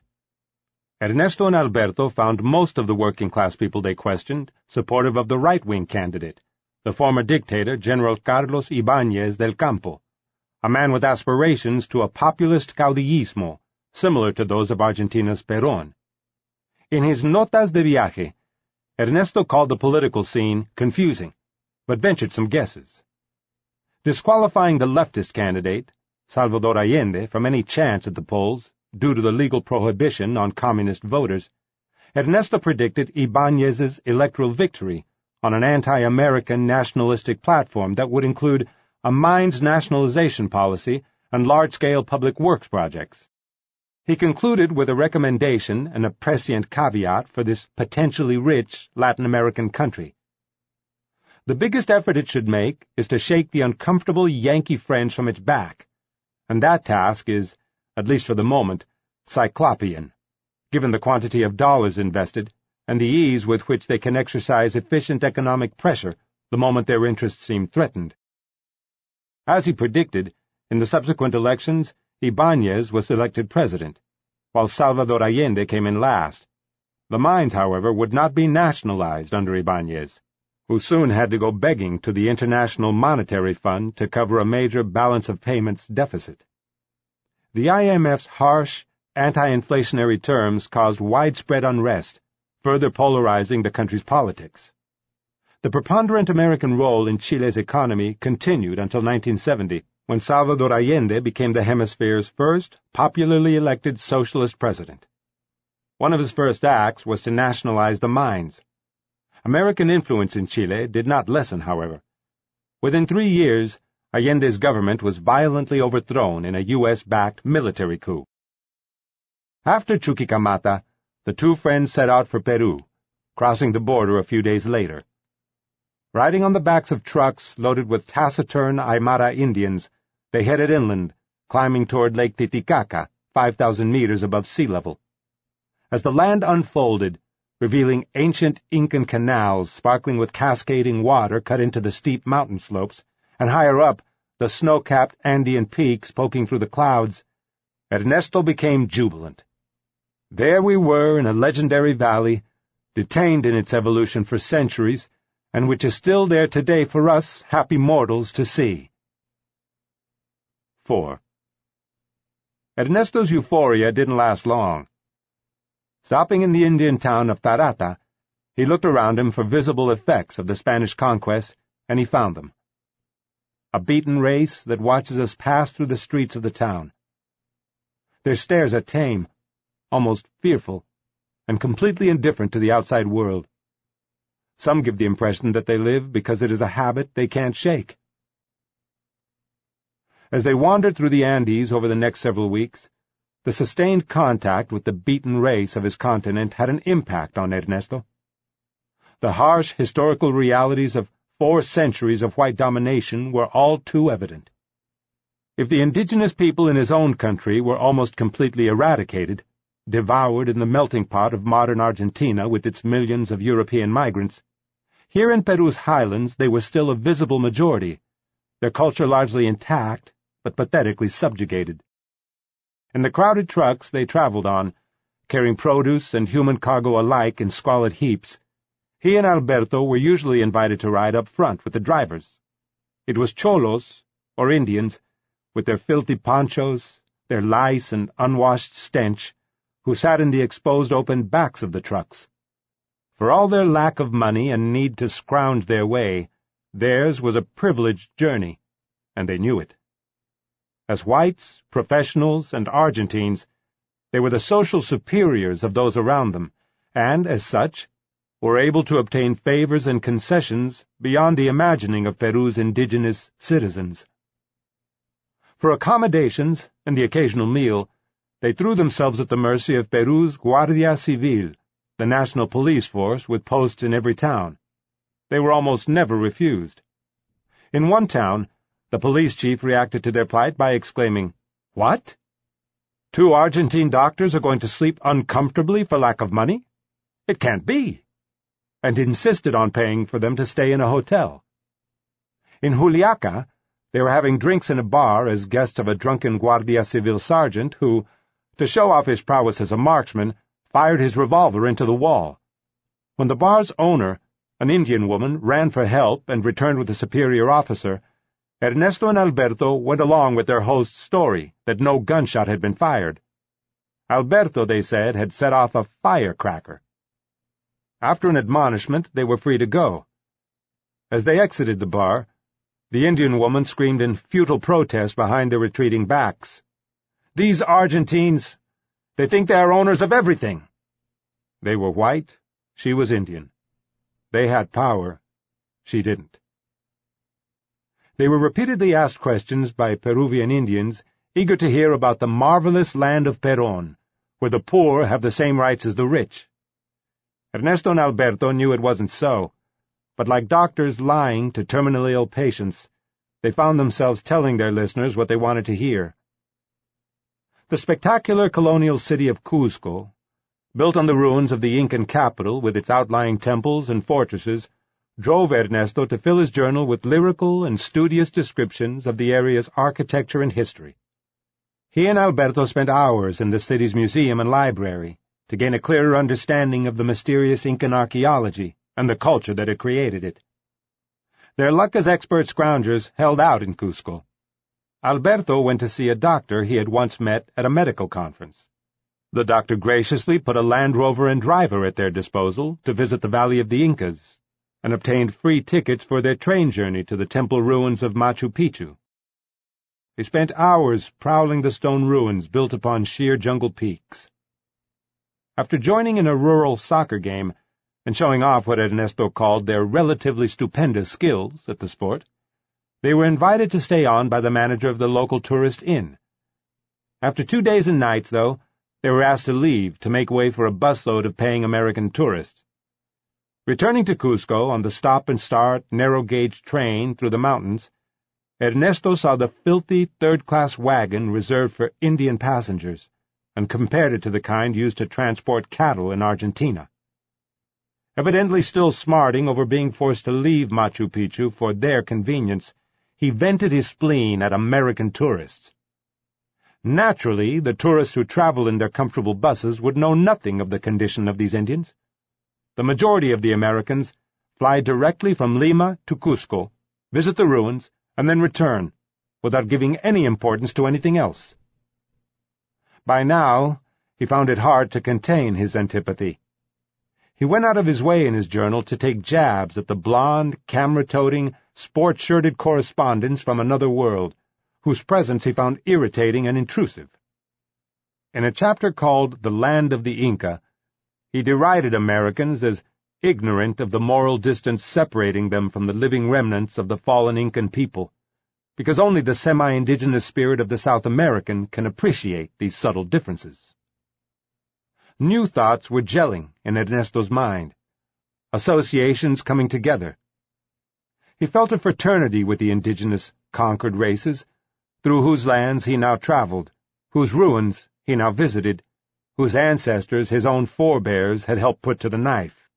Their two races, the Indian and the European, had initially met in a vast bloodletting, and centuries of intolerance and injustice still held them apart, but it was also what joined them together, for it was from this unholy union that a new race, the mestizo, had been born.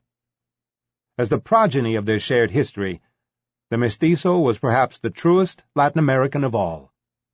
But together, all of them, European-blooded Creoles, mestizos, and Indians, were closer to one another than these Anglo-Saxons from the north, strolling around Cuzco and Machu Picchu's ruins like so many aliens. They had a common language, a common history and culture, and faced common problems. Like the medical researcher he was on his way to becoming, Ernesto immediately searched for a cause when he saw a symptom, and having found what he thought was the cause, he searched for its antidote. Thus, in Ernesto's mind, the dying old lady in Valparaiso and the persecuted miner couple on the road to Chuqui had become living examples of the proletariat in the whole world, who lived in misery because of an unjust social order, and whose lives would not improve until future enlightened governments changed the state of things. Symptom and cause were wrapped up into one ugly package. Standing behind the local regimes, holding sway and perpetuating the injustice, were the Americans and their overwhelming economic power. Ernesto's antidote in the case of Chile was to get the uncomfortable American friend off its back, but he warned in the same breath of the dangers and difficulties of the expropriation. Ernesto didn't have the cure for all these ills, but he was searching. Perhaps the red flame dazzling the world was the answer, but he wasn't yet sure. 5. After a fortnight in the domain of the Inca, Ernesto and Alberto traveled on to the Andean town of Abanque. Having made so much out of themselves as leprosy experts, they were trying to live up to the name, and they had secured a letter from their Cusco doctor friend recommending them to the authorities at the remote Huambo Leprosarium. They were still broke, and their modus operandi for travel, by cajoling and begging their way aboard trucks, was unchanging. In Abanque, they requested and received free room and board at the hospital. In return, they gave some lectures on leprosy and asthma, and flirted with the nurses. There, Ernesto came down with an attack of asthma, which had hardly bothered him since leaving Argentina. It was serious, and Alberto had to inject him with adrenaline 3 times. They continued their journey toward Huambo. At the village of Huancarama, with the leper colony still several miles away over the forested hills, and with Ernesto's asthma so bad he could barely stand up, they asked the lieutenant governor for help in obtaining horses. A little while later, a Quechua-speaking guide appeared before them with 2 skinny horses. After traveling for several hours, Ernesto and Alberto saw they were being pursued on foot by an Indian woman and boy. When the pair finally caught up, they learned that the horses they were riding were their property. The Huancarama governor had simply seized them to fulfill his promise to help the Argentine doctors. After many apologies, Ernesto and Alberto returned their horses and continued on foot. The Huambo Leprosarium was a rudimentary compound of thatched huts with dirt floors built in a mosquito-infested jungle clearing, where a small but dedicated medical staff worked on a minuscule budget. From the doctor in charge, they learned that its founder, Dr. Hugo Peche, director of Peru's leper treatment program, was also a prominent communist, and resolved to look him up when they reached Lima. They were lodged and fed at the nearby home of a wealthy local hacendado, who told them the system he used to settle his immense wilderness landholding. He invited por colonos, or settlers, onto his land to clear a patch of forest and plant their crops, then, after their first harvest came in, had them dislodged, moving them gradually to higher and less hospitable terrain. In this fashion, he confided, his land was cleared for free.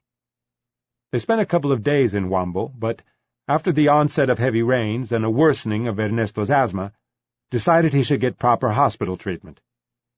For the trek out, the hacendado sent one of his Indian servants with them. As they rode on the horses he had provided, the cholo, on foot, carried their bags. Ernesto observed, "In the mentality of the rich people of the zone, it's completely natural that the servant, although traveling on foot, should carry all the weight and discomfort." Once out of sight of the rancher, he and Alberto relieved the Indian of their bags. But if they expected gratitude, it eluded them, for the cholo's face revealed nothing about what he thought of their gesture. In the town of Andahuaylas they found medicines, and Ernesto went into the hospital for 2 days until his asthma subsided. From there, they moved into the Guardia Civil barracks to wait for a truck leaving for Lima. These were hungry days. They had little to eat except potatoes, corn cobs, and yucca, and to cook them, they shared the stove of the prisoners held in the barracks, which doubled as the local jail. Most of them, they found, were not criminals, but Indians who had deserted from the military during their 3 years of obligatory service. Ernesto and Alberto were welcome in the barracks until the day Alberto witnessed one of the guards lewdly fondling the Indian women bringing food to their detained husbands. Alberto protested, and afterward, the atmosphere in the barracks cooled considerably. Fortunately, a cattle truck was leaving Andahuaylas, and Ernesto and Alberto were able to depart before they were kicked out. For another 10 uncomfortable and hungry days, they followed an uncertain route through the Andes toward Lima, on Peru's desert Pacific coast. As Ernesto put it, our trip continued in the same fashion, eating once in a while, whenever some charitable soul took pity on our indigence. Without a doubt, these were the most miserable days of their entire journey, and their strategies for obtaining hospitality now verged on the desperate, with results ranging from the embarrassing to the sublime. By now they had perfected a formula for obtaining a free meal. As Ernesto told it, their ruse consisted of provoking the curiosity of their candidates by speaking in exaggerated Argentine accents. That generally broke the ice and initiated the conversation. Next, either Ernesto or Alberto would begin softly mentioning their difficulties, with the gaze lost in the distance, while the other remarked on the coincidence that today was the first anniversary of their year on the road. Then Alberto, much more cara dura, brazen than myself, would launch a terrible sigh and say, as in confidence to me, "What a shame to be in this condition, since we can't celebrate it." At this point, their candidate invariably offered to stand them a round of drinks, over Ernesto's and Alberto's protest that they couldn't possibly accept, since they couldn't reciprocate, until finally they gave in. This was followed by Ernesto's coup de grace.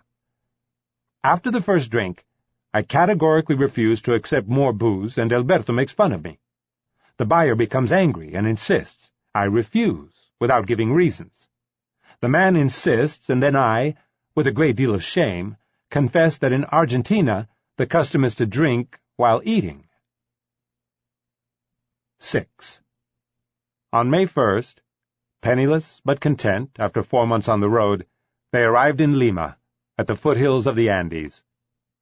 Once the acclaimed colonial city of the Viceroys, founded by Conquistador Francisco Pizarro in 1535, Lima was still a beautiful but socially stratified capital city in 1952. To Ernesto, the city represented a Peru which has not left the feudal state of the colonial era. It still awaits the blood of a true emancipating revolution. Revolution. Revolution. Revolution. Revolution. Revolution. Revolution. After a morning spent wandering from one police barracks to another until they were finally given some rice to eat, they called upon the leprologist Dr. Hugo Peche. Peche received them warmly and arranged for them to stay in the Hospital de Guia for lepers. There, his warm-hearted female assistant, Zoraida Boluarte, took them in hand. Before long, Ernesto and Alberto had won her over entirely, and they were soon eating their meals and having their laundry done at the Boluarte home. For the next 3 weeks they ate, rested, caught up on correspondence, and explored the city. Most importantly, they received some money from their families. They also attended some of Peche's hospital lectures, and were his frequent dinner guests, after which they talked for hours about everything from leprosy and physiology to politics and philosophy. Alberto became conscious of a special affinity growing between Ernesto and the man he called respectfully El Maestro. For both young men, Peche was someone worthy of their admiration. After graduating from medical school in Italy, Peche had returned home, met the Peruvian Marxist philosopher José Carlos Mariátegui, and become a disciple. Mariátegui's pioneering 1928 work, 7 interpretive essays on Peruvian reality, outlined the revolutionary potential of Latin America's disenfranchised Indians and peasantry as a new path forward for socialism in countries such as Peru.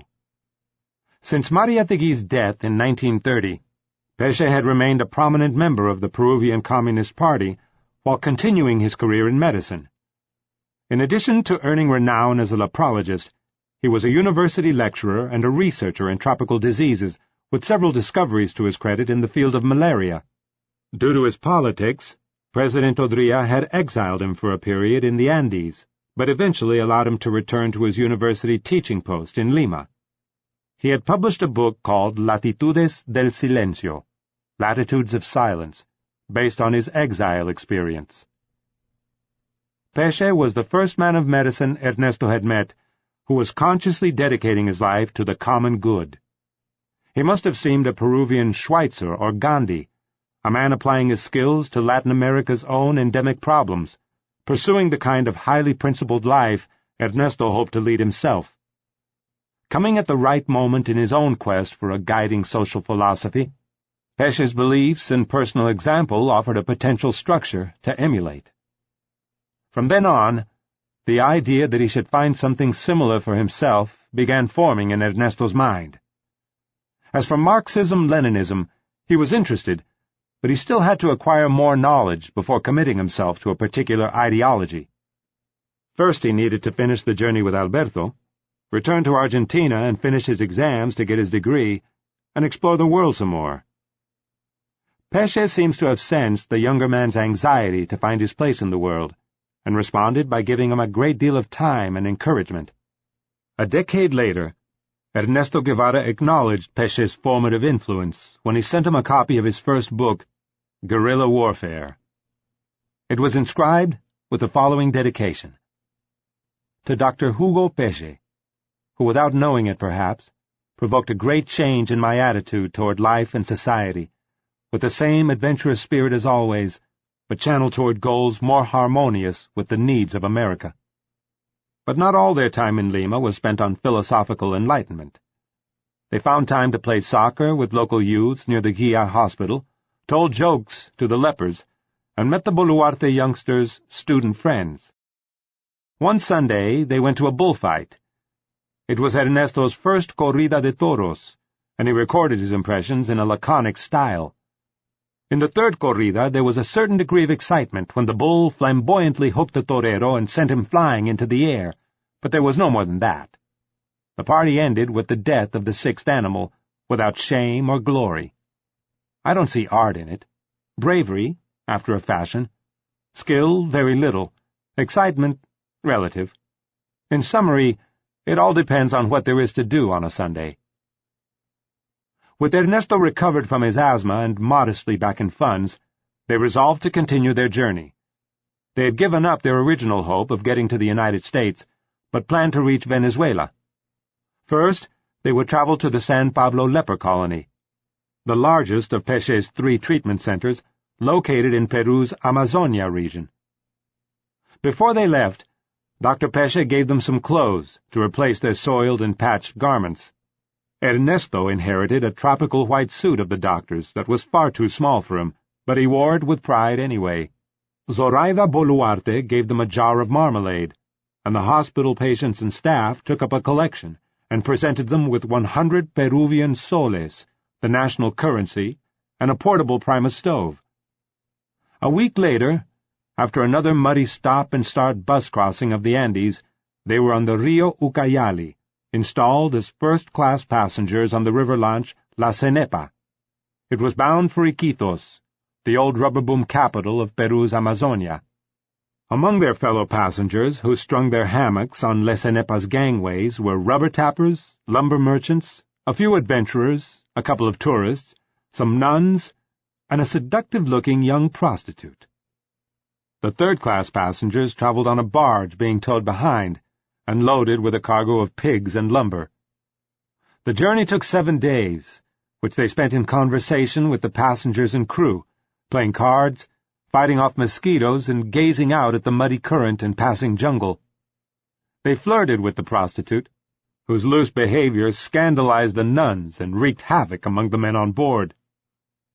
"Fuser and I are no exception to the rule," confessed Alberto after several days on board, "especially me, who has a very sensitive heart for tropical beauties." In spite of a recurrence of his asthma, Ernesto was also drawn by the prospect of a shipboard romp. Describing their second day on the river, he wrote, "The day passed without novelties, except for making friends with a girl who seemed really loose, and who must have thought we might have a few pesos, despite the tears we wept every time she talked of money." Not ones to be defeated by talk of money, the 2 young Argentines found a way around it. Wrote Alberto of their joint effort, "She is enthused with our accounts of the things seen and the marvel still to see. She is resolved to become a traveler. As a result, without interfering, Fuser and I are trying to give her the necessary tutorials. Of course, the honorariums are paid in advance and in kind." A couple of days later he added, "The rhythm of the days is the same as before. The girl divides her charms amongst good talkers, like ourselves, and good payers, like the man in charge of the card games." For Ernesto, his sexual encounter brought on a nostalgic mood. A careless caress from the little whore who sympathized with my physical condition penetrated like a spike into the dormant memories of my pre-adventure life. During the night, unable to sleep for the mosquitoes, I thought of Cecina, now converted into a distant dream, a dream which was very pleasant and whose ending leaves more melted honey than ice in the memory. I sent her a soft and unhurried kiss that she might take as from an old friend who knows and understands her, and memory took the road back to Malagueño, in the great hall of so many long nights, where she must have been at that moment, pronouncing some of her strange and composed phrases to her new heartthrob. Looking into the star-filled night sky, Ernesto once again asked himself if it was worth it to lose Cecina for this, and something in the nocturnal void told him that it was. Arriving on June 1st in Iquitos, a decaying rubber boom town surrounded by jungle and tinged red from the laterite mud of its streets, Ernesto and Alberto made for the regional health service authorities with the recommendations from Dr. Pesce. Pending the embarkation of a boat headed down the Amazon to the San Pablo Leprosarium, they bunked in the headquarters for the regional anti-yellow fever campaign and ate meals at the Iquitos General Hospital. But Ernesto's asthma was crippling him, and he spent the 6 days they were in Iquitos prostrate, giving himself injections of adrenaline and writing letters home. With his Aunt Beatriz, he was at his jocular best. Referring to an earlier letter telling her of their proposed route through the Amazon, he wrote, "By the way, I have to make a confession. What I wrote you about the headhunters, etc., was a lie. Unfortunately, it seems that the Amazon is as safe as the Argentine Paraná." He requested only for her to send him a new asthma inhaler and ampules of Yanal anti-asthma medicine to the Colombian capital of Bogotá, taking care to reassure her, falsely, that he was well, underlining, "I don't have asthma." He only wished to be prepared for any eventuality. On June 6th, Ernesto and Alberto set out for the 2-day journey to San Pablo aboard the river launch El Cisne.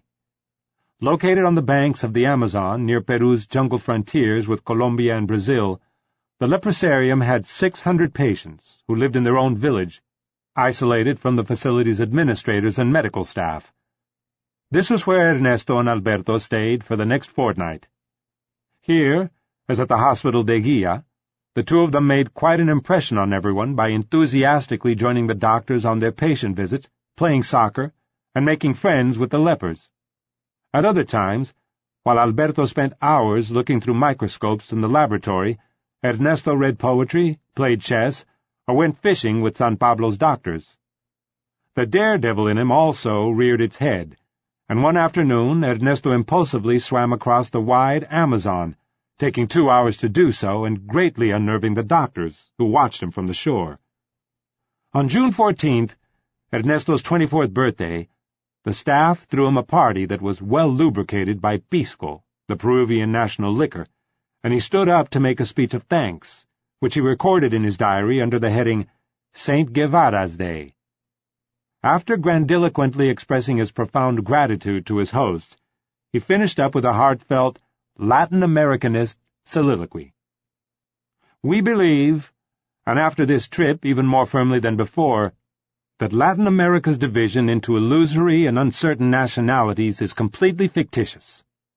We constitute a single mestizo race, which from Mexico to the Straits of Magellan presents notable ethnographic similarities.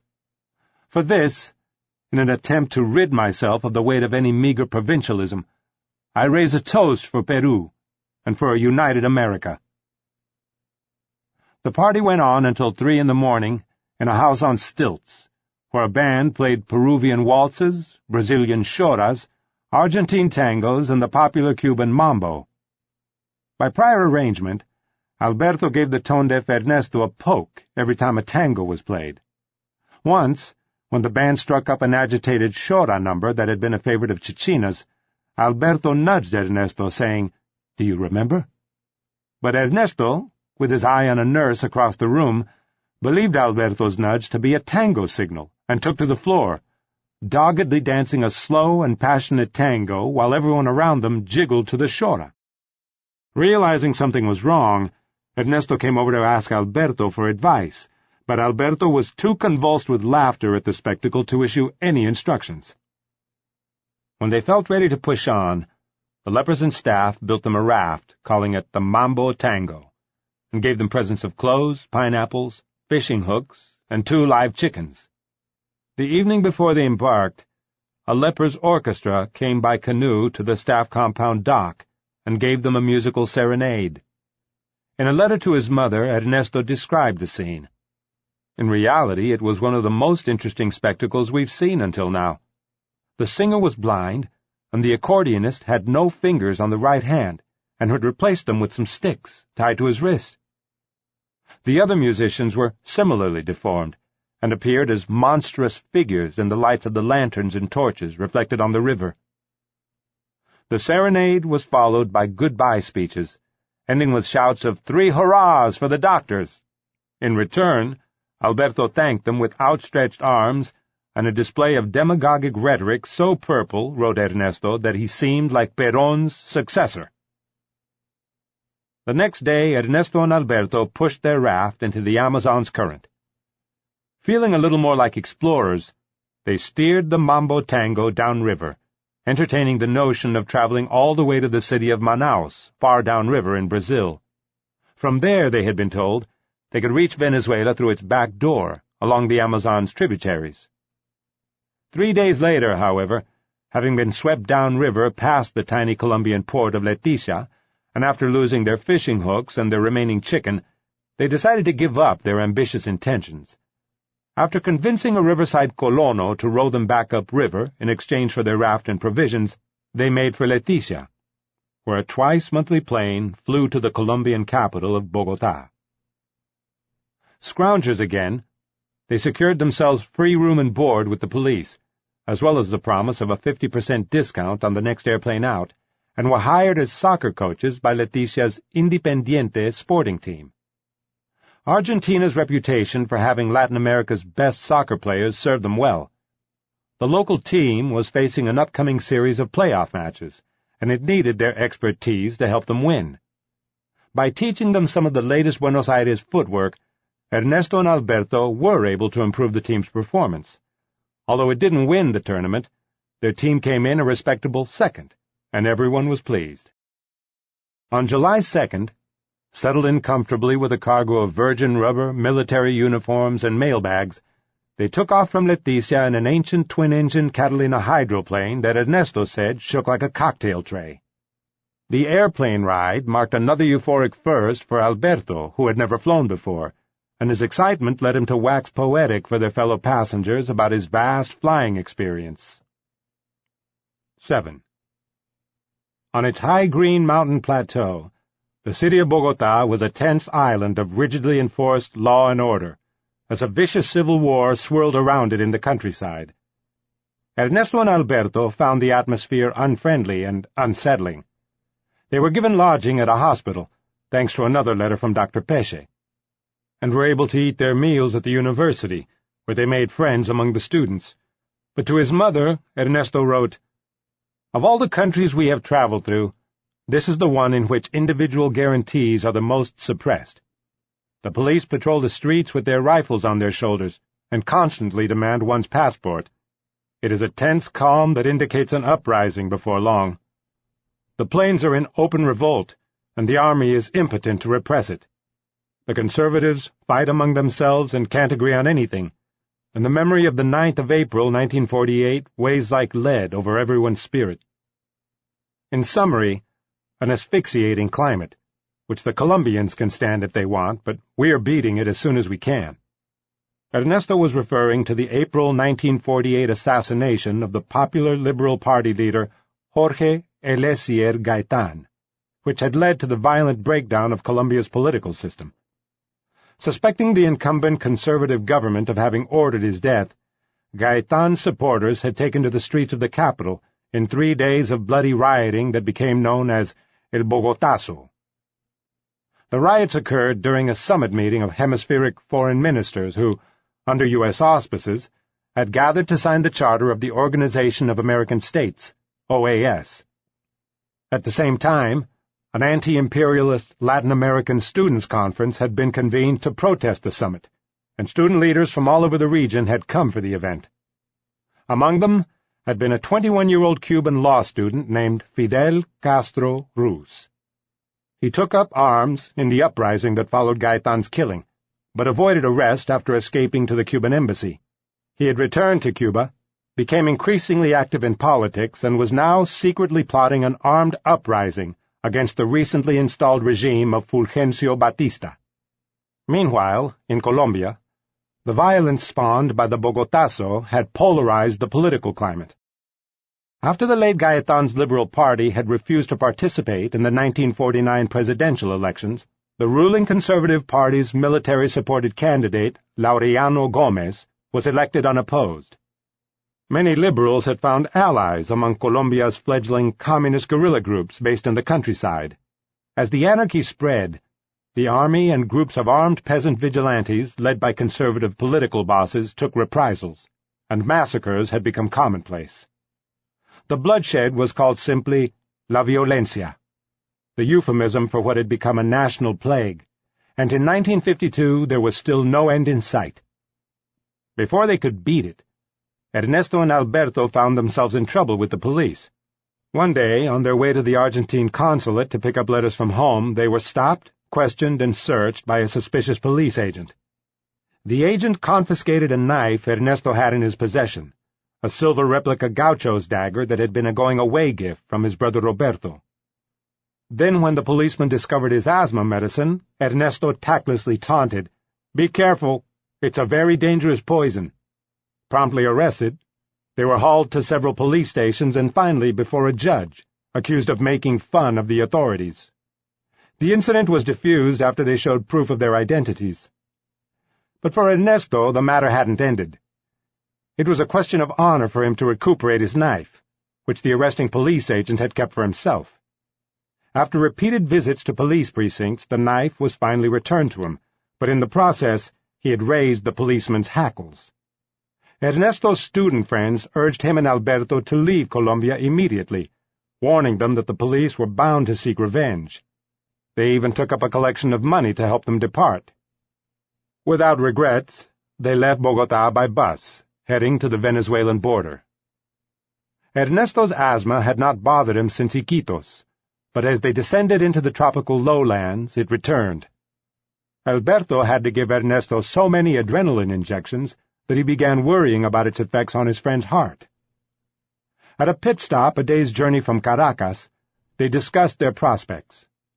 Both were enthusiastic about forging on to Central America and Mexico.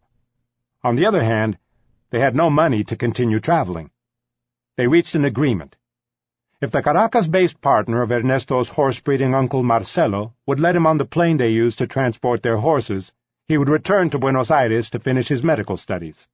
Alberto would try to stay on in Venezuela, working either at a leprosarium or for one of the universities to which he carried letters of recommendation. If neither of these plans worked out, they would somehow try to continue as far as Mexico. The next day, July 17th, they reached the bustling city of Caracas, rich from the country's oil boom, swollen with migrants. New flat-roofed skyscrapers rose to overtake the skyline of colonial red-tiled roofs.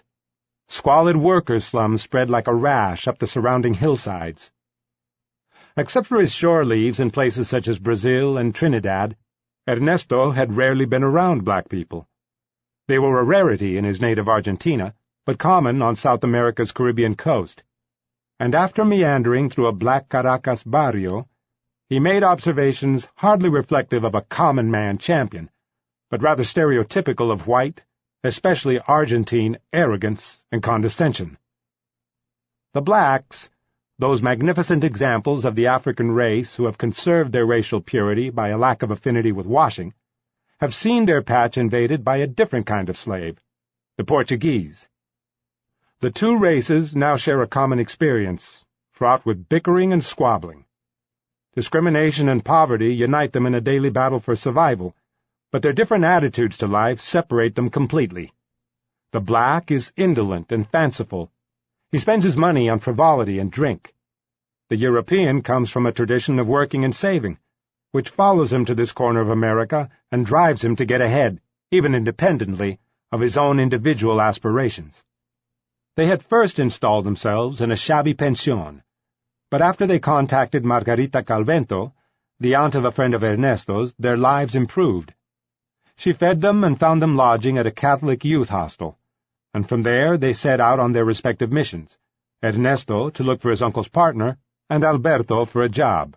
With a letter of recommendation from Dr. Pesce, Alberto was offered and accepted a well-paying job at a leprosarium near Caracas, and Ernesto was granted a seat on the next plane transporting his uncle's racehorses from Buenos Aires to Miami. When it stopped for refueling in Caracas, Ernesto would board it, and after unloading its cargo in Miami, he would fly home. The two friends' last days in Caracas together were weighed down by sadness over their impending separation.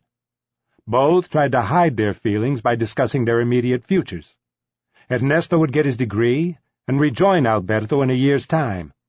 If all went well, he could also get work at the leprosarium, and after saving some money, they would go off on new adventures together.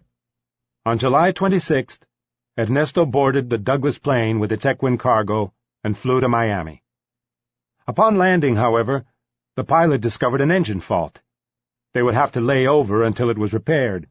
Expecting a delay of a few days, Ernesto went to stay with Cecina's cousin, Jaime Jimmy Roca, who was in Miami finishing up architecture school. Roca was as broke as Ernesto, but he had made a deal to eat his meals on credit at a Spanish restaurant until he sold his car. Ernesto's meals were now added to his bill.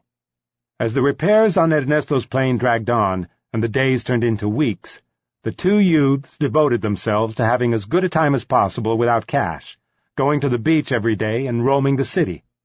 A friendly Argentine waiter at the Spanish restaurant gave them extra food, and at a bar, another friend of Roca's slipped them free beers and French fries. When Roca learned that Ernesto was still carrying the $15 Cecina had given him to buy her a scarf, he tried to convince him to spend it. Ernesto refused.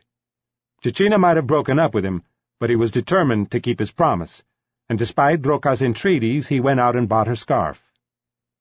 According to Pepe Aguilar, Ernesto did not try to see Cecina again when he returned home, but he did send her the scarf. Finally, Roca arranged for Ernesto to earn some pocket money, cleaning the apartment of a Cuban airline stewardess he knew. But it was a disaster.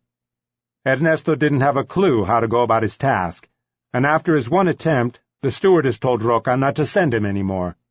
Instead of cleaning it, she said, Ernesto had somehow managed to leave her place dirtier than it was before. In spite of this, she had taken a liking to Ernesto and helped him get a temporary job washing dishes at a restaurant. Ernesto was finally in the United States, that country to the north whose exploitative presence in Latin America had rankled him so during his journey. What he saw there evidently confirmed his negative preconceptions, for he later told friends in Buenos Aires that he had witnessed incidents of white racism against blacks, and had been questioned by American policemen about his political affiliations. But Roca would recall only that Ernesto had once spoken to him about the need for low-income housing for Latin America's poor. They didn't talk politics, he said, but had just tried to enjoy themselves. 6. I am not the same I was before. 1. Ernesto returned to an Argentina that had altered in his absence. 5 days before his arrival in Buenos Aires, Evita Perón had succumbed to cancer at the age of 33. Her funeral had been the occasion of an unprecedented public display of grief, and her body was to lie in state for 2 weeks before being taken away for permanent embalming. A monument larger than the Statue of Liberty was being planned for its future display, fitting for a woman whose acolytes expected the Pope to grant her official sainthood. Her grieving husband, Juan Domingo Perón, carried on with his presidential duties, while his courtiers whispered confidences and his enemies conspired. It was politics as usual in Argentina, but to those around him Perón seemed adrift, less whole since his young wife's death. In the meantime, Ernesto had his own dramas to attend to. In those days, a doctor's degree was achieved after passing examinations in 30 subjects. He had 16 under his belt before taking off with Granado, but if he wanted his diploma in the coming school year, he needed to pass 14 more by May. He had little time to waste, for the first round of exams was scheduled for November. He began studying furiously. barricading himself behind his books at his Aunt Beatrice's apartment and sometimes at his father's studio on Calle Paraguay, coming home only for the occasional meal. Despite the pressure, he also put in time at the allergy clinic, where Dr. Pisani was glad to have him back. He also began to take stock of his just-completed journey by writing up notas de viaje from his travel diary. He decided that the journey had changed him. The person who wrote these notes died upon stepping once again onto Argentine soil. He who edits and polishes them, I, am not I. At least I am not the same I was before. That vagabonding through our America has changed me more than I thought. At home, things were much the same. His father continued to struggle with his construction and property rental business. His mother, the abstracted Queen Bee of Calle Araoz, played solitaire and looked after Juan Martín, now 9, and still in grade school. Roberto had finished high school and was doing his compulsory military service, while Celia and Ana Maria were both studying architecture at Buenos Aires University. Celia Madre Salon had grown. Some new personalities had attached themselves to the Guevara clan. Ana Maria had formed a study circle of student friends from the Faculty of Architecture. Among them were Fernando Chavez and Carlos Lino, both of whom were vying for her attentions. For now she was dating Lino, but would eventually marry Chavez. The Guevaras were pleased that Ernesto was home, hoping he had rid himself of his wanderlust and that he would settle down in Buenos Aires as a doctor or allergy researcher. In November 1952, Ernesto was scheduled to sit for his first round of exams. In the midst of them, he fell seriously ill, not from his asthma this time, but from a fever contracted by exposing himself to diseased human viscera. Pisani had acquired a special machine designed to grind human viscera for research purposes, and, impatient to use it, Ernesto had obtained some infected human remains from the medical faculty, and began grinding them up without using a protective shield. Afterward he felt ill, and took to his bed with a very high fever. His father found him there. Alarmed and seeing him appear to worsen by the minute, Guevara Lynch offered to call Dr. Pisani. Ernesto refused. Some time passed. Guevara Lynch waited by his side, watching his son closely. All of a sudden, he made me a sign, and, when I drew near, he told me to call a hospital, to bring him a cardiac stimulator immediately, and to call Dr. Pisani. Guevara Lynch realized it was serious and made the phone calls. Within minutes, a hospital nurse and Pisani had arrived, and Pisani took charge of the situation, staying alone for several hours with Ernesto. When he left, he told the family to buy certain medicines and ordered complete rest for Ernesto. Anguished, the family stayed up the whole night. Only one of many such episodes they suffered over the years due to what his father called Ernesto's imprudence. At about 6 a.m, recalled his father, Ernesto had improved a great deal, and to our great surprise, we saw that he began to get dressed. I didn't say anything. I knew he was very stubborn, but in the end, seeing his dressing to go outside, I asked him, "What are you going to do?" "I've got an exam. The examiners arrive at 8 a.m. "But don't be an animal," I replied. "Don't you see that you can't do that?" All the objections I made to him at that moment were in vain. He had decided to take his exam that day, and he had to do it. And that is what he did. That is what he did. That is what he did. That is what he did. That is what he did. That is what he did. That is what he did. Despite his bout with illness, Ernesto passed 3 exams in November and 10 more the next month. It left him with only one remaining examination to pass in April before he qualified for his medical degree and could return to Venezuela. In the meantime, he spent as much time as possible on his research at the Pisani Clinic. He was finding it exciting, for he could not only apply himself to the cases of actual patients afflicted by allergies, but also attempt to isolate their causes and find antidotes in the laboratory. Pisani encouraged him as much as possible and began giving him credit in some published findings. One, published in the scientific quarterly Alergia for the period November 1951 through February 1952, listed Ernesto's name along with Dr. Pisani's and several others as co-authors of a research paper entitled sensibilization of guinea pigs to pollens through injections of orange extract. On April 11, 1953, Ernesto sat for his final exam. His father remembered the occasion. I was in my studio when the telephone rang.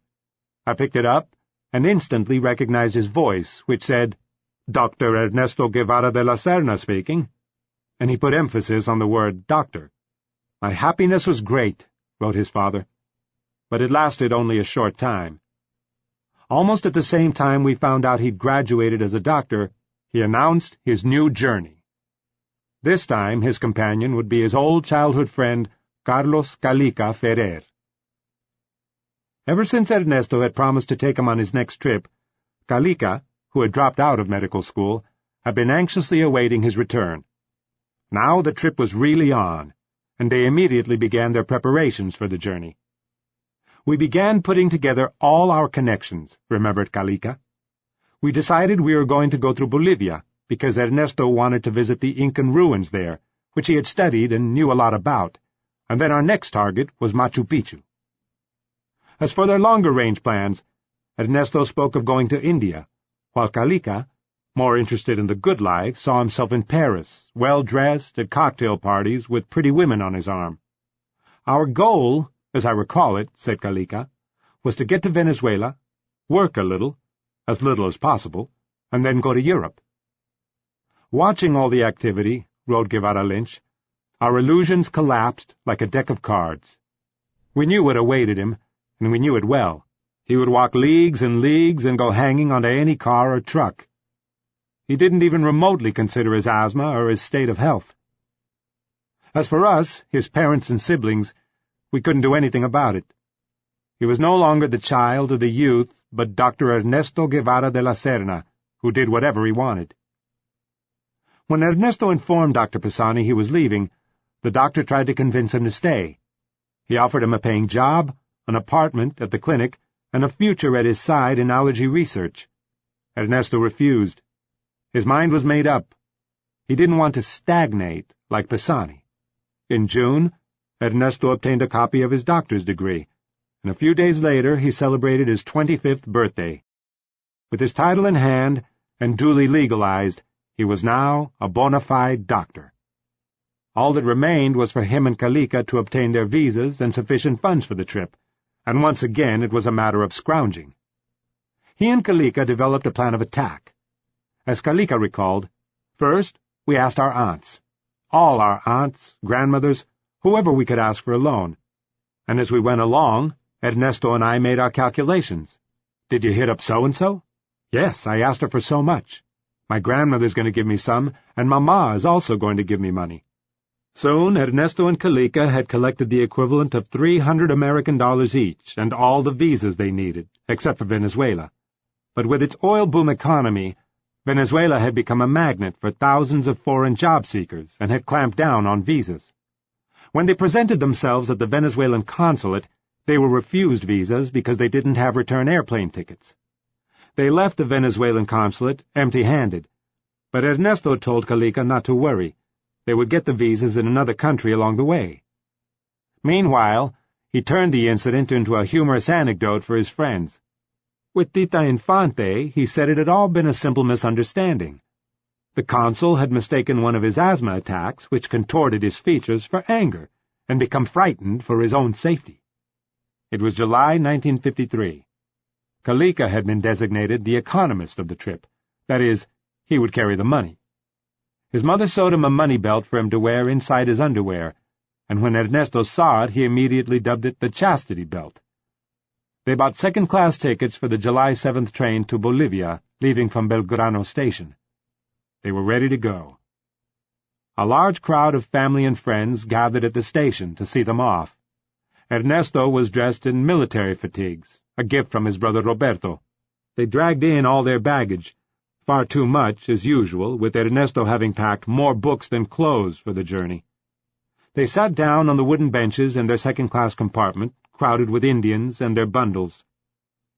Both young men were suddenly painfully aware of the contrast between their humble fellow passengers and their own well-dressed relatives and friends. At the last minute, A plethora of gifts and packages of goodies were pressed into their hands. Cakes from Kalika's mother, sweets from someone else. Watching from the platform, Celia Guevara de la Serna suddenly clutched the hand of Roberto's fiancée, Matilda, and said forlornly, "My son is leaving. I won't see him again." The conductor whistled, and the train began to move out of the station. Everyone shouted their goodbyes and waved. As the train pulled slowly away, a lone figure separated itself from the throng to run alongside the compartment where Ernesto and Kalika sat. It was Ernesto's mother, Celia, who waved and waved a handkerchief in the air. She said nothing, but tears ran down her face. She ran alongside the train until the station platform ended and she could run no more, and then the train had gone. 7. Without knowing which way is north. 1. Ernesto Guevara, medical doctor and veteran road gypsy, was off again. This time, he wrote in a new journal he entitled Otra vez, once again, the name of the sidekick has changed. Now Alberto is called Kalika, but the journey is the same. Two dispersed wills extending themselves through America without knowing precisely what they seek or which way is north. This unpublished journal, spanning the next 3 years of Guevara's life, was found and transcribed by his widow, Aleda March, after his death. Except for a few rare extracts, it has never previously been made public, but she made the entire text available to the author. It is apparently largely unabridged, except for several sexually graphic passages that she acknowledges having deleted in the interest of preserving the propriety of her late husband's image. Ernesto's train had not been long gone when his cousin Mario Saravia made a surprising discovery. Returning to the Guevara home where he was staying, Saravia noticed that his 3 new silk shirts were missing. He suspected Ernesto of taking them and told Celia Madre. Shocked, she replied, "No, how could he have?" Saravia wrote Ernesto to ask him if he had taken his shirts. When it came, Ernesto's reply was affirmative. Not to worry, he told Saravia. His shirts had been put to good use. He had sold them, and, with the money, he'd been able to eat and sleep for 15 days. In revenge, Saravia wrote him back to inform him, falsely, that he'd sold the prized microscope Ernesto had left with him for safekeeping, and used the money to go on holiday. After languishing in the dusty border post of La Quiaca for 3 days, recovered, the two friends continued their journey into Bolivia by train, but at Kalika's insistence, they now traveled in a first-class sleeping compartment. 2 days later, they descended from the freezing brown Altiplano and into the great natural crater where the city of La Paz huddled in its sun-struck and treeless exposure, like some kind of experimental lunar colony. The setting was impressive. At the city's far edges, the clean lines of the crater hemming it in broke up into an eroded badlands of fantastic geology, an entire valley full of giant white stalagmites jutting upward like stone daggers. Above, the land climbed into a swooping rise of alpine rock and glacial ice to form the blue and white volcano of Mount Illimani. Ernesto was enthralled. La Paz is the Shanghai of the Americas, he wrote enthusiastically in his journal. A rich gamut of adventurers of all the nationalities vegetate and flourish in the polychromatic and mestizo city. They wasted no time in getting to know the city. After checking into a dingy hotel, the city, they set out to explore its steep, cobblestoned streets, thronged with colorfully costumed Indians and groups of armed vigilantes. Here they were in revolutionary Bolivia, Latin America's most Indian of nations and also one of its poorest, with a notorious history of exploitation. The majority indigenous population had languished as virtual serfs for centuries, while a ruling handful of families were made extremely wealthy from their tight-fisted control of the tin mines, Bolivia's primary source of income, and its productive agricultural land. Now that state of affairs appeared to have been overturned. Since seizing power in a popular revolt a year earlier, the Movimiento Nacionalista Revolucionario, MNR, had disbanded the army and nationalized the mines. A hotly debated agrarian reform law was due to come into effect in a few weeks' time. But Bolivia remained unsettled, with many political forces still at odds and threatening the regime's stability. In the countryside, impatient peasants were forcing the land reform issue by attacking private haciendas, while miners, led by the newly created Independent Trade Union Federation, the Central Obrera Boliviana, COB, marched in displays of force to extract further concessions from the government. Armed people's militias roamed the streets, and rumors flew of counter-coups by disgruntled elements of the disbanded army. One conspiracy had already been quelled in January. At the same time, right and left-wing branches within the ruling MNR coalition pursued opposing agendas, with the Communists calling for a total handover of power to the workers, while its center-right wing, including President Víctor Paz Estensoro, sought to follow a middle road that isolated both the Communists and the local oligarchs, called Rosqueros. Prowling around town, they bumped into a young Argentine they had met on their train ride. He was visiting his father, Isaías Nogues, a prominent politician and sugar mill owner from the province of Tucumán, now exiled as an opponent of Perón. After introductions, it emerged that Nogues was acquainted with both their families, and he invited Calica and Ernesto to his home for dinner. At Nogues's house, they attended an elaborate Argentine asado, and met other members of La Paz's expatriate Argentine community. To Ernesto, their host was a hidalgo, a nobleman, whose demeanor reminded him of Mount Illimani's august serenity. Exiled from Argentina, he is the center of the expatriate colony, which sees in him a leader and a friend. His political ideas have been outdated in the world for some time now, but he maintains them independently of the proletarian hurricane that has been let loose on our bellicose sphere.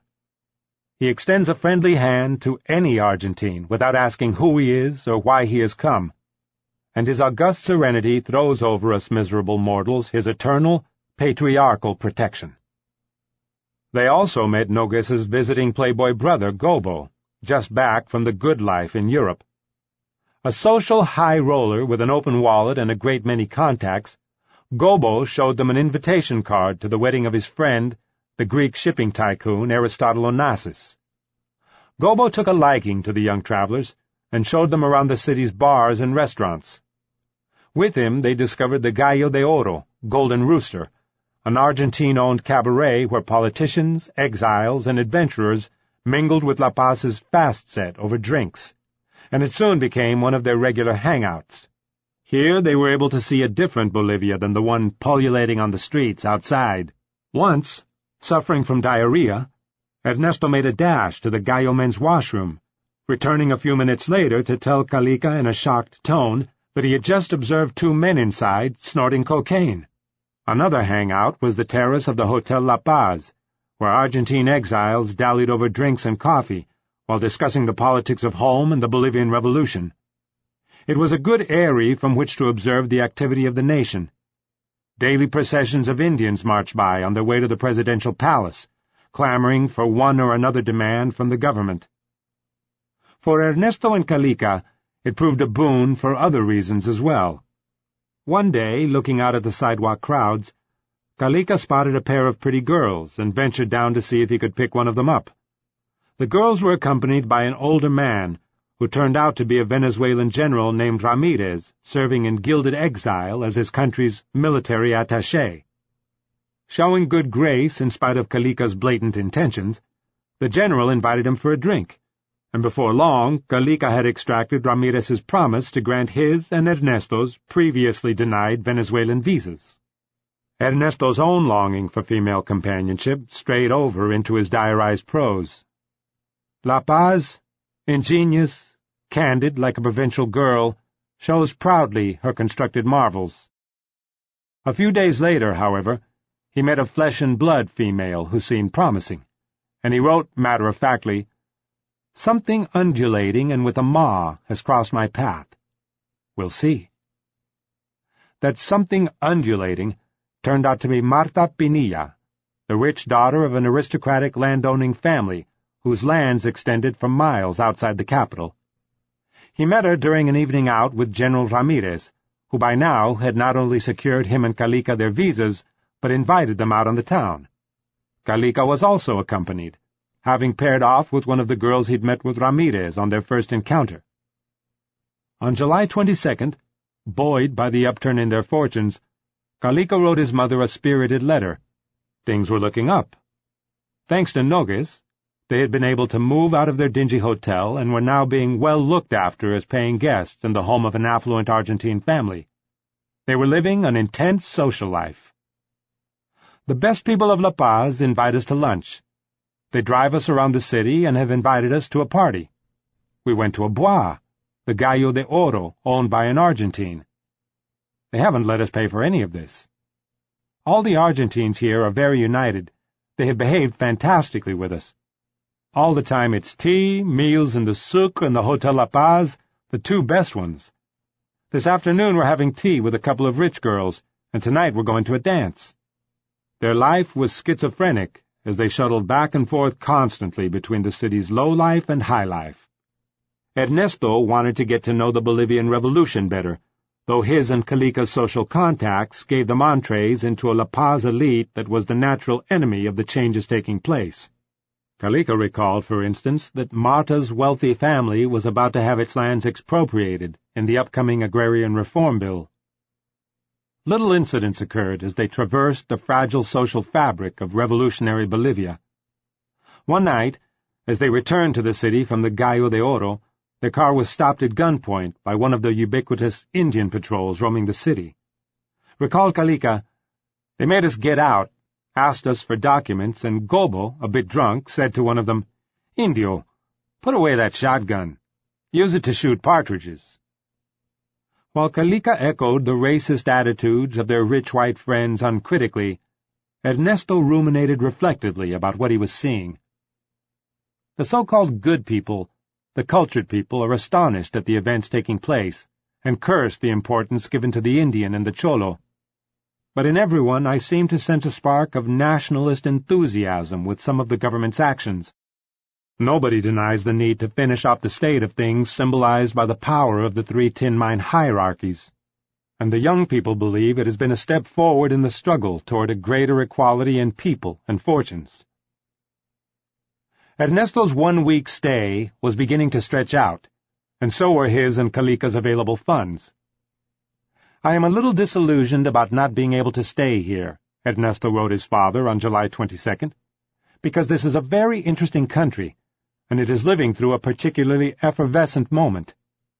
On the 2nd of August, the agrarian reform goes through, and fracases and fights are expected throughout the country. We have seen incredible processions of armed people with Mausers and piripipi, Tommy guns, which they shoot off for the hell of it. Every day, shots can be heard, and there are wounded and dead from the firearms. The government shows a near-total inability to restrain or lead the peasant masses and miners, but these respond to a certain degree, and there is no doubt that in the event of an armed revolt by the Falange, the opposing party, they will be at the side of the MNR. Human life has little importance here, and it is given and taken without any great to-do. All of this makes this a profoundly interesting situation to be the neutral observer." Having given the impression he was leaving, Ernesto was actually planning to stay and see what happened on August 2nd. He wanted to be a witness to a historic and possibly tumultuous event. Meanwhile, he and Calica took advantage of every invitation from Nogues to dinner to fill their bellies. Calica wrote his mother, "Ernesto eats as if he hasn't eaten in a week. He's famous in the group." Delighting in his display of appetite, Gobo placed bets on how much Ernesto could eat in one sitting, and promised that if they met up in Lima, where they were all headed next, he would take Ernesto and Calica to a restaurant where the food was free if the clients ate enough. It would give him great pleasure, he declared, to show off these proud examples of the Argentine race. It was during one of these evenings at the Nogueses that they met the Argentine lawyer Ricardo Rojo. A tall, beefy man with a balding pate and a mustache, Rojo was already a seasoned political veteran of 29. An anti-peronista of the opposition Unión Cívica Radical, Rojo had recently escaped from police custody in Buenos Aires, where he had been detained on suspicion of terrorism. After taking refuge in the Guatemalan embassy, he had been flown out to Chile with travel documents from the leftist Guatemalan government of President Jacobo Arbenz. He had made his way to La Paz, and like Guevara and every other Argentine passing through, he had beat a path to the home of Isaías Nogues. Proud of his recent exploit, he carried a clipping from Life magazine with an account of his escape and flight to safety. From Bolivia, he planned to go to Peru, then to Guatemala, and eventually to the United States. At the Nogues home, Rojo also took notice of Guevara's savage eating habits, and was surprised to find out he was a doctor, since he talked mostly about archaeology. The first time I saw him, Guevara didn't particularly impress me. He spoke little, preferring to listen to the conversation of others. But then suddenly he would cut the speaker down with a disarming smile and a razor-sharp comment. It was a trait they shared.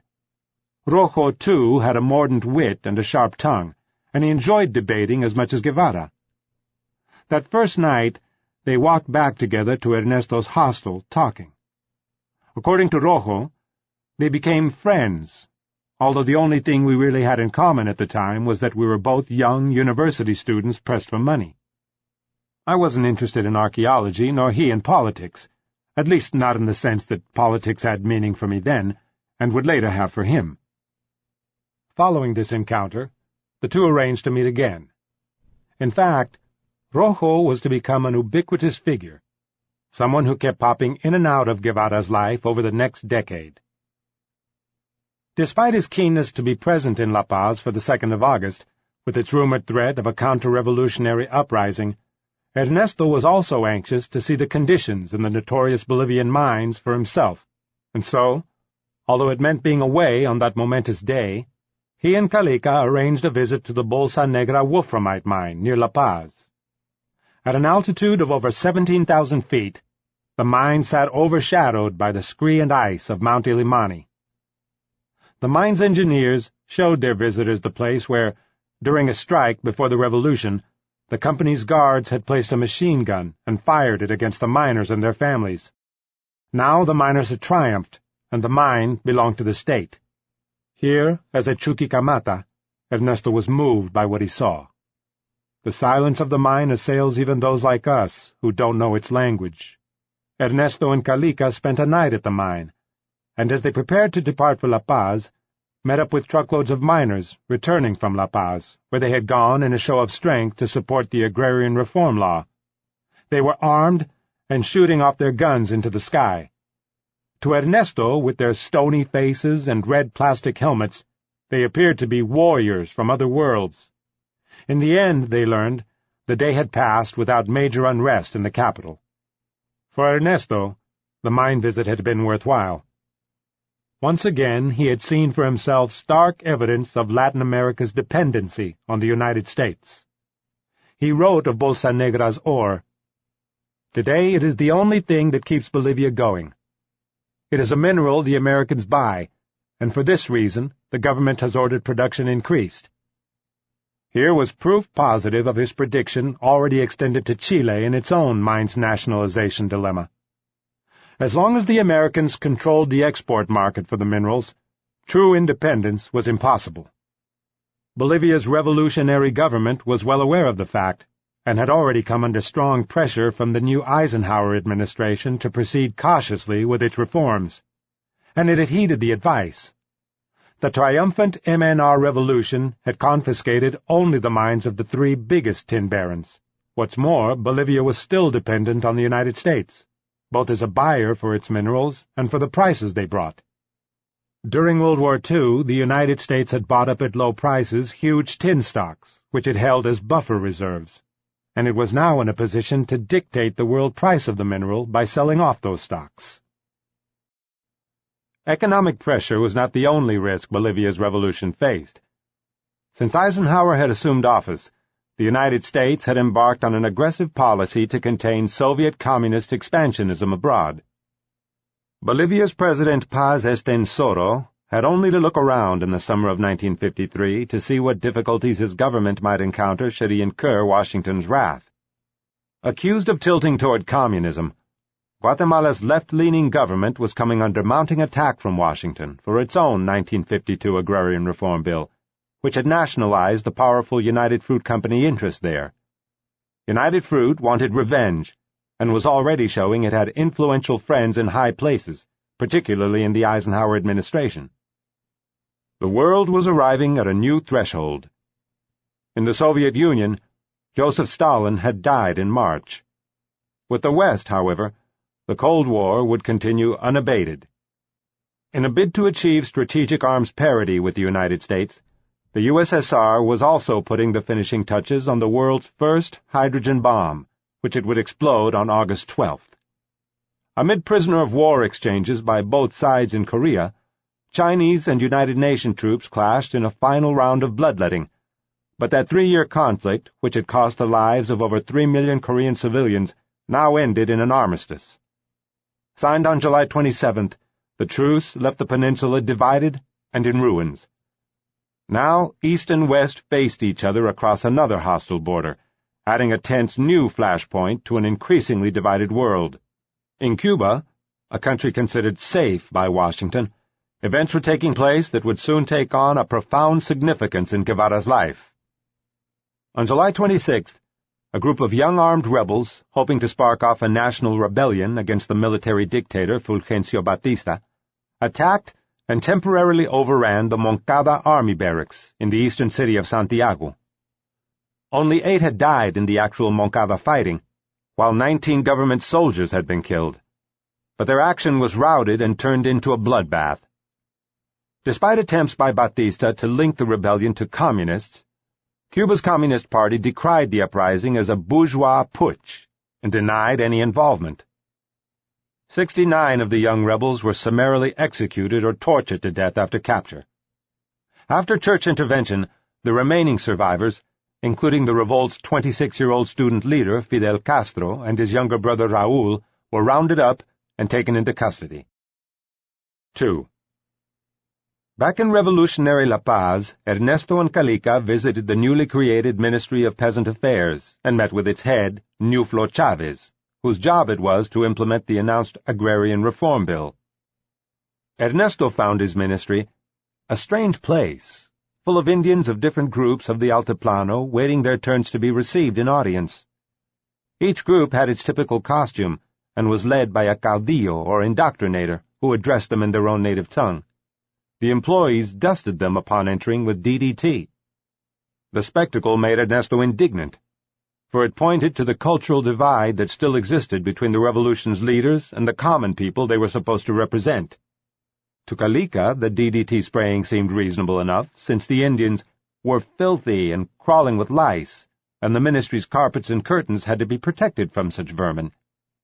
Afterward, whenever they saw an Indian in the street with his hair dusted white, he and Ernesto would look at one another and remark, "Look, he's been with Ñuflo Chávez." By now Ernesto and Calica had been in La Paz nearly a month. They had spent half of their available capital and they had visas for Venezuela. It was time to get back on the road, but both of them were finding it difficult to pull up roots. Finally, they agreed to leave, and Ernesto wrote, "Each one of us had his amorous reference to leave behind. My goodbye was more in the intellectual plane, without sweetness, but I believe there is something between us, her and me." Calica, meanwhile, believed he was in love, and he had made promises to return to La Paz for his new sweetheart after he had found his feet in Caracas. After a brief sojourn to Lake Titicaca, Ernesto and Calica reached the Peruvian border. At the customs post in the border town of Puno, Ernesto's books provoked an incident. As he told it, they confiscated 2 books, Man in the Soviet Union and a publication of the Ministry of Peasant Affairs, which was described as red, red, red in exclamatory and recriminating tones. Recriminating tones. Recriminating tones. Recriminating tones. Recriminating tones. Recriminating tones. Recriminating tones. After a juicy chat, however, the police chief let them go, telling Ernesto his books would be sent to Lima, where he'd asked for them to be returned. They traveled from Puno to Cusco. Ernesto was delighted to be back, but Calica was singularly unimpressed by the historic place. He wrote his mother that it was an interesting city, but the dirtiest you can possibly imagine. So filthy that it obliged one to bathe. However, he told her jokingly, in the 8 days they were there, El Chancho bathed once, and by mutual agreement for health purposes only. After a few days, Calica's complaints about the dirt and discomfort had begun to wear on Ernesto. Writing to Celia on August 22nd, he vented his frustrations. Alberto threw himself on the grass to marry Incan princesses, to recuperate lost empires. Calica curses the filth, and every time he steps into one of the innumerable turds that litter the streets, instead of looking at the sky and a cathedral framed in space, he looks at his dirty shoes. He doesn't smell the evocative mystery of Cusco, but instead the odor of stew and dung. A question of temperaments. We've decided to leave this city rapidly in view of how little he likes it. As for his future, he told her, he was uncertain, because he didn't know how things were in Venezuela. As for the more distant future, he said he hadn't budged on his hopes to somehow earn $10,000 U.S., apparently the sum of money he planned to save there. Then, with Alberto, maybe we'll take a new trip, but in a north-south direction, and maybe by helicopter. After, Europe. And after that, darkness. In other words, anything was possible. After a detour to Machu Picchu, which, although still crawling with American tourists, continued to entrance Ernesto, they set out on a grueling 3-day bus trip to Lima. Some comic relief came at a rest stop, where he and Calica climbed down the hillside for a swim in the cold waters of the Rio Abancay. Stark naked, Ernesto took a special delight in leaping up and down to wave to the shocked female passengers back up on the road. Arriving exhausted in Lima, they found a hotel and slept like dormice. On September 4th, Ernesto wrote his father, complaining that he had expected to discover a ton of letters from Buenos Aires, but had found only one, from him. I'm glad to hear the economic difficulties aren't so many that some little help from me is urgently needed. I'm happy for all of you.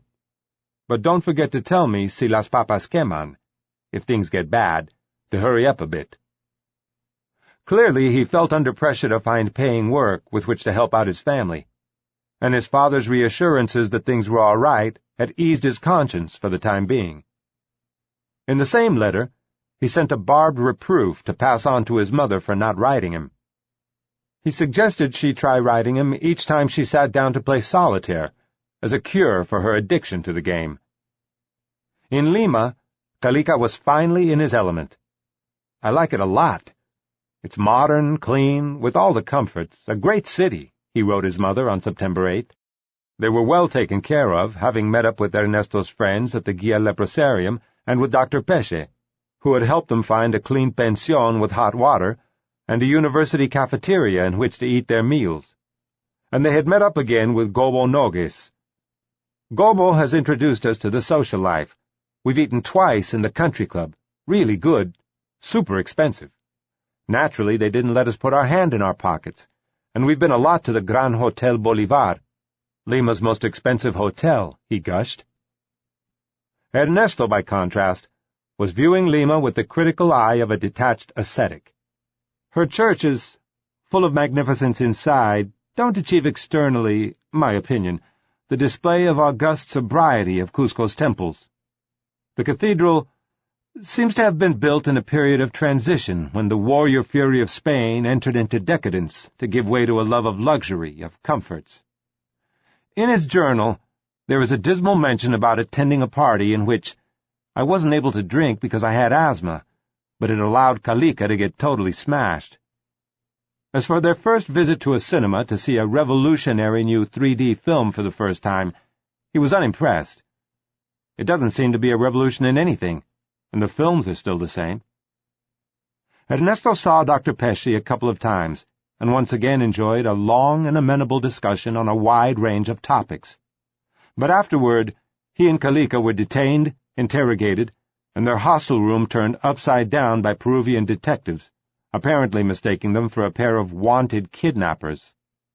The incident was cleared up, but afterward Ernesto decided to avoid further contact with Dr. Pesce, in case the police still had them under scrutiny. He didn't want to cause the doctor or themselves any more problems. Ernesto wasn't entirely convinced that their brush with the police was simply a matter of mistaken identity. There had been the fuss over his red literature confiscated at the frontier with Bolivia, and his and Calica's names were probably on file as suspicious characters. With Peru's dictator, Manuel Odría, still in power, and undoubtedly worried about Bolivia's left-wing revolution contaminating his chicken coop, as Ernesto put it to Calica, he didn't want the Peruvian authorities to draw any undue links between them and the communist Dr. Pesce. He also gave up his hopes of retrieving his confiscated books, deciding that it could only complicate their stay in Lima. On September 17th, Ernesto received a letter from his mother, who informed him that she had arranged for them to be put up by the President of Ecuador when they arrived in his country. The next day, an excited Calica wrote his mother to give her this wonderful news, crowing jubilantly that he and Ernesto could now look ahead to a beautiful panorama in terms of room and board. They also bumped into their exiled Argentine friend Ricardo Rojo again. He was on his way to Guayaquil, where he hoped to board a boat for Panama. Since this was also their next port of call, Rojo gave him the name of a Guayaquil pension where they could find him. 3. With Ernesto suffering again from asthma, they traveled by bus up the Peruvian coast. After entering Ecuador on September 28th and waiting for transport in the border town of Huaquillas, Ernesto complained of losing a day's traveling, which Calica took advantage of by drinking beer. Another day and night of boat travel down a river into the Gulf of Guayaquil and across its swampy delta brought them to the semi-tropical port city of Guayaquil. They were met at the pier by Ricardo Rojo and 3 law student friends from Argentina's Universidad de La Plata, who led them back to the pension where they were staying. Rojo's companions were Eduardo Gualo Garcia, Oscar Valdo Valdovinos, and Andro Petiso Herrero. Like Rojo, they were heading next to Guatemala and trying to have a bit of an adventure along the way. Their pension was a crumbling old colonial mansion, with a canoe dock on the muddy banks of the Rio Guayas in a run-down quarter called the Quinta Pareja. Its large rooms were in the process of being subdivided into tiny cubicles, fashioned from wooden automobile shipping crates. When Ernesto and Calica arrived, they joined the 4 others in a cavernous room, as the house's internal dimensions gradually shrank around them. The pension's hard-pressed owner was a good-hearted woman named Maria Luisa. Life in her rustic establishment was like being part of a large, chaotic family going through hard times. Maria Luisa ran the place with her mother, Agripina, an ancient crone who spent her days swinging in a hammock in the foyer, endlessly smoking cigarettes, and her husband, Alexander. He too had been a guest, so the story went, but his debts had grown so high he had been forced to marry Maria Luisa. In the end, they didn't have to go to Quito to call upon President Velasco Ibarra. Learning that the chief of state was visiting Guayaquil, Ernesto and Calica got dressed up and went to throw themselves on the mercy of his private secretary. On October 21st, Ernesto wrote his mother to tell her mockingly how his interview had gone. He told me that I couldn't see Velasco Ibarra, that the disastrous personal economic situation I had painted for him was one of life's low points, adding in a philosophical tone, "For life has highs and lows. You are in a low one. Have spirit. Have spirit." Ernesto and Calica were back where they had been, virtually broke, and so were their companions. Meanwhile, their debts with Maria Luisa were mounting. They pooled their funds and instituted a strict economic regimen that Ernesto enforced. Calica may have started out the trip as the wearer of the chastity belt, but the time on the road had made it all too clear who was the better economizer. Ernesto established a slogan of absolute thrift, which he himself broke only to buy the occasional banana, practically all he was eating at the time. In mid-October, Ricardo Rojo and Oscar Valdovinos shipped out to Panama on a boat belonging to the United Fruit Company. The others would have to follow on the next available ship. For now, Ernesto and Calica remained camped out with Gualo Garcia and Andro Herrero. While they pondered their next move, Enjoying the camaraderie of their group and unwilling quite yet to depart for Venezuela, Ernesto explored Guayaquil. In the pension he played chess and conversed with his new friends. They were all a little homesick for Argentina, and as they talked of their families, their pasts, and their future hopes, Ernesto asked the others to call him Chancho, and his asthma improved. 8. Finding North. 1. There was nothing compelling holding Ernesto in Guayaquil, a city he dismissed as a pretend city almost without its own life, which revolves around the daily event of ships coming and going. But he didn't leave. He hung around, counting his pennies and sharing the poverty of his marooned new friends. He confessed to Andro Herrero that he had never previously enjoyed this experience of unconditional comradeship, where everyone shared what they had without misgivings, and faced common problems together while discussing everything under the sun. The closest he had come to it before was in rugby. His fellow players were good mates, they were fine to go out for a drink with, but none of them were really close, and off the pitch their kinship had ended. His closest friend, he said, was Alberto, and Calica was a good guy, whom he had known since childhood, but the truth was they had little in common. True camaraderie, he told Andro, had eluded him. It was something he had always craved, but felt lacking in his own family, as fragmented and overrun with adopted outsiders as it was. He spoke a lot about his mother, and it was obvious to Andro that Ernesto felt a special tug there, but he also blurted out that his mother had surrounded herself with poets and frivolous literary types, women who were probably lesbians. A few years older than Ernesto, Andro understood his remarks as expressing his feelings of emotional exclusion, and felt instinctively that he was a lonely young man in great need of affection. Guevara was a very particular guy, recalled Andro. At times he seemed inexpressive, with a demeanor that was almost disagreeable. But it was because of his asthma. The effort to breathe caused him to contract, and he could appear hard. But afterward he would relax, and his eyes smiled. The sides of his eyes wrinkled. The severity of Ernesto's asthma attacks had come as a shock to his new companions, and they reacted by helping him as much as they could. "I remember waking up in the night with Guevara trying to reach his asthma pull medicine," recalled Andro, "but not having the strength to reach it, and one of us having to get it for him." While he reveled in this newfound fraternal atmosphere, Ernesto was torn by conflicted feelings about what to do next. He had a path that was already laid out for him. Before he had left Buenos Aires, Alberto Granado had written to say a job awaited him at his leprosarium. If he needed money to get there, not to worry. Alberto would lend it to him. Ernesto had some emotionally powerful motives for going as well. He told Andro that he wanted to earn enough money to send his mother to Paris for specialized medical treatment. He feared she still had cancer, and wanted her treated by the best doctors available.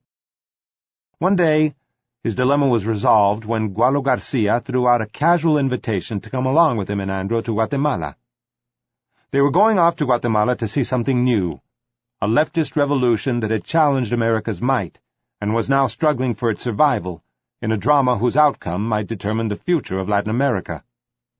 And just like that, Ernesto accepted, abandoning his former plans and throwing all his promises out the window. It was one thing to have decided to go to Guatemala, another to actually get there. For Ernesto and his friends, leaving Guayaquil was the first hurdle they faced. They would need visas for Panama, which also required having an onward passage. Since they were broke, and this was impossible, they would need to convince friendly ship captains to vouch for them with the Panamanian authorities, while agreeing to take them for free. It was a tall order, and they knew it, but they doggedly began making the rounds of the docks. Their first attempts met with failure, and the days wore on in a penny-pinching tedium. Ernesto made friends with the crew of an Argentine scrap vessel making a port call. It brought him back fond memories of the Ana G, one of the ships he had worked on in 1951, and after he went on board to eat and drink red wine a few times, he returned to the pension loaded down with American cigarettes and yerba mate. An Argentine diplomat on the ship, who knew his family, gave Ernesto unexpected news from home, informing him, almost in passing, of the recent death of his aunt Edelmira Moore de la Serna. With an almost cruel bluntness that was beginning to characterize his correspondence with his family, he wrote a condolence letter to his uncle and cousins, saying, "It is very hard to send words of hope in circumstances like these, and it is even more so for me, who for reasons emanating from my position toward life cannot even insinuate the religious consolation that so helped Edelmira in her final years." The days passed. By now, Calica was impatient to make a move, and he decided to proceed alone as far as Ecuador's inland capital, Quito. Ernesto would give it a few more days, and if the situation didn't improve, he would telegram Calica in Quito to wait for him, and they would go on to Caracas together. Then, a few days after Calica's departure, the Guayos captain gave them a false letter vouching for their onward passage from Panama, and they obtained their visas. But no sooner had Ernesto telegrammed Calica telling him not to wait for him than the Guayos' sailing date was postponed indefinitely. Ernesto succumbed to asthma, made worse by medicine that caused nausea and diarrhea. He and his friends also had a huge unpaid bill at Maria Luisa's pension, and every day their debt grew larger. They discussed dodging out without paying, but abandoned this plan after realizing it would be impossible to get past the indomitable Agrippina in the foyer. They began to sell their possessions. On October 22nd, Ernesto wrote his mother to announce his new position as a 100% adventurer. Breaking the news that he was going to Guatemala, he told her that he had sold the new suit she had given him as a farewell gift. "The pearl of your dreams died heroically in a pawnshop, and the same fate befell all the unnecessary things of my luggage." He had even decided to sell his treasured camera, but the bourgeois remnants of my proprietorial hunger made him balk when a buyer appeared. A few days later, Ernesto noted in his diary with desperation, "There's practically nothing left to sell, and so our situation is really precarious. We don't have a peso on us, and our debt is 500 Ecuadorian sucres, possibly 1,000, that's the thing." It was Andro who came up with a solution. He would stay behind as guarantor for their debts, and the others would try to send him funds so he could leave and join them. Ernesto argued against this plan, saying that after all, he was the newcomer, and if anyone should stay behind, it was himself. But Andro was firm about it, and the matter was settled when a friend of his, a food buyer for the elegant Hotel Humboldt, agreed to pay off most of their debts if Andro stayed behind and worked for him. In the end, Andro was never able to rejoin his comrades, but languished for months in Ecuador, working at a variety of odd jobs, including one as a human cannonball in a circus. Calica reached Caracas, contacted Alberto, and found a job. He lived in Venezuela for almost 10 years before returning home. Neither he nor Andro would ever see Ernesto again. Now there were two of them. After further delays, the Guayos was ready to sail. Ernesto traded his seaman's duffel bag with its collapsible internal wood frame to Andro for a bigger suitcase in which to lug all his books. On October 31st, Andro saw Ernesto and Gualo off on a wharf that was piled with coconuts. Ernesto's account of their leave-taking was detached.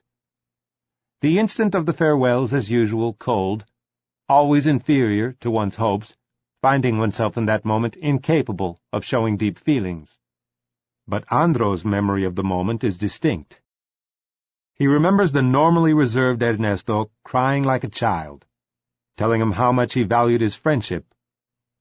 Andro was touched by this display of feeling and, overcome with emotion himself, turned away and left the dock before the Guayos sailed. 2. As he sailed north to Central America, Ernesto knew he was about to enter a region where the countries were not true nations but private estancias, belonging to the dictators of turn. A few years before, his favorite poet, Pablo Neruda, had written a poem called The United Fruit Company, damning the company for its exploitation and for creating a slew of subservient banana republics ruled by loyal local despots. The tyrannical reign of the flies, Neruda called it. Trujillo the fly and Tacho the fly, the flies called Carillas, Martinez, Ubico, the bloody domain of the flies. Indeed, in 1953, with the sole exception of Guatemala, the clutch of backward agrarian nations on the Central American isthmus were all U.S.-dominated banana republics. On the slender neck of land joining the North and South American continents, Panama was barely a sovereign state 50 years after its creation by Teddy Roosevelt to ensure American control over the newly built Panama Canal. Despite mounting nationalist sentiment, the United States retained jurisdiction over the canal zone, bisecting the country, complete with its own military bases, and exercised a preponderant role in Panama's economy and political life. Nicaragua had been ruled by the corrupt General Anastasio Tacho Somoza Garcia since the 1930s. Somoza's rule had been secured by treachery after he ordered the assassination of nationalist guerrilla leader Augusto Cesar Sandino during talks to end years of civil war and repeated incursions to restore order by American Marines. Staunchly anti-communist, Somoza had a lot of friends in Washington, and it had been on his urging that the CIA had first initiated hostilities against Guatemala's reformist revolution. Similarly, tiny El Salvador was firmly in the hands of its coffee-growing oligarchy. A succession of military rulers had run the country ever since a communist-inspired peasant rebellion had been quelled 20 years earlier at the cost of 30,000 lives, and life for the peasant majority there remained futile. Neighboring Honduras was almost roadless, undeveloped and underpopulated, and its governments of turn were woefully subservient to the United Fruit Company, which had extensive plantations there and owned the country's ports and railroads. Costa Rica was an exception to the rule. It also played host to the Fruit Company, but since its own 1948 reformist revolution led by José Pepe Figueres, Costa Rica had extracted better trade terms for itself while managing to stay on Washington's good side by abstaining from expropriating foreign interests. Touted as the Switzerland of Central America, Costa Rica exuded an atmosphere of political tolerance and moderation. The neighboring Caribbean islands, with their plantation economies and poor black populations descended from African slaves, were a soup of imperial dominions ruled by white governors appointed from London, Paris, or The Hague. These same European powers still had colonies on the mainland as well.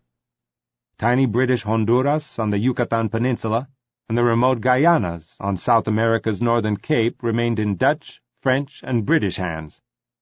The United States had joined this imperial crowd with its virtual annexation of Puerto Rico. After seizing it from Spain a half-century earlier, Puerto Rico had been made the first U.S. Commonwealth only the year before. Only Haiti, the Dominican Republic, and Cuba were independent republics, and all languished under rule that was unstable, corrupt, or both. The egomaniacal and sinister General Rafael Trujillo had ruled and robbed the Dominican Republic since 1930. As for Black Haiti, politically shaky since the 1950 coup, it would soon succumb to the terrifying rule of Dr. François Papa-Doc Duvalier. And since the year before, Cuba was under the freewheeling grip of General Fulgencio Batista, who had come to power in a military coup. 3. When the Guayos docked in Panama, Ernesto and Gualo made their way to a cheap pension, where they were allowed to sleep in the hallway for $1 a day each. At the Argentine consulate, they discovered that Rojo and Valdovinos had already gone on to Guatemala, but had left a letter for them.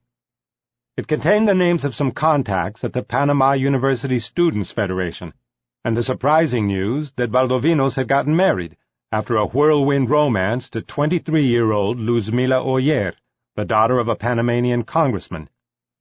They met Luzmila, who had stayed behind, and learned that her sudden marriage with Valdo had caused a revolution in the Oyer family. Her father had moved out of their home. Luzmila's mother had refused to meet Valdo, and it had all been a real scandal, complete with accusations by the Oyers that Valdo was a rascal and a gold-digger. In his journal, Ernesto disparaged Valdo for taking off to Guatemala without having gotten a screw or, it seems, even a serious feel with his bride. As for the new Mrs. Valdovinos, she was muy simpática, Seems really intelligent, but is far too Catholic for my tastes. Ernesto and Gualo began to hustle. The Argentine consul was helpful, and so were their university contacts. They quickly made friends among the students and fell in with an interesting crowd of poets, artists, and political activists who hung out at two cafes, the Iberia and the Coca-Cola. Their new friends helped them pay their pension bill and steered Ernesto toward magazine editors to see if he could publish some travel articles, and to the university medical faculty where it was arranged for him to give a talk on allergy. He was paid $20 for an article he wrote about his raft adventure with Alberto Granado, published in Panama America. But in his journal he remarked that the one on Machu Picchu was being fought over with the editors of Siete because of its pronounced anti-American slant. In Machu Picchu, Enigma de Piedra en América, eventually published on December 12, 1953, Ernesto fired both cannons at the Yankee looters of Peru's archaeological patrimony. After describing the history of the Incan Empire and Hiram Bingham's discovery of Machu Picchu, he wrote, "Here comes the sad part. All the ruins were cleared of overgrowth, perfectly studied and described, and totally robbed of every object that fell into the hands of the researchers, who triumphantly took back to their country more than 200 boxes containing priceless archaeological treasures. Where can one go to admire or study the treasures of the indigenous city? The answer is obvious: in the museums of North America." It isn't surprising that he had trouble with his editors. These were provocative words to be printed in American-dominated Panama with its U.S.-run canal zone and military bases, and his conclusion revealed his emerging political viewpoint. Let's be content, then, with giving the Incan city its two possible significances. For the fighter, who with a voice of stone shouts with continental reach, "Citizens of Indo-America, reconquer the past!" For others, a valid phrase can be found in the visitor's book of the hotel, left imprinted there by an English subject with all the bitterness of his imperial nostalgia. I am lucky to find a place without a Coca-Cola advertisement. To Ernesto, it must have seemed to him an appropriate place to initiate hostilities against the country he had come to see as a mortal enemy. Meanwhile, in his journal, Ernesto began listing and describing the people he met, evaluating them according to their human qualities and, increasingly, for their political soundness as well. At Panama University he mentioned meeting a Dr. Carlos Moreno, who impressed me as an intelligent demagogue, very knowledgeable of the psychology of the masses, but not so much in the dialectics of history. He is very simpatico and cordial, and treated us with deference. He gives the impression of knowing what he does and where he's going, but he wouldn't take a revolution further than the strictly indispensable to contain the masses. Dr. Moreno's knowledge of Marxist ideology and his potential value as a revolutionary were what mattered to Ernesto. One cannot help but feel that in these portraits he was consigning people to his notes for their potential future use as players in a revolution that transcended national boundaries, as if the early glimmerings of his future program were already seeping into his consciousness. While Ernesto honed his sword in tropical Panama, back in Buenos Aires, Guevara Lynch was fussing over his vagabond son. He had fumed ever since Ernesto's letter from Guayaquil, in which he told of having pawned his suit. Determined that his son, El Doctor Guevara, should be properly attired, Guevara Lynch decided to have a new wardrobe tailored and sent to Ernesto. When Ernesto received the new suit, blazer and ties, he sent a letter to his father that said, "What little value Argentine clothes have. For the whole lot, I got only $100. By late November, Ernesto and Gualo's economic situation was getting desperate again. A ship they had hoped to get to Guatemala had been delayed. They resolved to continue overland, but faced new visa problems again. "Our situation is bad," he wrote in his diary. "The Costa Rican consul is a dickhead and won't give us the visa. The struggle becomes hard." By now, Luzmila was ready to leave and join Baldo in Guatemala. Things had been smoothed over with her family, and she was hoping for a possible diplomatic post at the Panamanian embassy in Guatemala. Before she took off, she came to Ernesto and Gualo's rescue lending them $45. They had finally obtained their Costa Rican visas and were ready to go. With $5 remaining in their pockets after paying debts, they were off. But they didn't get very far before things started going wrong. Started going wrong. Started going wrong. Started going wrong. Started going wrong. Started going wrong. Started going wrong. Somewhere in the middle of northern Panama, the truck they were riding in broke down, then later drove off the road. After 2 more days cadging rides on rural trains and hiking on foot, they crossed into Costa Rica and reached the pretty Pacific port of Golfito, a United Fruit Company banana port built for its 10,000 employees.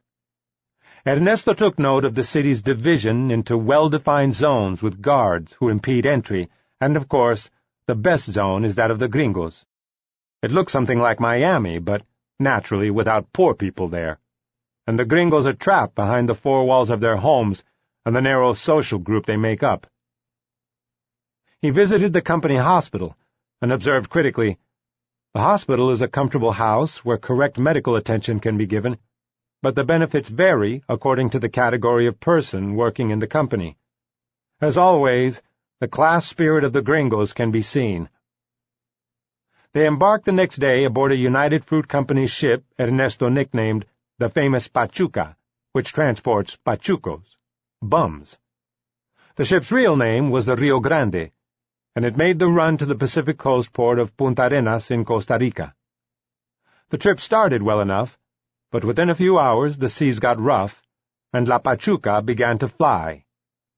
Wrote Ernesto, "Almost all the passengers, including Gualo, started to vomit.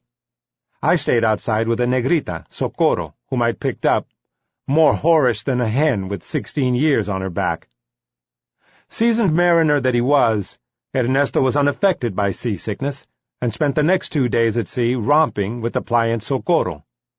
After docking at Punta Arenas, he said goodbye to her, and he and Gualo headed inland for the Costa Rican capital of San Jose.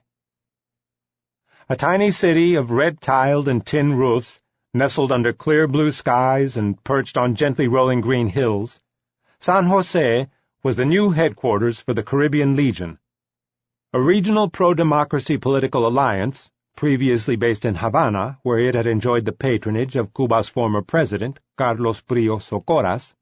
The Legion had moved to San Jose following Batista's coup. Now, under the guiding hand of President Figueres, exiled political leaders from the dictatorships in Venezuela, the Dominican Republic, and Nicaragua met in San Jose to plot and conspire. Pepe Figueres was that rarity, a Latin American politician whose opinion was respected in Washington by both conservative and liberal policymakers. The diminutive Costa Rican had achieved this feat by treading a cautious middle ground in his political reforms. He had abolished Costa Rica's army, nationalized the banks, extended state control over the economy, but left foreign interests untouched. He had further endeared himself by banning Costa Rica's Communist Party, while lobbying Washington to move away from its traditional reliance on dictatorships in the region and support democratic reform.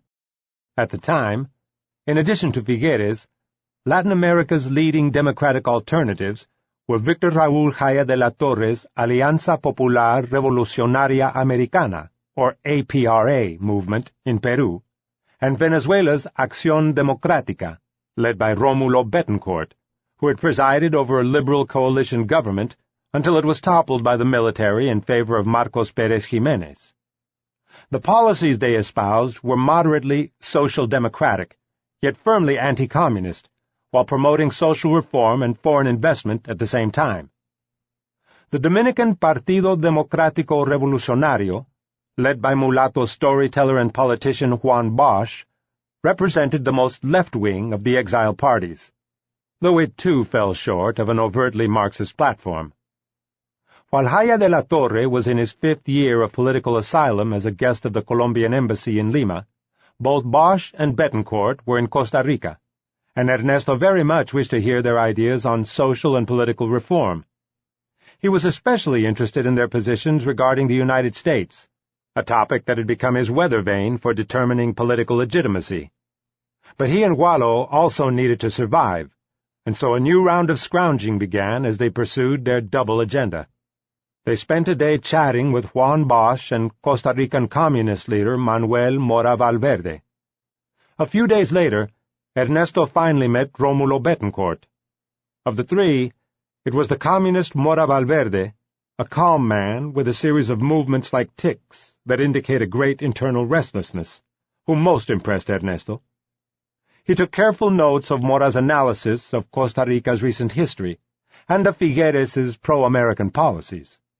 Summing up, Ernesto wrote, "When Figueres is disabused of his faith and the compassion of the Department of State, comes the incognita. Will he fight or submit? There is the dilemma, and we will see what happens." Ernesto described Juan Bosch as a literary man of clear ideas and of leftist tendency. We didn't speak of literature, simply of politics. He described Batista as a gangster surrounded by gangsters. In his appraisal of Rómulo Betancourt, Ernesto was scathing. "He gives me the impression of being a politician with some firm social ideas in his head, but the rest are fluttery and twistable in the direction of the best advantages. In principle, he's on the side of the United States. He went along with the 1948 Rio Inter-American Defense Pact and dedicated himself to speaking horrors of the communists. Soon afterward, Ernesto and Gualo set out hitchhiking for the land he called the Estancia of Tacho Somoza, Nicaragua. Across the border, during a torrential downpour, Ricardo Rojo suddenly reappeared. He was traveling with two Argentine brothers, the Beveragis, who were driving their own car to South America. Feeling at loose ends after a few weeks in Guatemala, Rojo had come along for the ride.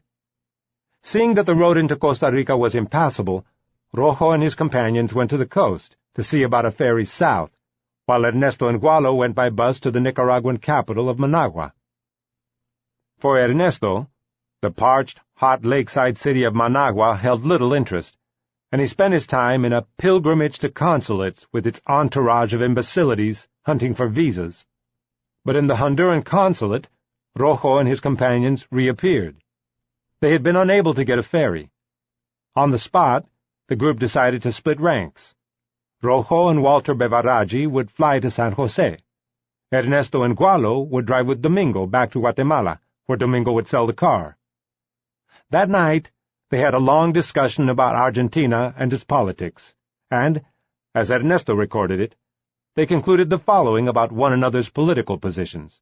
Rojo, Gualo, and Domingo were radicales intransigentes, a liberal wing of the Argentine Unión Cívica Radical, led by Dr. Arturo Frondizi, Rojo's mentor.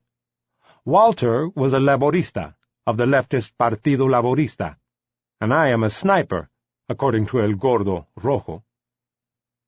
Walter Bevaraggi had been imprisoned and tortured for his part in a 1948 plot to overthrow Perón. Bevaraggi had escaped but been stripped of his citizenship while in exile in the United States. In later years, Walter Bevaraggi became a prominent ultranationalist, espousing anti-Semitic views, and in his book, El Dogma Nacionalista, attacked democracy and liberalism as twin evils of modern decadent society. It was a reminder of how far Perón would go to punish his opponents, and Rojo was nervous for himself because he and Valdovinas had given a press conference in Guatemala City, airing their own charges against Perón. Ernesto himself was mostly aloof from this Argentine polemic, but he was interested and listened intently, occasionally launching one of the barbed commentaries that had earned him the Sniper nickname. Ernesto drove on with Gualo and Domingo Bevaraggi to the Honduran border. They had only $20 among them. Stopping only to change punctured tires, they continued their journey across an arid stretch of rural Honduras, crossed Little El Salvador's volcano-dominated landscape in a day, and pushed on to the green highlands of Guatemala. They paid their border tolls in kind, with coffee upon exiting El Salvador, and a lantern upon entering Guatemala. On the morning of December 24th, they arrived in Guatemala City with a total of $3 left. 4. In the 1950s, Guatemala City was a small, conservative provincial city, a privileged white and mestizo urban enclave in an overwhelmingly rural and Indian country of astonishing natural beauty. The surrounding highlands of forested volcanoes, lakes, and coffee plantations, dotted with the villages of indigenous peasants, drop away to the tropical Pacific coastal lowlands with their sugar plantations and farms. But the picture postcard image presented by successive Guatemalan governments to outsiders, one of colorfully clad natives working happily in a harmonious communion with their habitat, was deceptive. Guatemala was a place where the Spanish conquest seemed fresh despite the passage of time. A place where a white and mixed-blood Creole minority had ruled for centuries over a native majority, who existed by laboring on the vast private plantations of the oligarchy or those of the United Fruit Company. This state of affairs was a fact of life until the reformist revolution of Juan José Arévalo had overturned the ruthlessly authoritarian Ubico dictatorship in the 1940s and called for democratic change. Arévalo had been unable to implement all the reforms he promoted, but he was succeeded by a left-leaning Guatemalan colonel, Jacobo Arbenz, who pushed on with them. The most inflammatory of these was the land reform decree Arbenz had signed into law in 1952, ending the oligarchic latifundia system and nationalizing the properties of United Fruit. The action had earned Arbenz the undying enmity of Guatemala's conservative elite and of the powerful United Fruit Company, which enjoyed extraordinarily close contacts with the Eisenhower administration.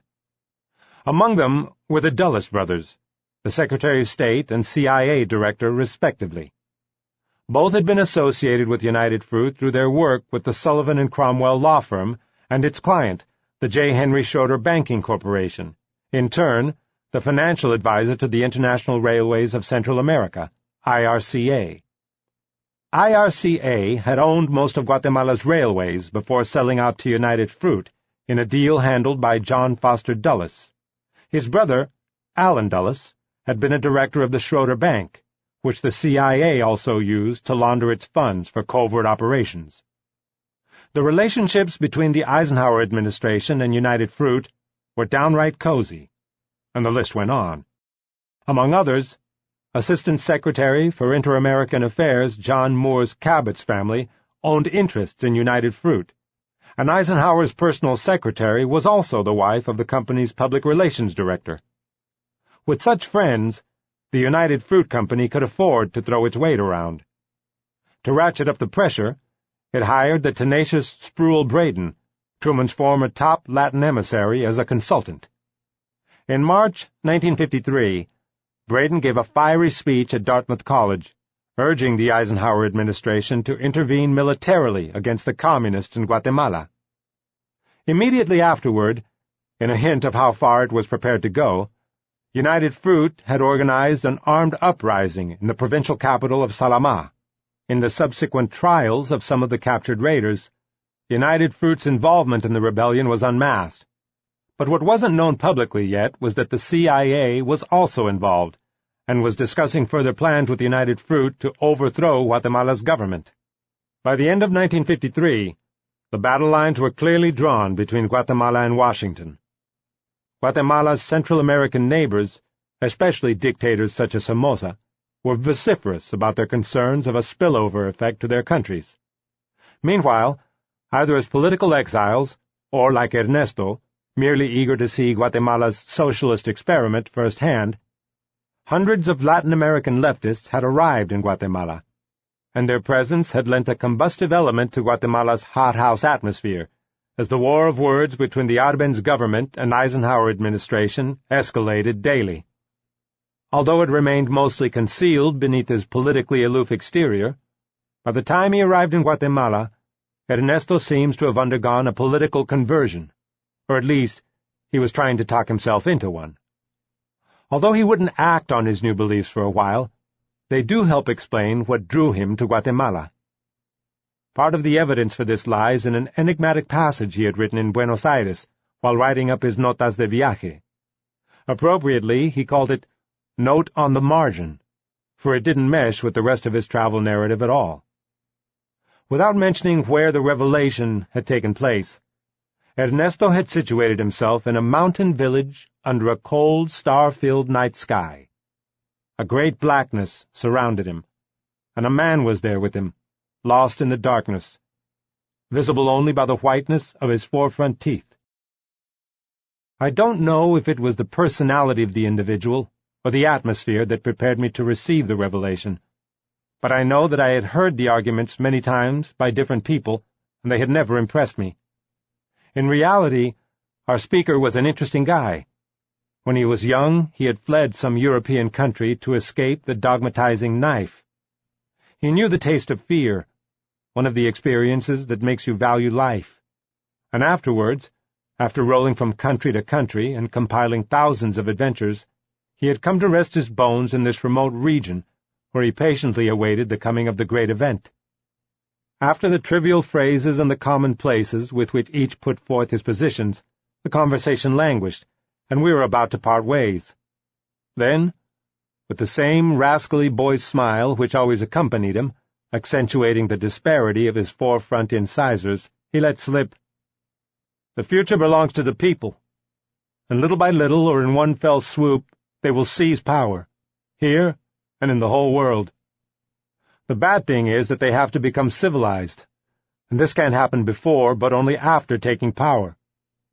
They will become civilized only by learning at the cost of their own errors, which will be serious ones, and which will cost many innocent lives.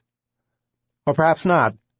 Perhaps they won't be innocent, because they will have committed the enormous sin contra natura, signified by lacking the capacity to adapt.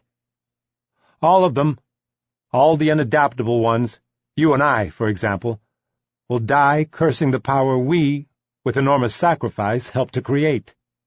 In its impersonal form, the revolution will take our lives, and even utilize the memory of that which, for them, remains exemplary, as a domesticating instrument for the youth who will come after. My sin is greater, because I, more subtle and with more experience, call it what you wish, will die knowing that my sacrifice is due only to an obstinacy which symbolizes the rotten civilization that is crumbling.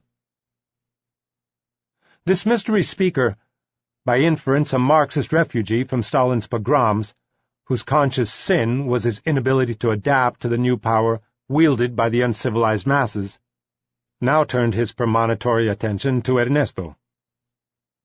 You will die with the fist clenched and jaw tense, in perfect demonstration of hate and of combat, because you are not a symbol, something inanimate taken as an example. You are an authentic member of a society which is crumbling. The spirit of the beehive speaks through your mouth and moves in your actions. You are as useful as I, but you don't know the usefulness of the help you give to the society which sacrifices you. And now, duly warned of the consequences of the revolutionary path, came Ernesto's own revelation. I saw his teeth, and the picaresque expression with which he took a jump on history. I felt the squeeze of his hands and, like a distant murmur, the protocolar salute of farewell. In spite of his words, I now knew I will be with the people, and I know it because I see it etched in the night that I, the eclectic dissector of doctrines and psychoanalyst of dogmas, howling like one possessed, will assault the barricades or trenches, will bathe my weapon in blood, and, mad with fury, will slit the throat of any enemy who falls into my hands. And I see, as if an enormous tiredness shoots down my recent exaltation, how I die as a sacrifice to the true standardizing revolution of wills, pronouncing the exemplary mea culpa. And I feel my nostrils dilated, tasting the acrid smell of gunpowder and of blood, of dead enemy. Now my body contorts, ready for the fight, and I prepare my being as if it were a sacred place that in it the bestial howling of the triumphant proletariat can resonate with new vibrations and new hopes. This passage reveals the extraordinarily passionate and melodramatic impulses at work inside Ernesto Guevara at the age of 25. Powerful and violent, uncannily precognitive of Ernesto Guevara's own future death and the posthumous exploitation of his legacy by many so-called revolutionaries. Note on the margin must be seen as a decisive personal testimonial, for the sentiments it contained would soon emerge from the penumbra of his submerged thoughts to find expression in his future actions. 5. After looking up Valdo and his bride Luzmila, Ernesto and his cohorts went and found a pension where, as Ernesto put it, we could get stuck in and begin owing money. Rojo arrived back in Guatemala, and soon introduced Ernesto to a woman who would become an important addition to his life. She was Hilda Gadea, a short, plump woman in her late 20s with Chinese-Indian features. She was an exiled leader of the youth wing of Peru's APRA, now working with the Arbenz government. She later wrote of that encounter, "On our first meeting, Guevara made a negative impression on me.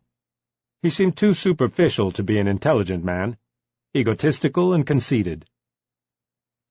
Despite her initial negative impression, which she admitted had been compounded by her innate distrust of Argentines, who were renowned among their neighbors for snobbery and conceit, Hilda soon became infatuated with Ernesto. For the time being, however, Ernesto's mind was elsewhere. He was busy meeting people to see about getting a job, and took little notice of Hilda beyond briefly mentioning her in his journal as the person who had introduced him to the Marxist-American professor Harold White. "I met a strange gringo who writes stupidities about Marxism and translates it to Spanish. The intermediary is Hilda Gadea, and Luzmila and I are the ones who do the work. Until now, we've charged $25, and I give classes of English-Spanish to the gringo. But this activity was just a time filler. What Ernesto was hoping for was an interview with Guatemala's Minister of Public Health, but all his attempts to meet with the man he began calling the Grey Capo failed. Wrote Ernesto in a letter to Andro Herrero, still stuck in Guayaquil, "My perspectives for work aren't quick, but in the end everything will work out, and we'll find some dough from somewhere to send you, and you'll get to see this. My personal opinion is that Guatemala, is interesting, although like all revolutions, it loses something with intimacy." Revolutionary Guatemala may not have fulfilled all of Ernesto's expectations, but then he had yet to venture into the countryside, where the land reform had taken place. The capital remained largely unchanged. Its small commercial center was noisy with street vendors, cluttered with neon signs, and the wealthy residents in the outlying residential districts continued living tranquilly behind their bougainvillea-shrouded walled compounds. Yet in spite of its outwardly quotidian demeanor, Guatemala City was still a compelling place to be in early 1954. Every day, Ernesto met new people among the eclectic community of Latin American political exiles gathered there. There were apristas from Peru, Nicaraguan communists, Argentine antiperonistas, Venezuelan social democrats, and Cuban antibatistianos. After a meeting with a Honduran exile, Elena Leiva de Holst, he wrote enthusiastically, "She's close on some points to the communists, and she gave me the impression of being a very good person." In the evening I had a discussion with Nicanor Mujica, an exiled Peruvian aprista, and Hilda, and I had a little adventure with a dirty female teacher. From now on, I will try to write in my diary every day, and try to get closer to the political reality of Guatemala. Try as he did to find gainful employment in Guatemala's health ministry, Ernesto had not come this far just for a job. He was on a personal political quest, and if his family had been previously unaware of the fact, his letters now dispelled any other notions they may have harbored. Revelation by revelation, he began to let them see what was truly impelling him. On December 10th, while still in San Jose, he had sent an update of his journey to Aunt Beatriz. For the first time, his ideological convictions made a marked appearance in his personal correspondence. "My life has been a sea of found resolutions, until I bravely abandoned my baggage and, backpack on my shoulder, set out with El Compañero Garcia on the sinuous trail that has brought us here. Along the way, I had the opportunity to pass through the dominions of the United Fruit, convincing me once again of just how terrible these capitalist octopuses are. I have sworn before a picture of the old and mourned Comrade Stalin that I won't rest until I see these capitalist octopuses annihilated. In Guatemala, I will perfect myself and achieve what I need to be an authentic revolutionary." After this declamation, which must have been quite mystifying to Beatriz, Ernesto signed off with hugs and love and kisses from your nephew of the iron constitution, the empty stomach, and the shining faith in the socialist future. Ciao, Chancho. In Managua, Ernesto had checked the Argentine consulate for mail from home and found a stupid telegram from his father, who was anxious for news of him and had offered to wire him money if he needed it. It had infuriated Ernesto, and in his first letter from Guatemala on December 28th, he was as harsh as he could be. "I guess you now realize that even if I'm dying, I'm not going to ask you for dough, and if a letter from me doesn't arrive when expected, you'll just have to be patient and wait. Sometimes I don't even have stamps, but I'm getting along perfectly, and I always manage to survive. If you ever are worried about anything, take the money that you're going to spend in a telegram and go and drink with it or something like that. But I'm not going to answer any telegram of that type from now on." His harsh tone seemed to be Ernesto's way of throwing up a defensive line between himself and his family. From a safe distance away, in a place where he couldn't be stopped or sidetracked by their persuasions, he was saying, "This is me, the real me, like it or not. You can't do anything about it, so you'd better get used to the idea."